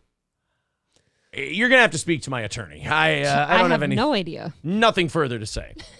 According to the document, 2 participants in the Nerf Wars game told the police that one of the other players, a 16-year-old boy, ran alongside Mixon's house holding a Nerf-style toy gun before unknown suspects allegedly fired off 11 rounds, shooting at the boy outside in the NFL player's backyard. It's a terrible shot. Fucking look at the neighborhood he lives in. You can't be firing off 11 shots in a neighborhood like this. Nope. It's clean. Yeah. Quiet. Guys, you gotta press your chill for a little bit there. So they fire off 11 shots. I mean, to me, if you fire off 11 shots at somebody, you're trying to kill them. Well, yes, but you're a terrible shot. And I mean, they're kids. You can't just go outside and scream at them for a little bit to get off your lawn. Yeah. You can't just do that. Somebody doesn't know how to live amongst the rich. They'll piss their pants and they'll leave. If she doesn't go to jail, do you think Shalonda's going to be invited back to Joe's house anytime soon? No. I would wager that Joe's probably not having anyone over. Yeah.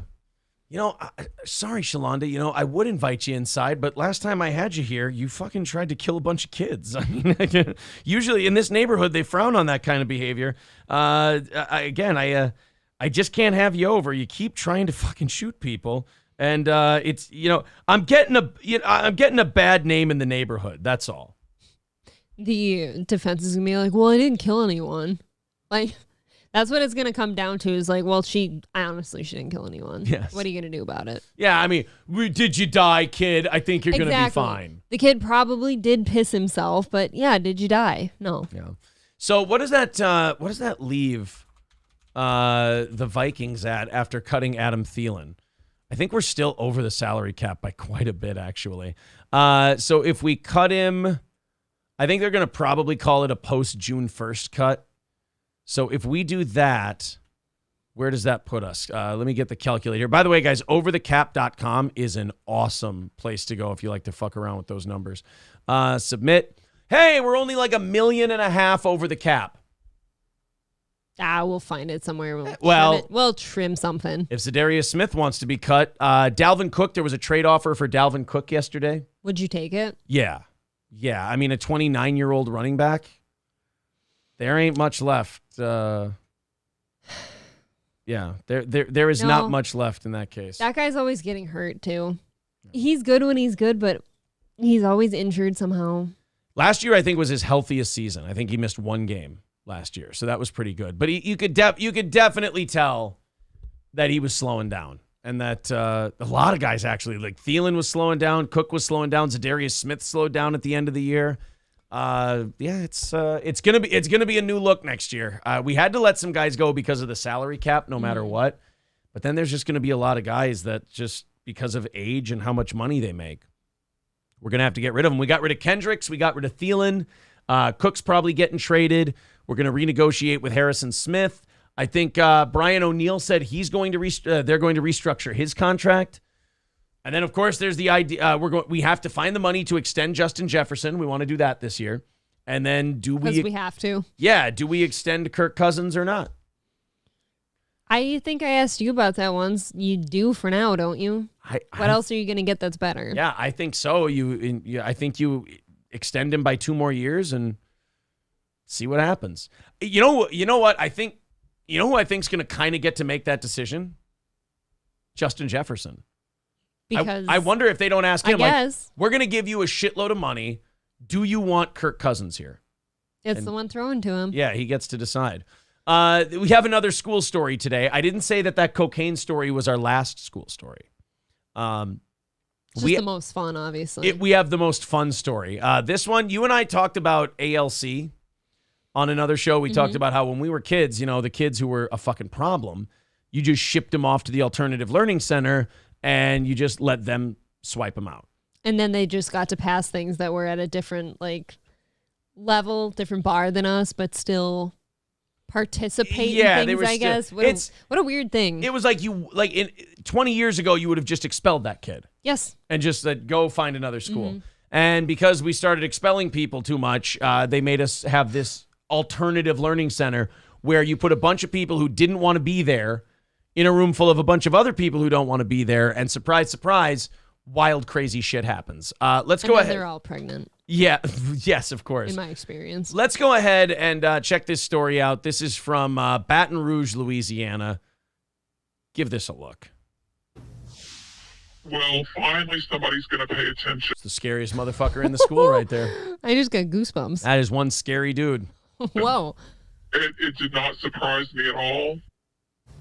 So that is from it's a fat lady. I can even tell with the voice decoder that's a fat woman. That's definitely a fat lady. An EBR readiness teacher. That's the school that had that massive fight on campus yesterday. She says it was a long time coming. So this teacher, who wishes to remain anonymous, she says that she had to step away from the classroom because she felt her concerns were just not being heard. Elise Corville joins us. Elise, good evening. So we all saw that fight. It was horrendous. A friend of mine said it even brought tears to her eyes. We're talking about students and parents involved. And this teacher says she saw it coming.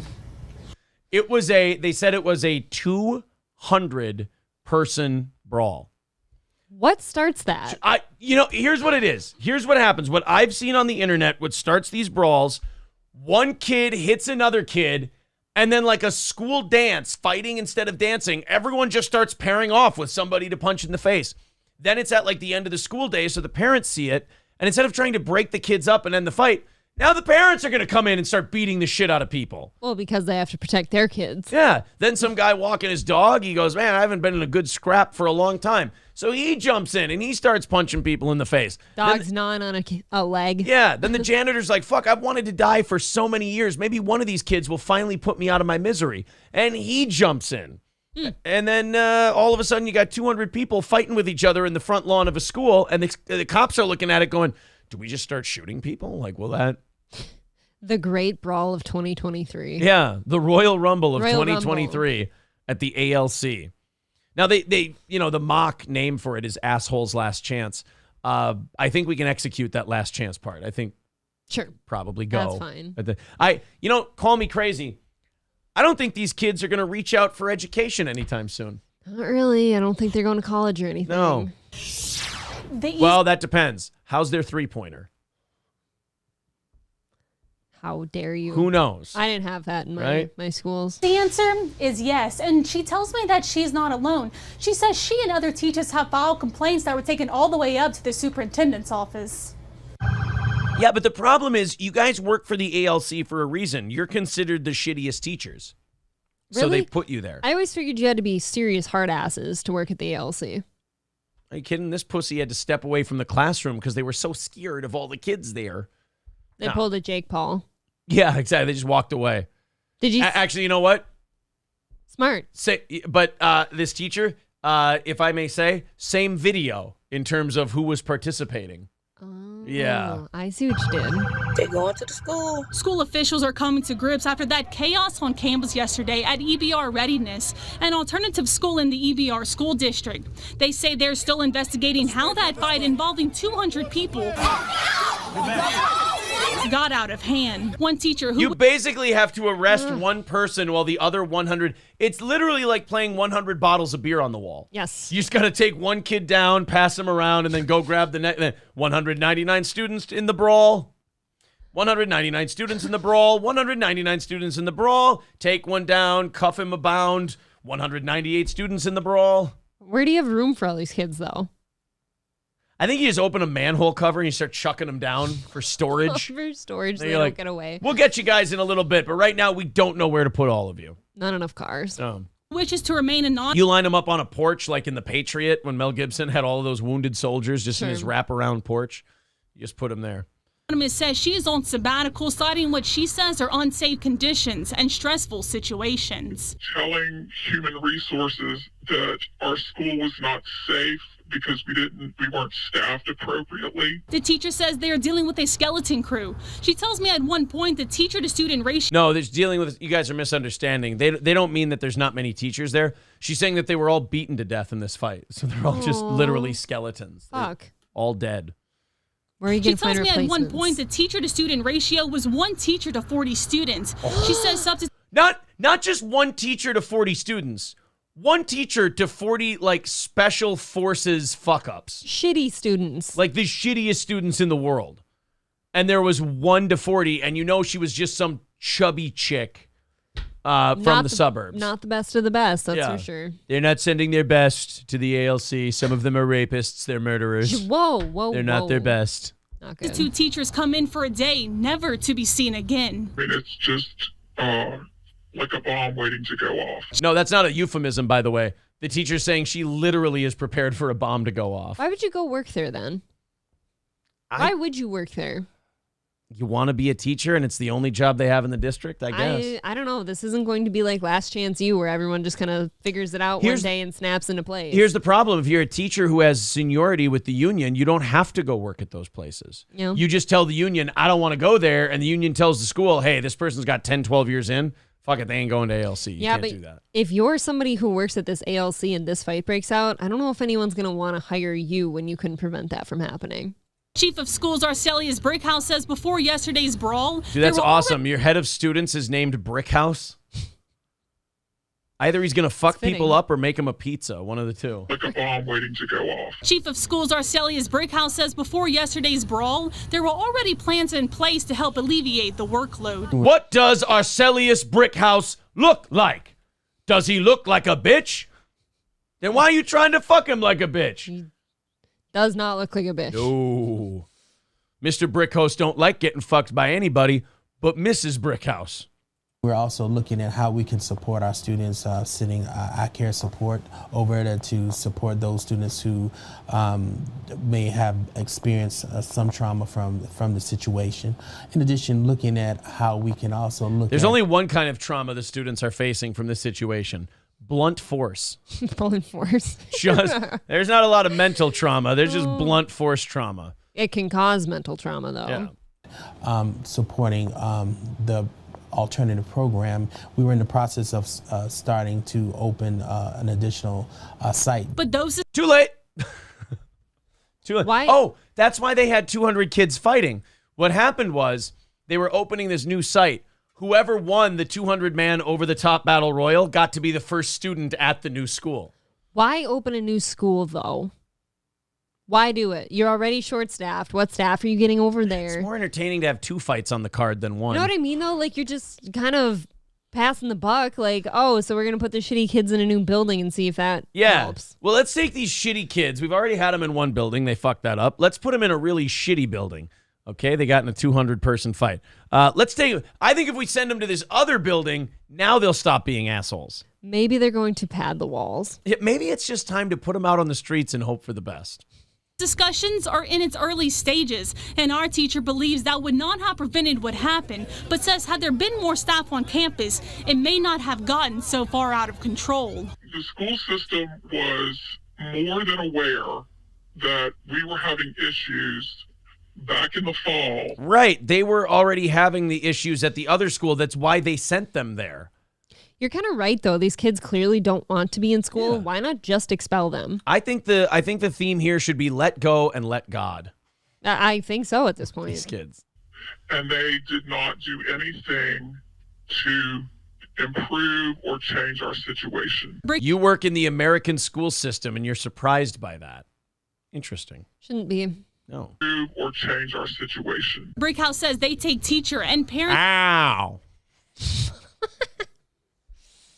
We talked to Brick House. He's mighty. He's laying them students out. He's a brick house. That dude is stacked. That's a fact. And he's whooping the students' ass. Yeah, he's a brick.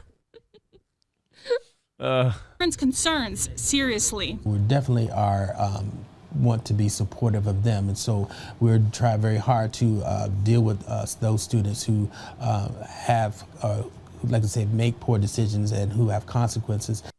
Well, then it wasn't a very good idea to have a sub that day and do a screening of Creed 3. I feel like that just kind of worked everybody up, and then they had to work it off. Maybe we should just put these kids into a boxing program. Or martial arts or something like Honestly, that. Take out some aggression. That is what we used to do. Is it? Like in the 60s and 70s and everything else. A lot of great fighters came from places where they were either getting bullied and beat up or they were bullying and beating up other people. Sure. And they gave them like a little direction. They put them in a boxing ring or basketball or football or anything or something else. Channel the aggression at least. Yeah. And then they just, they'd have them do that. And then they'd end up being fucking Thomas the Hitman Hearns, basically. Like Muhammad Ali, the story about Muhammad Ali goes like this. He was tired of kids stealing his bike. And so he went into a boxing gym and he learned how to box because he didn't want people stealing his bike anymore. Right. And I guess you could say it worked out for a while. I mean, it caught up with him afterwards, but it worked out pretty well for a little bit there. Keemstar says, breaking news, Adam Thielen just died. Yeah, no, I don't believe Adam Thielen is dead, but I appreciate you trying to help us out. Gee, that's very nice of you, buddy. We are heading to overtime today. We will be there in about a half hour. We're going to be at overtime, and then we'll go until 10:30 today. Let's get rid of this asshole. There we go. Jesus Christ. Yeah, that's a pretty shitty thing to say. Where are we at likewise? Are we pushing 400 yet? Let's do that. We'll move into the next hour of stories here, and while we're doing that, let's get up to 400 in the likes department. Yes, sir. If you're so inclined, go ahead and give us a thumbs up on Rumble, a thumbs up on YouTube, and we're at 337. All right, we're well within striking distance then. Everybody throw us a thumbs up. Let's get to 400 by the end of the show. I know Lemmy and company like to get to that 420 number. We'll see if we can do that. But, yeah, absolutely. Hit thumbs up, like the show. We hope you enjoy yourself, and we earn that thumbs up. Yeah, I'm going to get rid of people saying that one, too. April, why are you checking your phone? April, why am are I you checking my phone? Why are you checking your phone? They want to because he was opening up stories. God, what a fun. Like, I mean, if you love the show, just love the show. I mean, coming in here and being a cunt, I mean, now you're going to be gone, and the show you love so much isn't going to be, you're not going to be able to chat in it anymore. God damn. That is weird. It's a weird way to show your love. Yeah. That's for sure. All right, guys, keep hitting the thumbs up. Where are we at? Like buttons galore. Let's do this thing. Let's get up to, what time is it? 9:25? Yes. 9:40. By 9:40, let's get to 400 likes. Everyone, hit the thumbs up. Where are we at? Hit the refresh button and get back to me, guys. Where are we at? Yeah, MSO, sorry, you didn't even get to make your prediction today. Nope, it was knocked out real quick. Monday's another day. All right, 347. Hey, oh, Stevie Lou. No. Robert is a good dude. Don't jump the gun. I know we've got some real shitheads and dipshits trying to fuck with our show. But Robert Darth Mode is a decent dude. He probably doesn't get that that's a dumb fuck thing to say. Just he is a regular. Yeah, he's a regular. He's all right. 300. So we've officially hit 350 likes. Let's keep hitting the thumbs up button, and let's get up to 400 by the end of today's show. Where are we at here? All right, Jessica. Ooh, I can't read that one, but that's very cool. Hold on. I'm gonna mute the mics for just 1 second. Okay. I don't know if I told you this.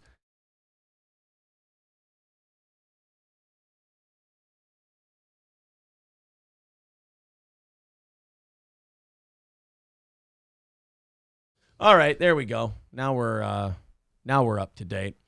Okie dokie. Creama Green says, are you guys banning normies? We're banning anyone who's going to be a cunt to our show. Like, here's what I don't allow. I don't allow people to try to make a name for themselves off of our show. A, it's pathetic and shows you have nothing else.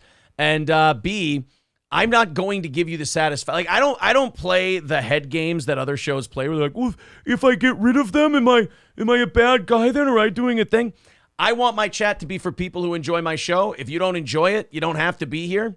And if you want to be here and you enjoy it, or if you want to be here and you don't enjoy it and you're going to voice it, I'll fucking kick you out. I don't give a shit.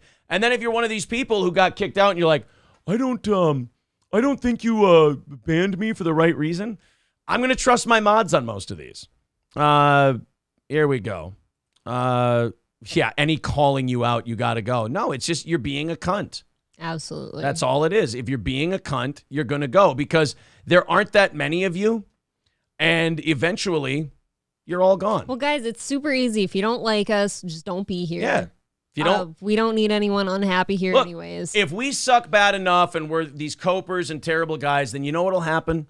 We'll stop hitting our goals, which we hit way early today. So thank you guys. We'll fall apart. It'll all go away, and you guys will get your wish. That is true. What I don't understand this angle here because you're right. If we do suck that bad and we're awful people, we'll go away. Yeah. It'll work itself out, guys. Don't worry. Sid Saraf with $9.99 says another something. And what's sadder, us banning people or you just streaming our show for 5 hours and just not doing any of your own content? I mean, really, what's sadder? I think what you're not understanding is to us, you're just kind of pathetic and shitty, and we pity you. So I hope that does feel good for you. To me, like, imagine how low you are to me that we like feuded with Zumock and all those guys for months, and Zumock's pathetic and a nobody, and we won't even say your name because you're not even at that level. Oof. I would go another direction if I were you. Walk away from this one, son. It's bad for you. A new hormone injection could help you sober up twice as fast, according to scientists. I like that. Yeah, until people start fucking dying from it. Because they're just going to start jamming it right into their necks. Like every time they drink, they're like, oh, I want to drive home. You know what? I'll do 3 of them. And then all of a sudden their heart stops and they drop dead. There could be a solution to getting sober quicker, according to scientists. Researchers at the University of Texas Southwestern suggested that the hormone FGF21 might be able to reduce the effects of alcohol in half the time. This is like the drugs they come up with to make it easier to live as a really obese person. Sure. Now you can be an alcoholic. Yeah, now you can just be a drunk. Here, we'll give you a drug that helps you get sober in half the time. It's like... There aren't many times where I need to be sobering up in half the time. You know what I mean? Yeah. Like there just aren't any occasions where I feel like, oh, wow, I'm really too drunk right now. Yeah, maybe you should check on yourself if you're in a position where you'd have to use that a bunch. Right. Maybe that's a good sign that perhaps got a little bit of a problem. Otherwise, you're going to end up with pockmarks on your face and end up all manic depressive. It's going to be terrible. Well, now we're doing the hormone thing too. Like hormones are going to come with a whole new set of problems, typically side effects at least. Researchers at the University of Texas Southwestern suggested that the hormone FGF21 might be able to reduce the effects of alcohol in half the time. The National Library of Medicine, FGF21, mediates its anti-intoxicant effects by directly activating noradrenergic neurons in the locus... Yeah, people are going to fucking die from this. Noradrenergic neurons, so your adrenaline? In the locus coeruleus region, which regulates arousal and alertness. Okay. So we're going to sober up and get huge boners. That sounds good because sometimes when we're too drunk, we can't get boners. Yeah, so now you're going to get sober and you're going to get a rod. Works for me. And have some sex. And have some sex. This is a bad idea. This is just enabling bad shit. That's all it is. The only reason I think it could be a good thing is if you like people that typically drive home drunk, regardless of like they could get a ride or anything, maybe they could sober up before they drive home. Yeah. That's the only thing. But then again, you're just enabling your alcoholism. Exactly.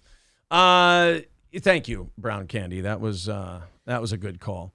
A whopping 28 teenagers in Colombia have been admitted to the hospital from anxiety after they played with a Ouija board. Oh my God. Weren't Ouija boards just like fun sleepover games? Yeah, but some people take them seriously. Like I do know some people from my small town that believe that they are legit. Right. And that something is moving the shit around because whatever it has said before applied to their life. I don't know. I think this person's okay too. I appreciate you guys doing what you're doing, and this'll pass. This'll all go away eventually. But I think that person is all right. There we go. Are we not trusting the mods now? Well, fuck it then. You guys do what you want. A whopping 28 teenagers in Colombia have been admitted after playing with a Ouija board. But you're taking the thing, you're holding your hands on it, and you're all pushing to the answers. No, what the claim is that something else is moving it. I know what the claim is. I've never used one. I've actually never seen one. It's fucking one. stupid. I know. All these girls put their hands on a thing, and they purposely, they sit there and all pretend they're not moving it. Mm-hmm. And then they ask a question, and then they all move towards yes or no. But this is the only thing that does kind of freak me out a little bit is how is it going? Like, how can you sync up 28 girls to go for the same letters and shit? That's probably what they're thinking. They're like, oh, how could we all be moving towards the same thing? How is that us? Like, we didn't talk about this beforehand. God, you're getting anxiety. I've never used it. It's a board game. That's like saying, oh, we all went to the hospital because we had panic attacks from not getting Boardwalk in Monopoly. Or it's like thinking you play Jumanji and your house is going to turn into a fucking rainforest. You play Jumanji on acid, you might get that effect, but that's on you. 28 schoolgirls were hospitalized with anxiety attacks after allegedly playing Ouija boards at their school in Colombia. Ooh, why do we have these at school, though? We know that all kinds of board games at Ouija school. boards are not a school thing. It's something that's got a lot of weird lore behind it, and I think it's a distraction. I don't know what you learn from it. The girls reportedly suffered signs of fainting, anxiety, and other symptoms at the Galeras Educational Institution in Galeras, according to Jam Press and shared by the New York Post. The girls were admitted to a hospital accompanied by parents and school faculty. Info on their diagnosis has not been released, but they were all afflicted with anxiety after messing around with a Ouija board. Then don't fucking play the game. That is the thing. If you don't like being scared, stop doing these scary things. Yeah. That's like people who, I don't like being scared, but then they'll watch all the horror films and then they never sleep at night. Yeah. That is your fault. In November 2022, 11 teenagers were found collapsed after using a Ouija board at another school in Colombia. All right, Colombia doesn't get Ouija boards anymore. We're just pussies over in Colombia. Are we sure these kids weren't just doing cocaine? That could be. This could have just been more drug-related, and we're blaming it on the Ouija board. This could have been drug-induced anxiety attacks. Yeah. It was later reported that at least 5 of them had suffered from food poisoning. Come on. Well, then this seems kind of like a non-story again. Like, we're all playing, oh no, not the Ouija board. Yeah, they're like, that's the one where they think they're summoning evil spirits and then they're talking to the evil spirits. Right, like the evil spirit is telling them a message by bringing them to the different letters and spelling it out. Yeah. It's called something like idiopathic movement with a Ouija board. It's collective subconscious. Yeah, like all of their hands, they want to go to a certain spot. How do you pull that off, though? I'm not saying that it's a spirit thing. I'm just saying, how do we pull that off? Like, how are we all doing the same thing subconsciously? It's like you said, like you all want a specific answer, so you just unconsciously start going towards it. Like, yes. Here's where I would think Ouija boards were real. If you asked a question, and then all of a sudden, after you asked the question, your answer was like, schniff, schnaffel, then I would go, wow, that's maybe you're communicating with some kind of spirit. Maybe that's the spirit's name. Right, but all the spirits are like, they're all answering questions yes or no really, really well, and they're absolutely as clear as a bell in terms of what their answers are. Like, I've known people that have used them before, and they think like a dead relative is communicating with them and telling them their future and stuff like that, and they're like scared into believing it. Honestly, not that I would ever trust John Edward, but I would trust John Edward or one of those mediums before I trust a bunch of teenagers with a Ouija board. I never understood the medium thing, too, because aren't they just kind of keeping things just vague enough that it could be, like, portrayed as having something to do with your life? They're scam artists. Right. Yeah, they're absolute scam artists. There's no way that's real. You know about the movie Cocaine Bear? Yes. We now have Cocaine Cat. So now this is becoming a thing. I worried about this. Like when that movie came out, I was like, are people just going to start leaving cocaine around for wild animals? Just to see. Just to see what happens? I'm waiting for Cocaine Coon. No, not like raccoon? Yeah. But you wouldn't call it Cocaine Raccoon. You'd call it Cocaine Coon. You do need a shortened version. Yeah, you got to shorten. It's more marketable that way. Sure. Well, like, think about it. All the different people or all the different animals that you could have get all coked up and to see what they would do. I would hate to see most animals on cocaine. Even squirrels, I feel, would be freaky. I don't know, man. I think I would like to. Squirrel would be great. A squirrel would be on fucking coke? Terrifying. Absolutely. If you don't know, the movie Cocaine Bear was very loosely based on a real bear that died from getting into a drug dealer's bag of cocaine. The bear was affectionately named Pablo Escobar. Can we stop? After his passing. And you can still see his stuffed remains at the Kentucky Fun Mall in Lexington, Kentucky. No. Given the success of the movie, it's going to need a sequel. And in that vein, we have Cocaine Cat. El Gato Chapo is what they're calling him. Is it a real cat? El Gato Chapo was apprehended after a call came in to the Hamilton County dog warden that a leopard was in a tree near Oakley, Ohio. Respondents were able to get the large cat out of the tree and bring it in for examination. DNA tests revealed that the leopard was in fact an African serval, which is a lot different than a leopard. Yeah, we don't have leopards here. Lab tests also revealed that the cat had gotten into someone's cocaine stash. While Gato Chapo didn't end up overdosing and putting on display in a weird novelty show like the bear did, he did end up a lot like the real El Chapo behind bars at the Cincinnati Zoo. Wait a minute. We put El Chapo in the Cincinnati Zoo? I think that's where he belongs, don't you? He's going to escape. No. That is a terrible idea. Nope. Oh, man. You can't put El Chapo in a zoo. You can put him like in his own enclosure surrounded by jungle cats. Then he'll be in there forever. The Fire Ginger with $2 says, I'm waiting for Fentanyl Monkey. Oh, wait. Now, wait a minute. Yeah, Florida's definitely going to have like a meth gator. Meth gators sounds terrible. Absolutely. Yeah, they're gonna have a meth gator. Python. Can you imagine if a python swallowed an entire like bag? Like I don't know. I don't know what that thing's gonna do except move faster, which is really scary. Could a snake really do much on coke? Yeah, it gets you quicker. Yeah, maybe. I'd be more worried about meth gator. I'd be worried about the herpes monkeys. Oh yeah, those are real though. Yeah. Those exist. On meth. Oh, the herpes monkeys on right. meth. Because they already do suicide dives off of trees. They dive, yeah. Oh my God, those things are, I think that's where we got this one from. Guys, the monkeys are attacking us. They just start jumping out of, the herpes monkeys go insane and they just start jumping out of trees and they just start cannonballing into the water. You know how overseas somewhere, like in some city centers, there's all them little monkeys that run around just the cities like in big flocks and shit? Can you imagine if you left out cocaine or meth for those things? Remember them all stealing the box of bananas? Yeah. You remember those guys? Right. Just huge herds of monkeys. Just give them a shitload of coke. Just give them a shitload of coke. Perfect. Oh my God. Fentanyl Monkey was killed by a knee after. Oh, come on, Veldrain. You walked me into that one. That's evil. Son of a bitch. Derek Chauvin says, April, that's called Baltimore. Oh. Well, we should really have no coke zones. Spray painted there. As long as you have no coke zones, you're going to be just fine. Where are we at, likewise, before we go on to our depression story? Not like it's going to be depressing.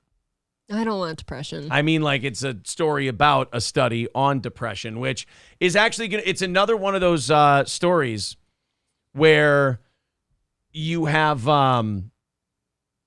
like a thing that we've all been saying, but we've been called crazy and stupid for. Mm-hmm. And it's finally they've now done studies on it and realized, oh yeah, all those people we called stupid and crazy and everything else. Yeah, it turns out there's some scientific backing behind it. Oh, nice. This seems to happen a lot. Yeah. 363 likes, guys. Let's keep her going. Hit the like button. Hit the thumbs up. Very good, RGZ Mac. 363. Guys, keep the bands coming. You guys are doing great with those. The mods are doing awesome. I'm going to shrink down our mods too. Mother Algorithm says, why is everything deleting? I'll tell you why. Because a failure decided to start fucking with our show because Corey made him sad and he said a very quasi mean thing about him. So that guy is now pouting, and his pouting is, let's just watch this guy's show and then let's just pretend we're not being retarded in his chat. So what we're gonna do is we're gonna fucking burn it down into the people who really love this show, and we're gonna build it back from there.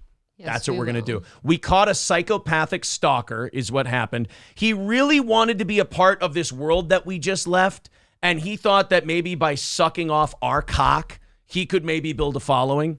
But like I said, that's always short money. I've been doing this long enough to know That is short money. It always fails. I've seen him come and go over and over again. It's just a bad way to spend your time. It really is. But he knows that. Like life is short, and this is how you're making a name for yourself. Look, man, if I got brutally sodomized by a red bar, I mean, I would be kind of pathetic and out of answers too. But luckily, that ain't me.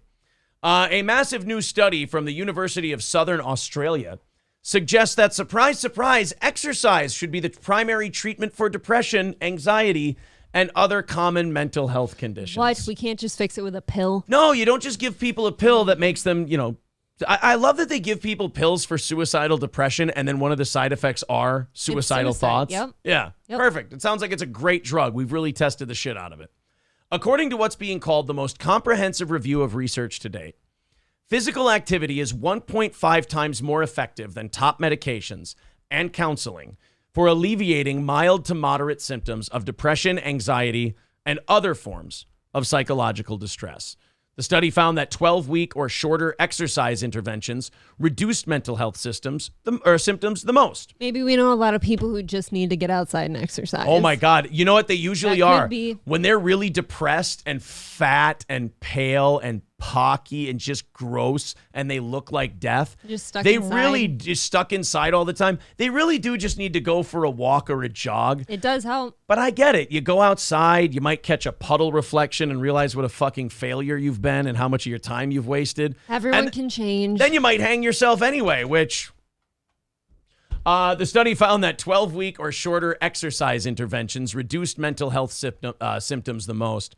The research shows that it doesn't take much for exercise to make a positive change to your mental health. Mental health disorders are a leading cause of health problems around the world, with poor mental health affecting 1 in 8 people, and recent studies showing up to 1 in 5 people experiencing higher levels of psychological distress during middle age. Imagine that. When you start to get more sedentary, you start to get a little fatter. Yep. You start to get a little more depressed. Maybe your retirement's not working out the way you thought it would. Yeah, exactly. Now you got to fucking stream 8 times a day, just so you can retire, perhaps. Oh, what a terrible existence. It's apparently exercise is the way to go for that.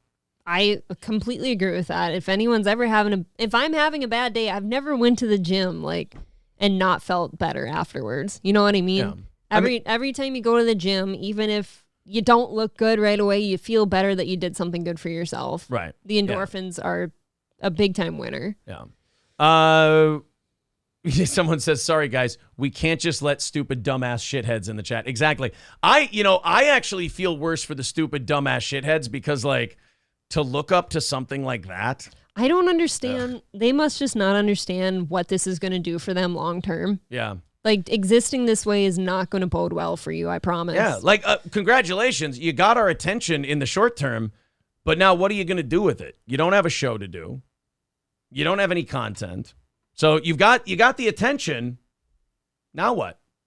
Looking forward to it. Sean Kemp. People were telling us about Sean Kemp yesterday, and we didn't know why the fuck people were telling us about Sean Kemp. What is a Sean Kemp? Oh, God. So, athletes who have a great 3 or 4 years in the league. Sure. And then they get a giant contract and they gain weight, shit the bed, and they're no good anymore. Right. It's short-lived. Sean Kemp, in my generation, he's the poster child for that. Okay. Sean Kemp was one of the best basketball players in the world for 3 or 4 years. That's part of my problem. I don't watch basketball. Yeah. Sean Kemp was a killer, man. He was as good. Name the best player in basketball. He was right up there with them for a good 3-4 years. And he signed one of the biggest, richest deals in NBA history and then ate his fat ass out of the league. Do you still get to keep the money, though? Yeah, it's basketball. Well, there you go. He got to keep his money. Maybe he's not retarded. Hold that thought. Sean Kemp is no longer detained in connection with an alleged drive-by shooting in Washington. Buddy, no. The former Sonic superstar was released from jail at 1 p.m. Pacific time yesterday. KIRO in Seattle reports that prosecutors have not charged Kemp with a crime, while a Tacoma police investigation is pending. Kemp is claiming self-defense in the incident. Late Tuesday evening, Sean Kemp's vehicle was broken into, and numerous items were stolen, including an iPhone. On Thursday, Mr. Kemp He tracked his iPhone to an occupied vehicle in a shopping mall parking lot in Tacoma. He did it, didn't he? Yeah. He's probably guilty. Mm-hmm.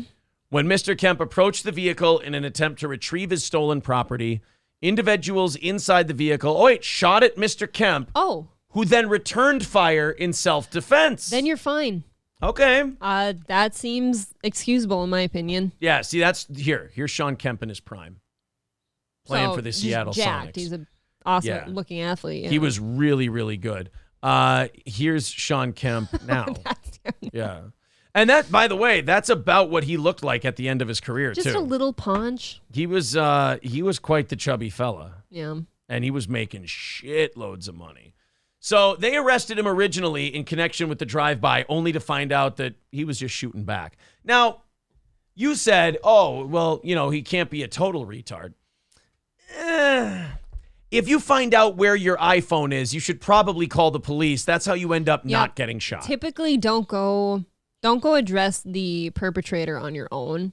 Yeah. Don't go ever, it's kind of like, you remember that, what the fuck were those people's names down south where somebody was outside their bushes or something and they started chasing him with guns and gunned this guy down? There's two guys, hillbillies. Oh, yeah. It's kind of like that. Don't fucking deal with shit on your own. Yeah. Don't do it. Don't. It's not, more times than not, it won't go well. You're Sean Kemp and it's an iPhone. Yeah. Yeah.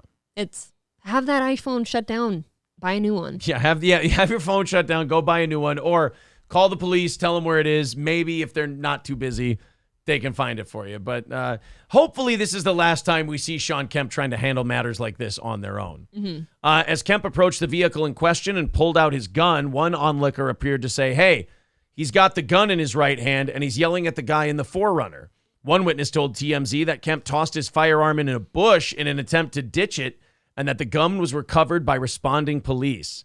The 53-year-old Kemp was a 6-time NBA All-Star. His career spanned from 1990 to 2004, where he played for the Supersonics, Cavaliers, Trailblazers, and Magic. But yeah, he was really good for about half that time. Okay. The other half, he was just kind of bouncing around the league, collecting a paycheck, getting fatter and fatter and fatter. But yeah, for a little while there, he was really good. What does Perkins have to say about that guy being an MVP? He's not white. Yeah, right. He was at 6 times. Yeah, no, a 6-time All-Star. Oh, okay. I think he might have won the MVP one time. But my God, I mean, going to find your own phone, then pulling out a gun. I guess maybe there are times where, if you pull out a gun illegally, you can, even though it's not legal to do it, the reason you did it, people are like, okay, I can understand in the heat of the moment that you would pull out your gun over something like that. Mm-hmm. Taking out your gun over your fucking iPhone and then escalating a situation where the guys who stole your phone, pretty decent chance they might have a gun. Yes, they're already a criminal. Not helping the situation. And then to make yourself look innocent, like you were just defending yourself, tossing the gun in the bushes. Not the best look. Not the best look for someone who's, just defending themselves. All right, I think we got a couple of stories, and then we've got overtime today. I've got some Brendan for overtime. I'm starting to kind of, we were talking about this earlier. I'm starting to feel like Brendan just kind of is what he is. Yes, never does anything new. I feel like the Brendan Schaub thing should kind of be like the Stuttering John thing now, where it's like, all right, guys, we've gone over that ground a couple of times. Sure. We've been there before. The thing from these two Brendan clips I want to point out, the East Coast podcasts and these douchebag West Coast podcasts and the douchebag West Coast guests they bring on, as a professional broadcaster, it angers the shit out of me. For which reason? Because there's a lot of them. This reason. Here. The guest on The Fighter and the Kid that they had on, Brendan and Brian are talking about something. And he's sitting there going like this, because you're so fucking important. Motherfucker, you're doing a show. These vapid cunts wait until they're the ones being talked about, and then they're like, okay, I'll tap back into the conversation. It's My turn. You got to listen to the guys doing the show. Maybe you could throw something in. Maybe you could, bandy something about that might get the show, on the right track. I think vapid cunts is the right way to put it. Oh, they are all so bad. It's, the worst. But before we do that one, I do want to talk about this woman. I've had her on the prep sheets for quite a while now. And I've just been waiting for the day where I feel like instigating a pit bull argument. Today's the day? Today's the day. Oh today, my God. Today I'm feeling the day where I might want to instigate a pit bull argument. This is terrifying. A woman had her nose ripped off by her boyfriend's dog. Now, remember, all these pit bull attacks are because the owners are terrible. Oh, right. Yeah, it's just how you raise them. All the owners are terrible. It's how you raise them. You know, they're all good. Hey, whoa. Guys, why are we getting rid of a bunch of good people? Yeah, I'm going to have to cut the mods down. Delete it. Yeah, we can't. Well, what'd they say? We're not hiding these guys. They're okay. I hate when people are on their iPhones during a podcast. Now, don't delete. That had to be an accident. Those people, guys. Come on. Be good. Deleted. Great duckling. Blah, blah, blah, blah, blah. Balls and wieners. I thought balls and wieners was a good. Yeah, balls and wieners is okay. Balls and wieners is fine. That Nitro guy can go. Yeah, he was just busting balls, you guys. There we go. Are we addressing the pirate stream that's going on? You know, it's just a loser who wants a little bit of clout off of us. He's almost finished. I wouldn't worry about him. A Connecticut artist has had her nose bitten off by her boyfriend's pit bull mix rescue when the pooch got spooked by her teeth whitening device. They're such good dogs. It's just the owners, you guys. The owners are bad. See, what happened was the owner of this dog, this woman's boyfriend, who I'm sure this woman was a stranger to the dog. The dog had never seen her before. Not in his life. But I'm sure what happened here was this owner had been training this pit bull to attack teeth whitening devices. He had teeth whitening devices all over the basement, and every time the dog would hear one, he would train it to attack and reward it with a steak. Land shark attack. This is 100% on the owners, guys. It is not that this breed is more prone to violence. It's not that they're more genetically inclined to violence. Nothing. Forget that they have more hospitalization attacks than all the other dog breeds combined. That doesn't matter, you guys. It's all the owner's fault. Olivia Quast, 30, from Thomaston, suffered horrific injuries to her face and arm during the February 3rd incident involving her boyfriend's 6-year-old dog, Bentley, which he's had for 4 years. I mean, look, we've known people who have had to euthanize their pit bull. Wonderful dog owners, amazing people. The dog just went apeshit and almost ate their cat. They gave that dog every chance to. Yeah. Like, multiple chances. Quast recalled in an interview that she touched her face and was shocked that her nose, quote, wasn't there.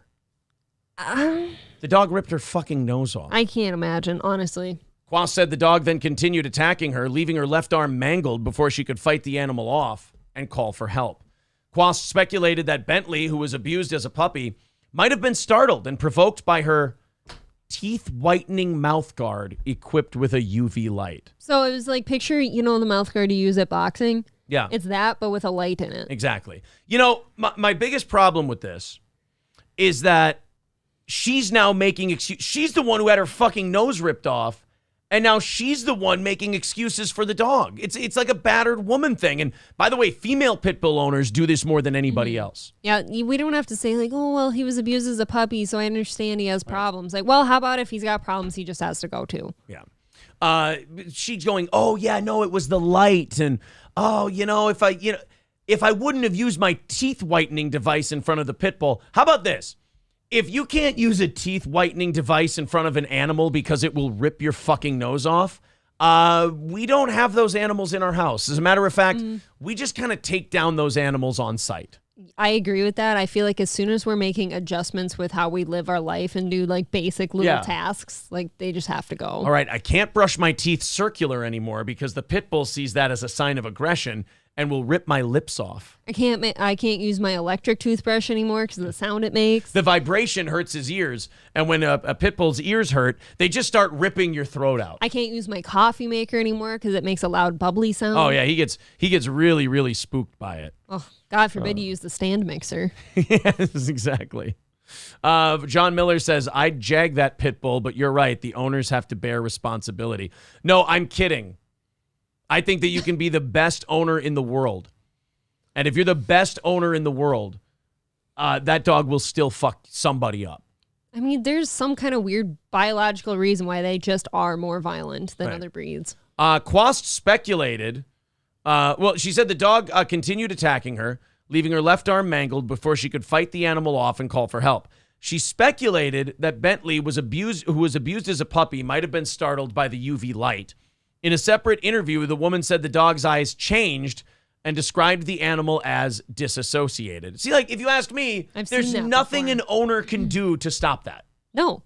You don't even know if it was the light that did it. He could have just been pissed that day. He was just bitchy. Yeah.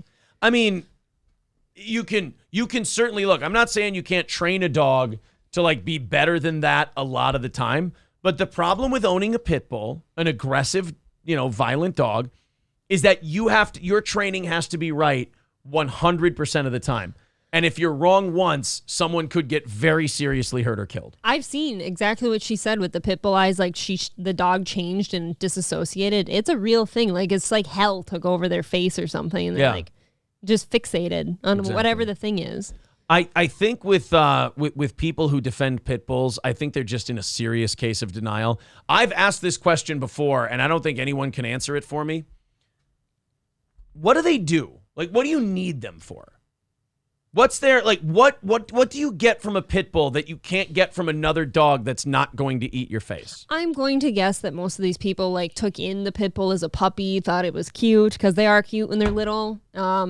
They grew up loving it and looked past all of its flaws and shit, and then once it starts acting up, they feel like they have to defend it. Optic Nerve says, maybe don't have a pet you can't fuck up without weapons, right? Like, if you get into a fight with a pit bull, at the very least, that's a 50-50 proposition. Mm-hmm. It's a little too close. We need nukes to handle them. Yes, if you have a golden retriever that gets a little bucky, you can settle him down. You take his food bowl away. Yeah. Now he's sad. If a lab gets a little bucky with you, he's big, but you can control him. You can keep him under control. Labs can be just big, dumb oafs, though. Yeah. You see my dad's dog. It's humongous. Right. Wouldn't hurt a fly. A pit bull decides to go nuts. Now, I hope you've been doing your conditioning drills, because this is a 12-round fight. That you're probably losing, by the way. You're probably losing, for sure.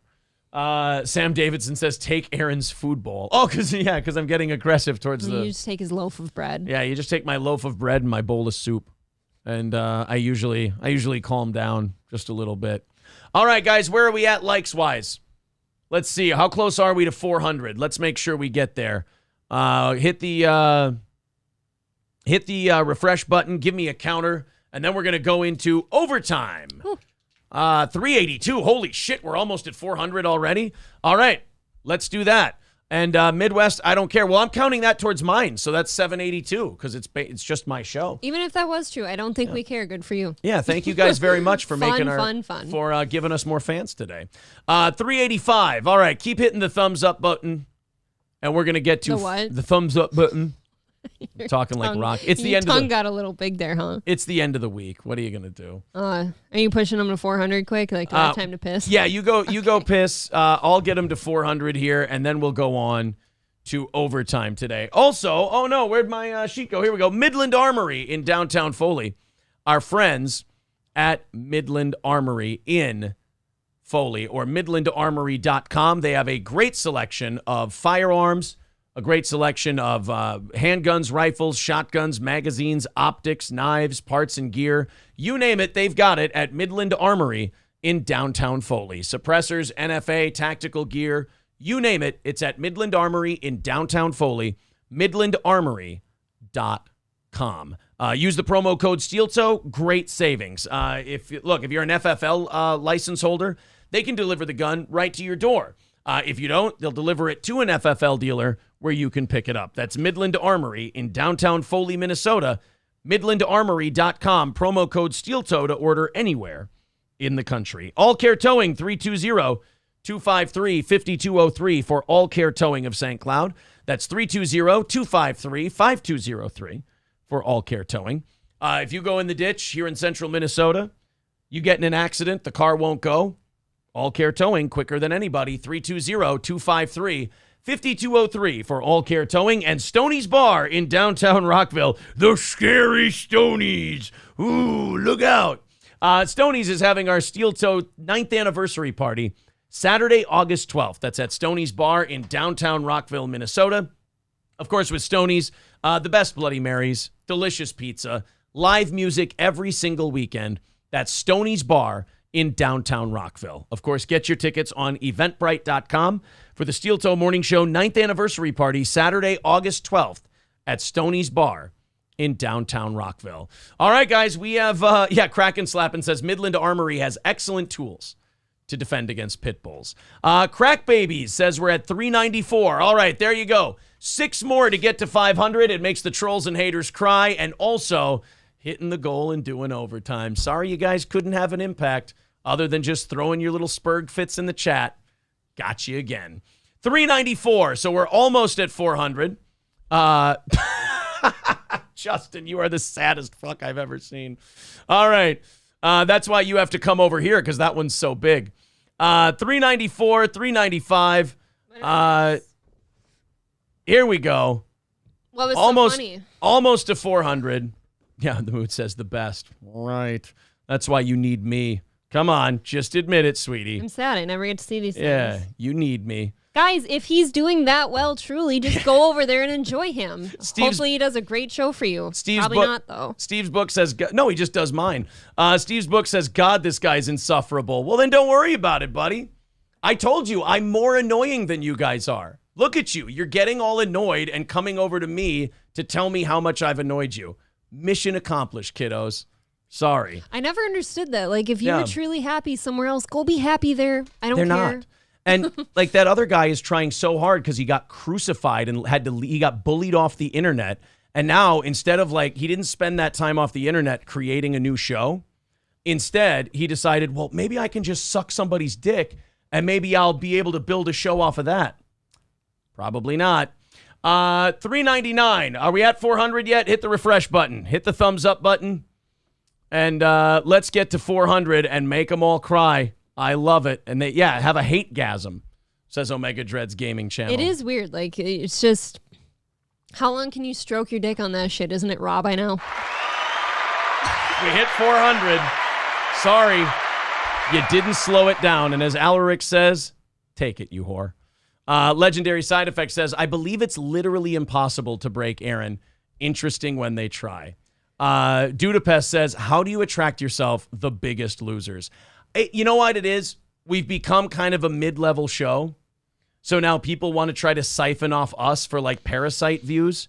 And those people are always, anyone kind of a little bit below us, they're really pathetic people. You just look at the guy and he's just kind of a gross, dying, rotting carcass. And they think this shit's real, too. Yeah, and then they think this shit's real. No, when we get off our good show, we go live our life and we're happy people, take care of our family, and that's it. You're going to stay on and talk about what a great job you did That today. is something. You're going to sit online with a bunch of people who don't care about you and would never stand up for you in real life, and you're going to talk about us. And then you're going to try weekend. And then you'll drink to try and forget Red Bar absolutely bending you over and reaming your asshole. Remember, that's your legacy. No matter how much you try to make it about me, your legacy is you got ass reamed by Mike fucking David and you ran off the internet. Why do people like you so much?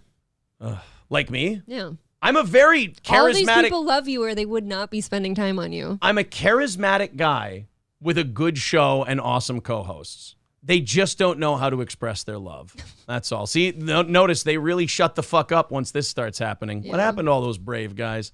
All right, let's watch a little bit of Brendan today, and then we'll get the hell out of here. Make sure you're hitting the like button, subscribe to Steel Toe, and again, just make them cry. Brian Callen actually has finally decided to call out Brendan Schaub on his deteriorating looks. He actually decided to call him out on the bloating, on the fighter and the kid. Really? Yeah. I didn't know this is actually a topic now, that Brendan's bloaty, apparently. Well, I will tell you this, though. I don't mind the back and forth. Talking about the bloaty face and everything is perfectly fine banter for a podcast. We've talked about that shit here. There's nothing wrong with that. Aaron, after a day of drinking, how do you look? Like a goddamn beach ball. I look like Brendan Schaub's face. Yeah. I want you guys to focus on this guy, their guest. Now, if you're a guest on a show, I was a guest on Hughesy's show yesterday. And if you're going to be a guest on a show, you tap dance, you're performing, you're trying to make the show as good as you possibly can. Mm-hmm. Because not only does it make the show that you're on better, which you want, but it also promotes you. People like you. They want to follow you. They want to subscribe to you, the whole deal. Well, Brian decides to start talking about Brendan Schaub having a puffy face. Now, there's comedic opportunities there. Watch this fucking jackass. And I don't know who this guy is, but I instantly think of him as just some LA fucking douchebag, self-centered, doesn't give a shit, goes on these people who go on a podcast and think a podcast is just a bunch of guys scrolling on their phones shooting the shit. Maybe I'm off base here, but doesn't this seem a little below the fighter and the kid? I don't know who that guy is. Right. I know who these two are. And I don't think you should be invited back. But here we go. Let's check it out. Yes. Yeah. Hey. What? Hey. What? I'm educating on my buddy here. Nope. What? You're a little swollen in the facey. Oh, I had carbs What's going last on? night. I had carbs last night. A little, some booze? No. It's okay because I did too. No, not at night. No? No. Wait a minute. I love that answer. You have some booze? No, not at night. No, not at night. Isn't that worse? I only do a shitload of day drinking. I mean, come on. Drinking at night? No. He sobers up for bedtime.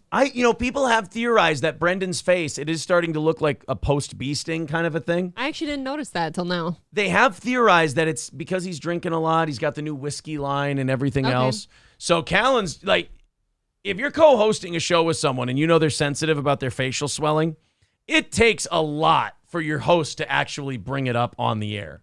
Like, hey, your face is swollen. First place he goes to, do a little drinking.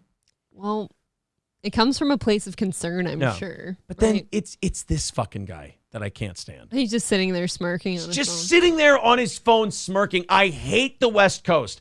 I hate Los Angeles. I hate their podcasts. They don't do good shows, and they have followings, which baffles the shit out of me. They do. They have really big followings. Like Tiger Belly, no offense to Bobby Lee, nobody should be listening. No. There's better work out there. It's not about anything. And they all, again, just like this, they go to their phones. They're just sitting there.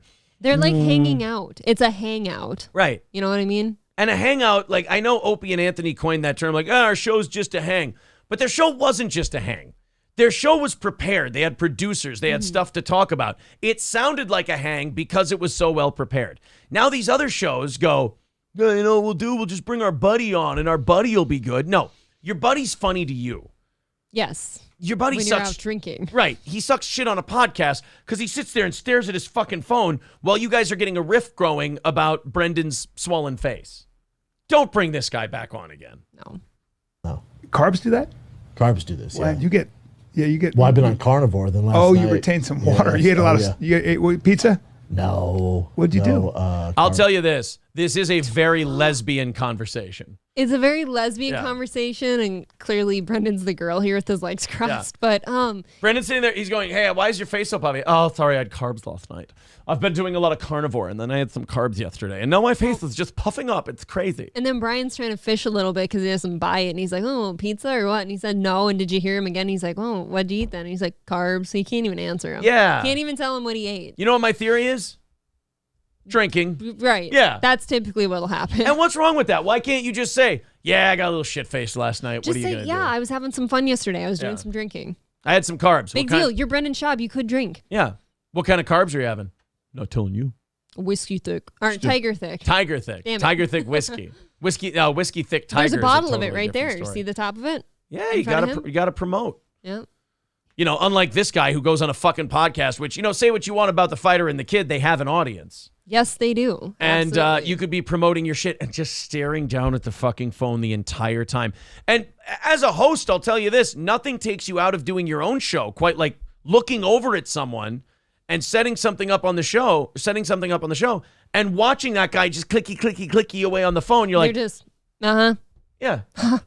You want to look at him. That's good. Yeah, you want to look at him and go, oh, I'm sorry, am I boring you? It would be more honest if he'd just say yes. I think it would be more honest. Here's a great move. I would actually be a Brian Callen fan forever if he got up out of his chair, grabbed that phone, and chucked it across the fucking studio. He Chris Browned it. Yeah, he just Chris Browned it and just went wham right against the wall. And Bitch, goes, I'm trying to grind on you. Yeah, motherfucker, I'll pay for it. Don't worry. A lot of salt? It's Mediterranean. Okay. Like hummus.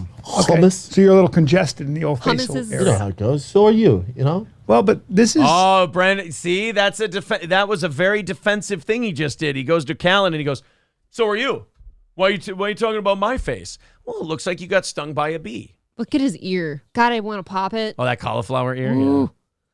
Yeah. you've been very, very tight in the face, and today you look like a chipmunk That's how it goes. who's eating acorns That's how and it storing goes. acorns, right? That's how it goes. Okay. I'm gonna jump on Brett's back now.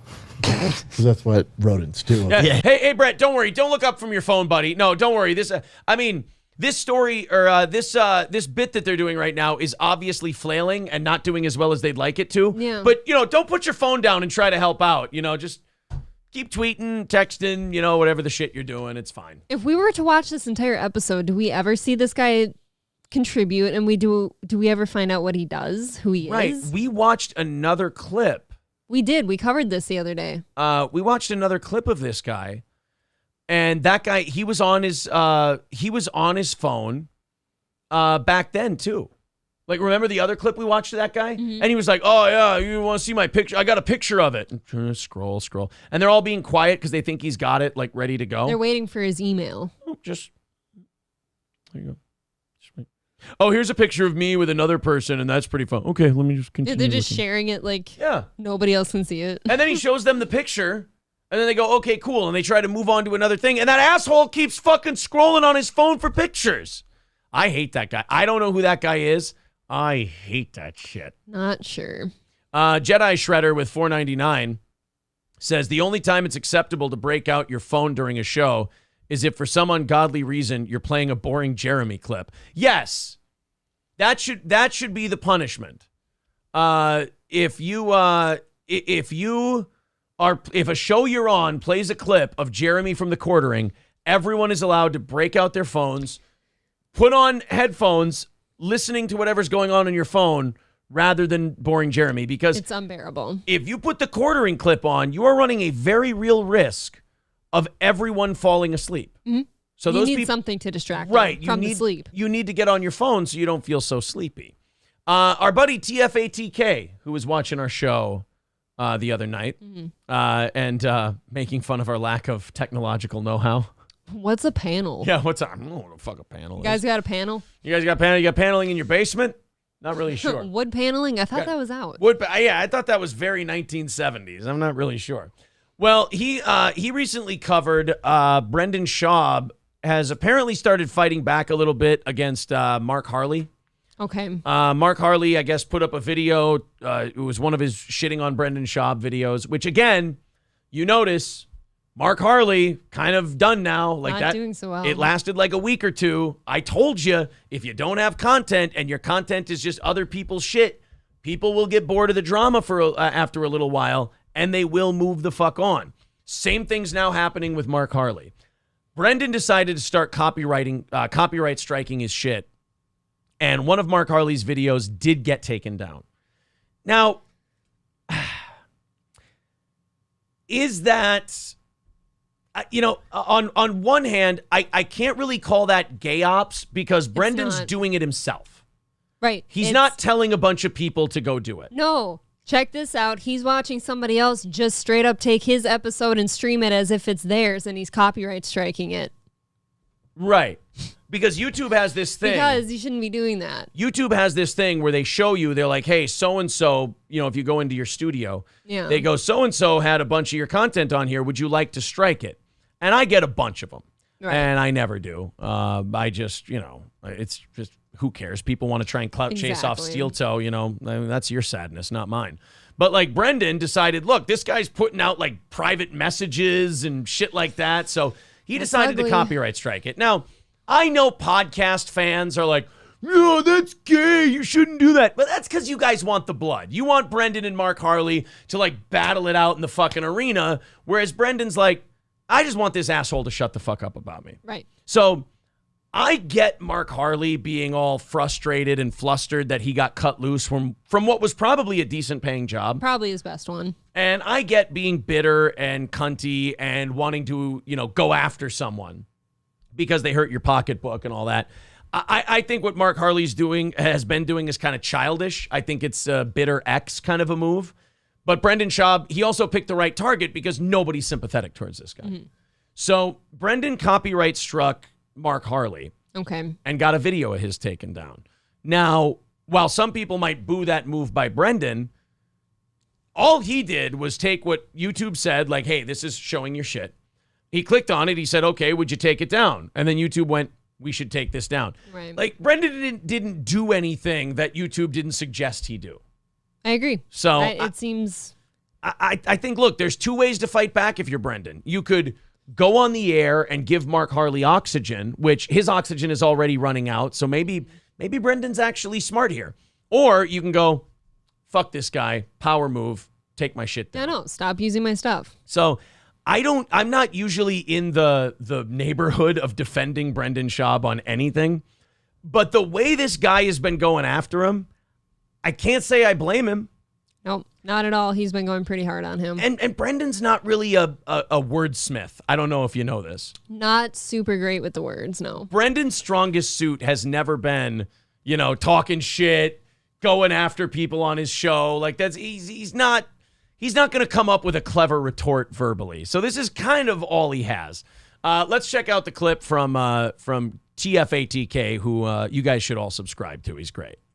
Received a YouTube copyright takedown, which is completely unfair and false, by the way, from none other than Brendan Schaub via Bent Pixels. Now, this is absolutely absurd on many levels. Brendan Schaub never learns, and it's not like he's doing something right. He's misusing this system of copyright for his own personal gain and emotional satisfaction, and it's getting out of hand. Mark Harley took to Instagram and posted a screenshot of the email he received from YouTube notifying him of the copyright takedown. And this is what it reads. Hi, Mark Harley. That's okay. First of all, this is how you know we're in a childish fucking business. It's true. This is how you know we're in a business full of autists and retards.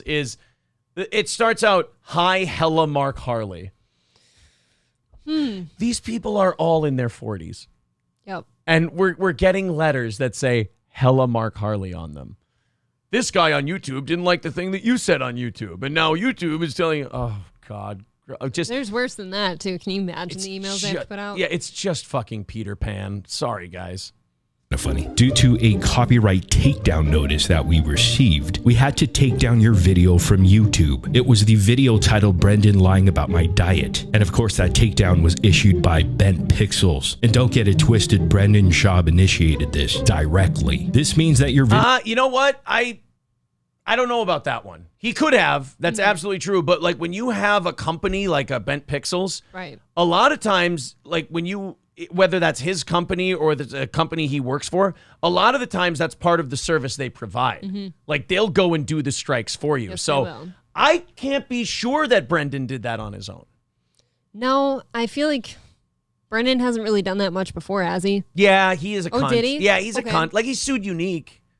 That's cunty, yes. He is cunty about that stuff. But again... But he lost that one, too. Yeah, like I said, what other recourse does Brendan have? He's not like a sharp dude. He's not a guy who's going to go on his show and like, go to war and battle, man. Like, this is pretty much all he's got, Video can no longer be played on YouTube. You received a copyright strike. You now have one copyright strike. If you get multiple copyright strikes, which are allowed 3 on this platform, we'll have to disable your account, which means YouTube is going to terminate you.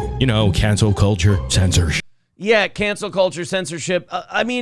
God damn, man, this is one of those things where I see both sides of the argument. Yeah. Like, if Mark Harley is just putting Brendan's own shit up there and replaying it, that's gay ops, and that's like, you're going to get popped for that. Sure. If he's commenting on things Brendan is doing and saying, look, here's a little clip of what Brendan said, here's my thoughts on it, to me, that's the definition of fair use. Yes, it is. We do that all the time. Yeah. So this is a tough one because Mark Harley kind of annoys the shit out of me, like the way he's acting like a spurned lover. A scorned lover. Yeah, yes. like a rejected girl. He kind of annoys me, and like he annoyed me before that too. Like when he was on The Fighter and the Kid. And he annoyed everyone else. But then all of a sudden he came out and he went, "Oh, I fucking hate Brendan too, guys. Aren't I cool?" And then other people went, yeah, Mark Harley is cool now because people are dumb. He's very bitchy, though. There are no, we made a video about this a while back. We said there are no good guys in the Mark Harley versus Brendan Schaub thing. No. Like, to me personally, I think it's already dying down. I think it's already going away. It's been quiet. Yeah, but I think we said that a couple nights ago, too. Haven't heard much about him. yeah, you really haven't seen much about, like, well, it's because when you come out and you give out information on people, you let the big bombshells out first, you know? And now it's getting to the point 2-3 weeks later where you're like, did you know one time Brendan didn't put his belt on right and some of the staff saw the waistband of his underwear? You're grasping at straws. Yeah, it's like, Mark, did you think of like a show you're going to do? Did you think of like a program you're going to put on for people? Yeah, how are you going to come back? No, I just kind of thought the Brendan Schaub tattletale shit would just kind of carry me for a while. I'm It's like, coasting. yeah, like Mersh says, none of these people are your friends. They only want you as long as you bring them Brendan blood. Yeah. And when you run out of Brendan blood, it's all going to go away. And I think that's kind of what's happening with the whole Hella Mark Harley thing at this point. Let's continue on here. I'm still doing the math on this. I didn't know this about Congresswoman Lauren Boebert. She's 36 years old. She's your age, yep. Yeah, and she's becoming a grandmother. Like, How does that work? You work out the numbers on that one. Well, consider that. So you're 36, and if you were to become a grandpa today, Yeah. you would have had to have kids pretty That fucking means, young. okay, but that means we've got multi-generational failure because Yes, that you means do. we've got, I had a kid at 18 and then the kid I had at 18 had a kid at 18. Like, I guess so, there were no lessons learned from generation to generation. Well, at least your mom is experienced and can help you through the process. Oh, is she? Yeah. Representative Lauren Boebert has announced that her 17-year-old son Tyler and his girlfriend are expecting a child next month. Is that something you announce? Right? Do you talk about it?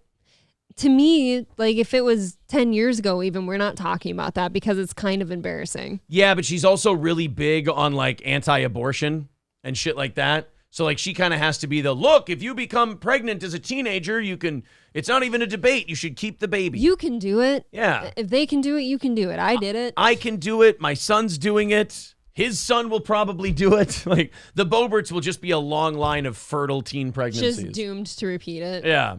And just every time, like the kids get to 17 days or 17 years and 364 days, they look at a pregnancy test. Motherfucker. It's like that guy from Idiocracy with the huge family tree because there's so many kids. Yeah, Cleavon or whatever his name. Yeah. Yeah. Boebert, 36, broke the happy news. Happy. Cool. While speaking Tuesday at an event hosted by the conservative group Moms for America. Oh, I bet they're a hoot. I bet you that was just Jell-O shots and all kinds of fun. Do you think I should join up? Oh, shit. Are you a mom? I could Are have you some for fun in my America? life. You need to join the group. I'm going to tell you all for the first time in a public setting that not only am I a mom of 4 boys, but come April, I will be a Gigi to a brand new grandson. People have these gay words they use for I grandma know. and grandpa. What's the southern one? They have Meemaw. Meemaw. Yeah, Meemaw's the worst out of all of them. Mimi, Mima, Nana. Fa, So, La, Ti, Do. Oh, no, I'm sorry. That's musical range. Fee, fi, fo, fum. Fee, fi, fo, fum. Yes. I got you with that one. You did. I the looked other like day. a dipshit the other day. She added that she and her son, Jason, are excited to welcome this new life into our family. The Republican Congresswoman went on to praise, quote, rural conservative communities, saying they have a higher rate of teen moms who refuse abortions compared to their big city counterparts. Look. Wow. Can we not get into a battle of whose teen moms are better? Can we just have fewer teen moms, please? I do believe we're taking the wrong thing out of this. Yeah, I think the wrong lesson is being learned here, Lauren. I mean, first of all, congratulations. Wonderful. Youngest grandma ever. Youngest grandma ever. I mean, you're statistically about as young as a grandma can possibly be. Congratulations. What do you think the you still got youngest your is? looks, you know? Yeah. But I don't know if what we want to take from this is, hey, our whorish teens who don't use protection are better than your whorish teens who don't use protection. how about we have a few less whorish teens having babies at 17 or 18? I agree wholeheartedly. If she's got 4 kids, though, you have to believe one of them's probably at least still in school, right? The 17-year-old's for sure in school, but I bet there's another 1 or 2 below him. It's he's either you're 36 and your kids are not nearly that old. He's either an old junior or a young senior at this point. So you're gonna have kids that are still in school while your kid in school is having a kid. Right. You're gonna have to watch the grandkid while your son goes to not work, but school. So yeah, I don't really. Fun. That's kind of a weird flex. The whole, hey, our teen moms kill their babies way less than your teen moms. I'm like, okay, that's good, but missing Less the forest. teen moms. Yeah, missing the forest for the trees there, I think. I always thought that the show Teen Mom was probably detrimental to our society too, because then kids watch that shit and think, oh God, I can get on TV. Yeah. This shit's going to work out. It's going to be great. Ryobi says, fee, fi, fo, fum, I should have dumped my load in her bum. Yes, most likely. Ryan the Garbage Man says, what about Mammy? No, I don't know if anyone calls them Mammy. I'm not sure. Dick Sneezy says, I've known a 29-year-old Gam Gam. She had nice yam yams and bam bams. Ew. I hate you, Dick Sneezies, so much. So much. What is the youngest you could be a grandma? Like the very youngest. 28. That's fucking disgusting. I would say probably I'd say probably 28 years old. You could probably be a grandma. 26. Okay. I think 26 might. Well, Alaric says theoretically it's like 20. So you're telling me I could have been a grandma for like a decade now if I had kids? Yeah. And then if you were a shitty whore when you were a kid and then you raised a shitty whore, then yeah, you could be like a 28-year-old grandma. God, there's no good excuse for that at all. Like, you can't just say, oh, well, I wanted to have kids young so that I could be a young grandparent. Yeah. No. Oof. Well, guys, I tell you what, we are here. It's the end of the show. We have run out of time. We thank you. We had a shitload of people watching on multiple channels. Thank you guys very much for being huge fans of Steel Toe. You've decided to spend your whole morning with us and hit the goal, hit 400 likes, had a bunch of you watching. I have bad news, kids. If you watched all 4.5 hours of this program, no matter how you decided to interact with it, you fucking love this show. You're a fan. You are a huge fan. And I noticed that all you trolls, you kind of petered out towards the end. What's up? Don't have the staying power of our audience? Anyone kind of fucked you up. Anyone, claiming that the other person's having any level of success must be all due to Steel Toe. You're welcome. My success is my success, and all you're doing is riding the coattails, baby. See you later, sweetheart. Guys, have a great rest of your weekend. Go outside. Have a life. Don't be a drunken manic depressive. It's a terrible way to live. Yeah. Oh, Exercise please. Get some sunshine. That heart attack's going to be a bitch. Thank you guys very much. We appreciate it. We'll talk to you Sunday, 7 o'clock during the members only show. And then we've got 6 a.m. with Johnny and I Central Time on Monday. Check it out. For the morning show. Hey, look at that. 420 likes today. Great work. Thank you. Tim Down says the Orca wins. Yes. Thank you, buddy. Thank you to Mersh for calling in. That was great. Very funny. And we will talk to you guys on Sunday. See you later.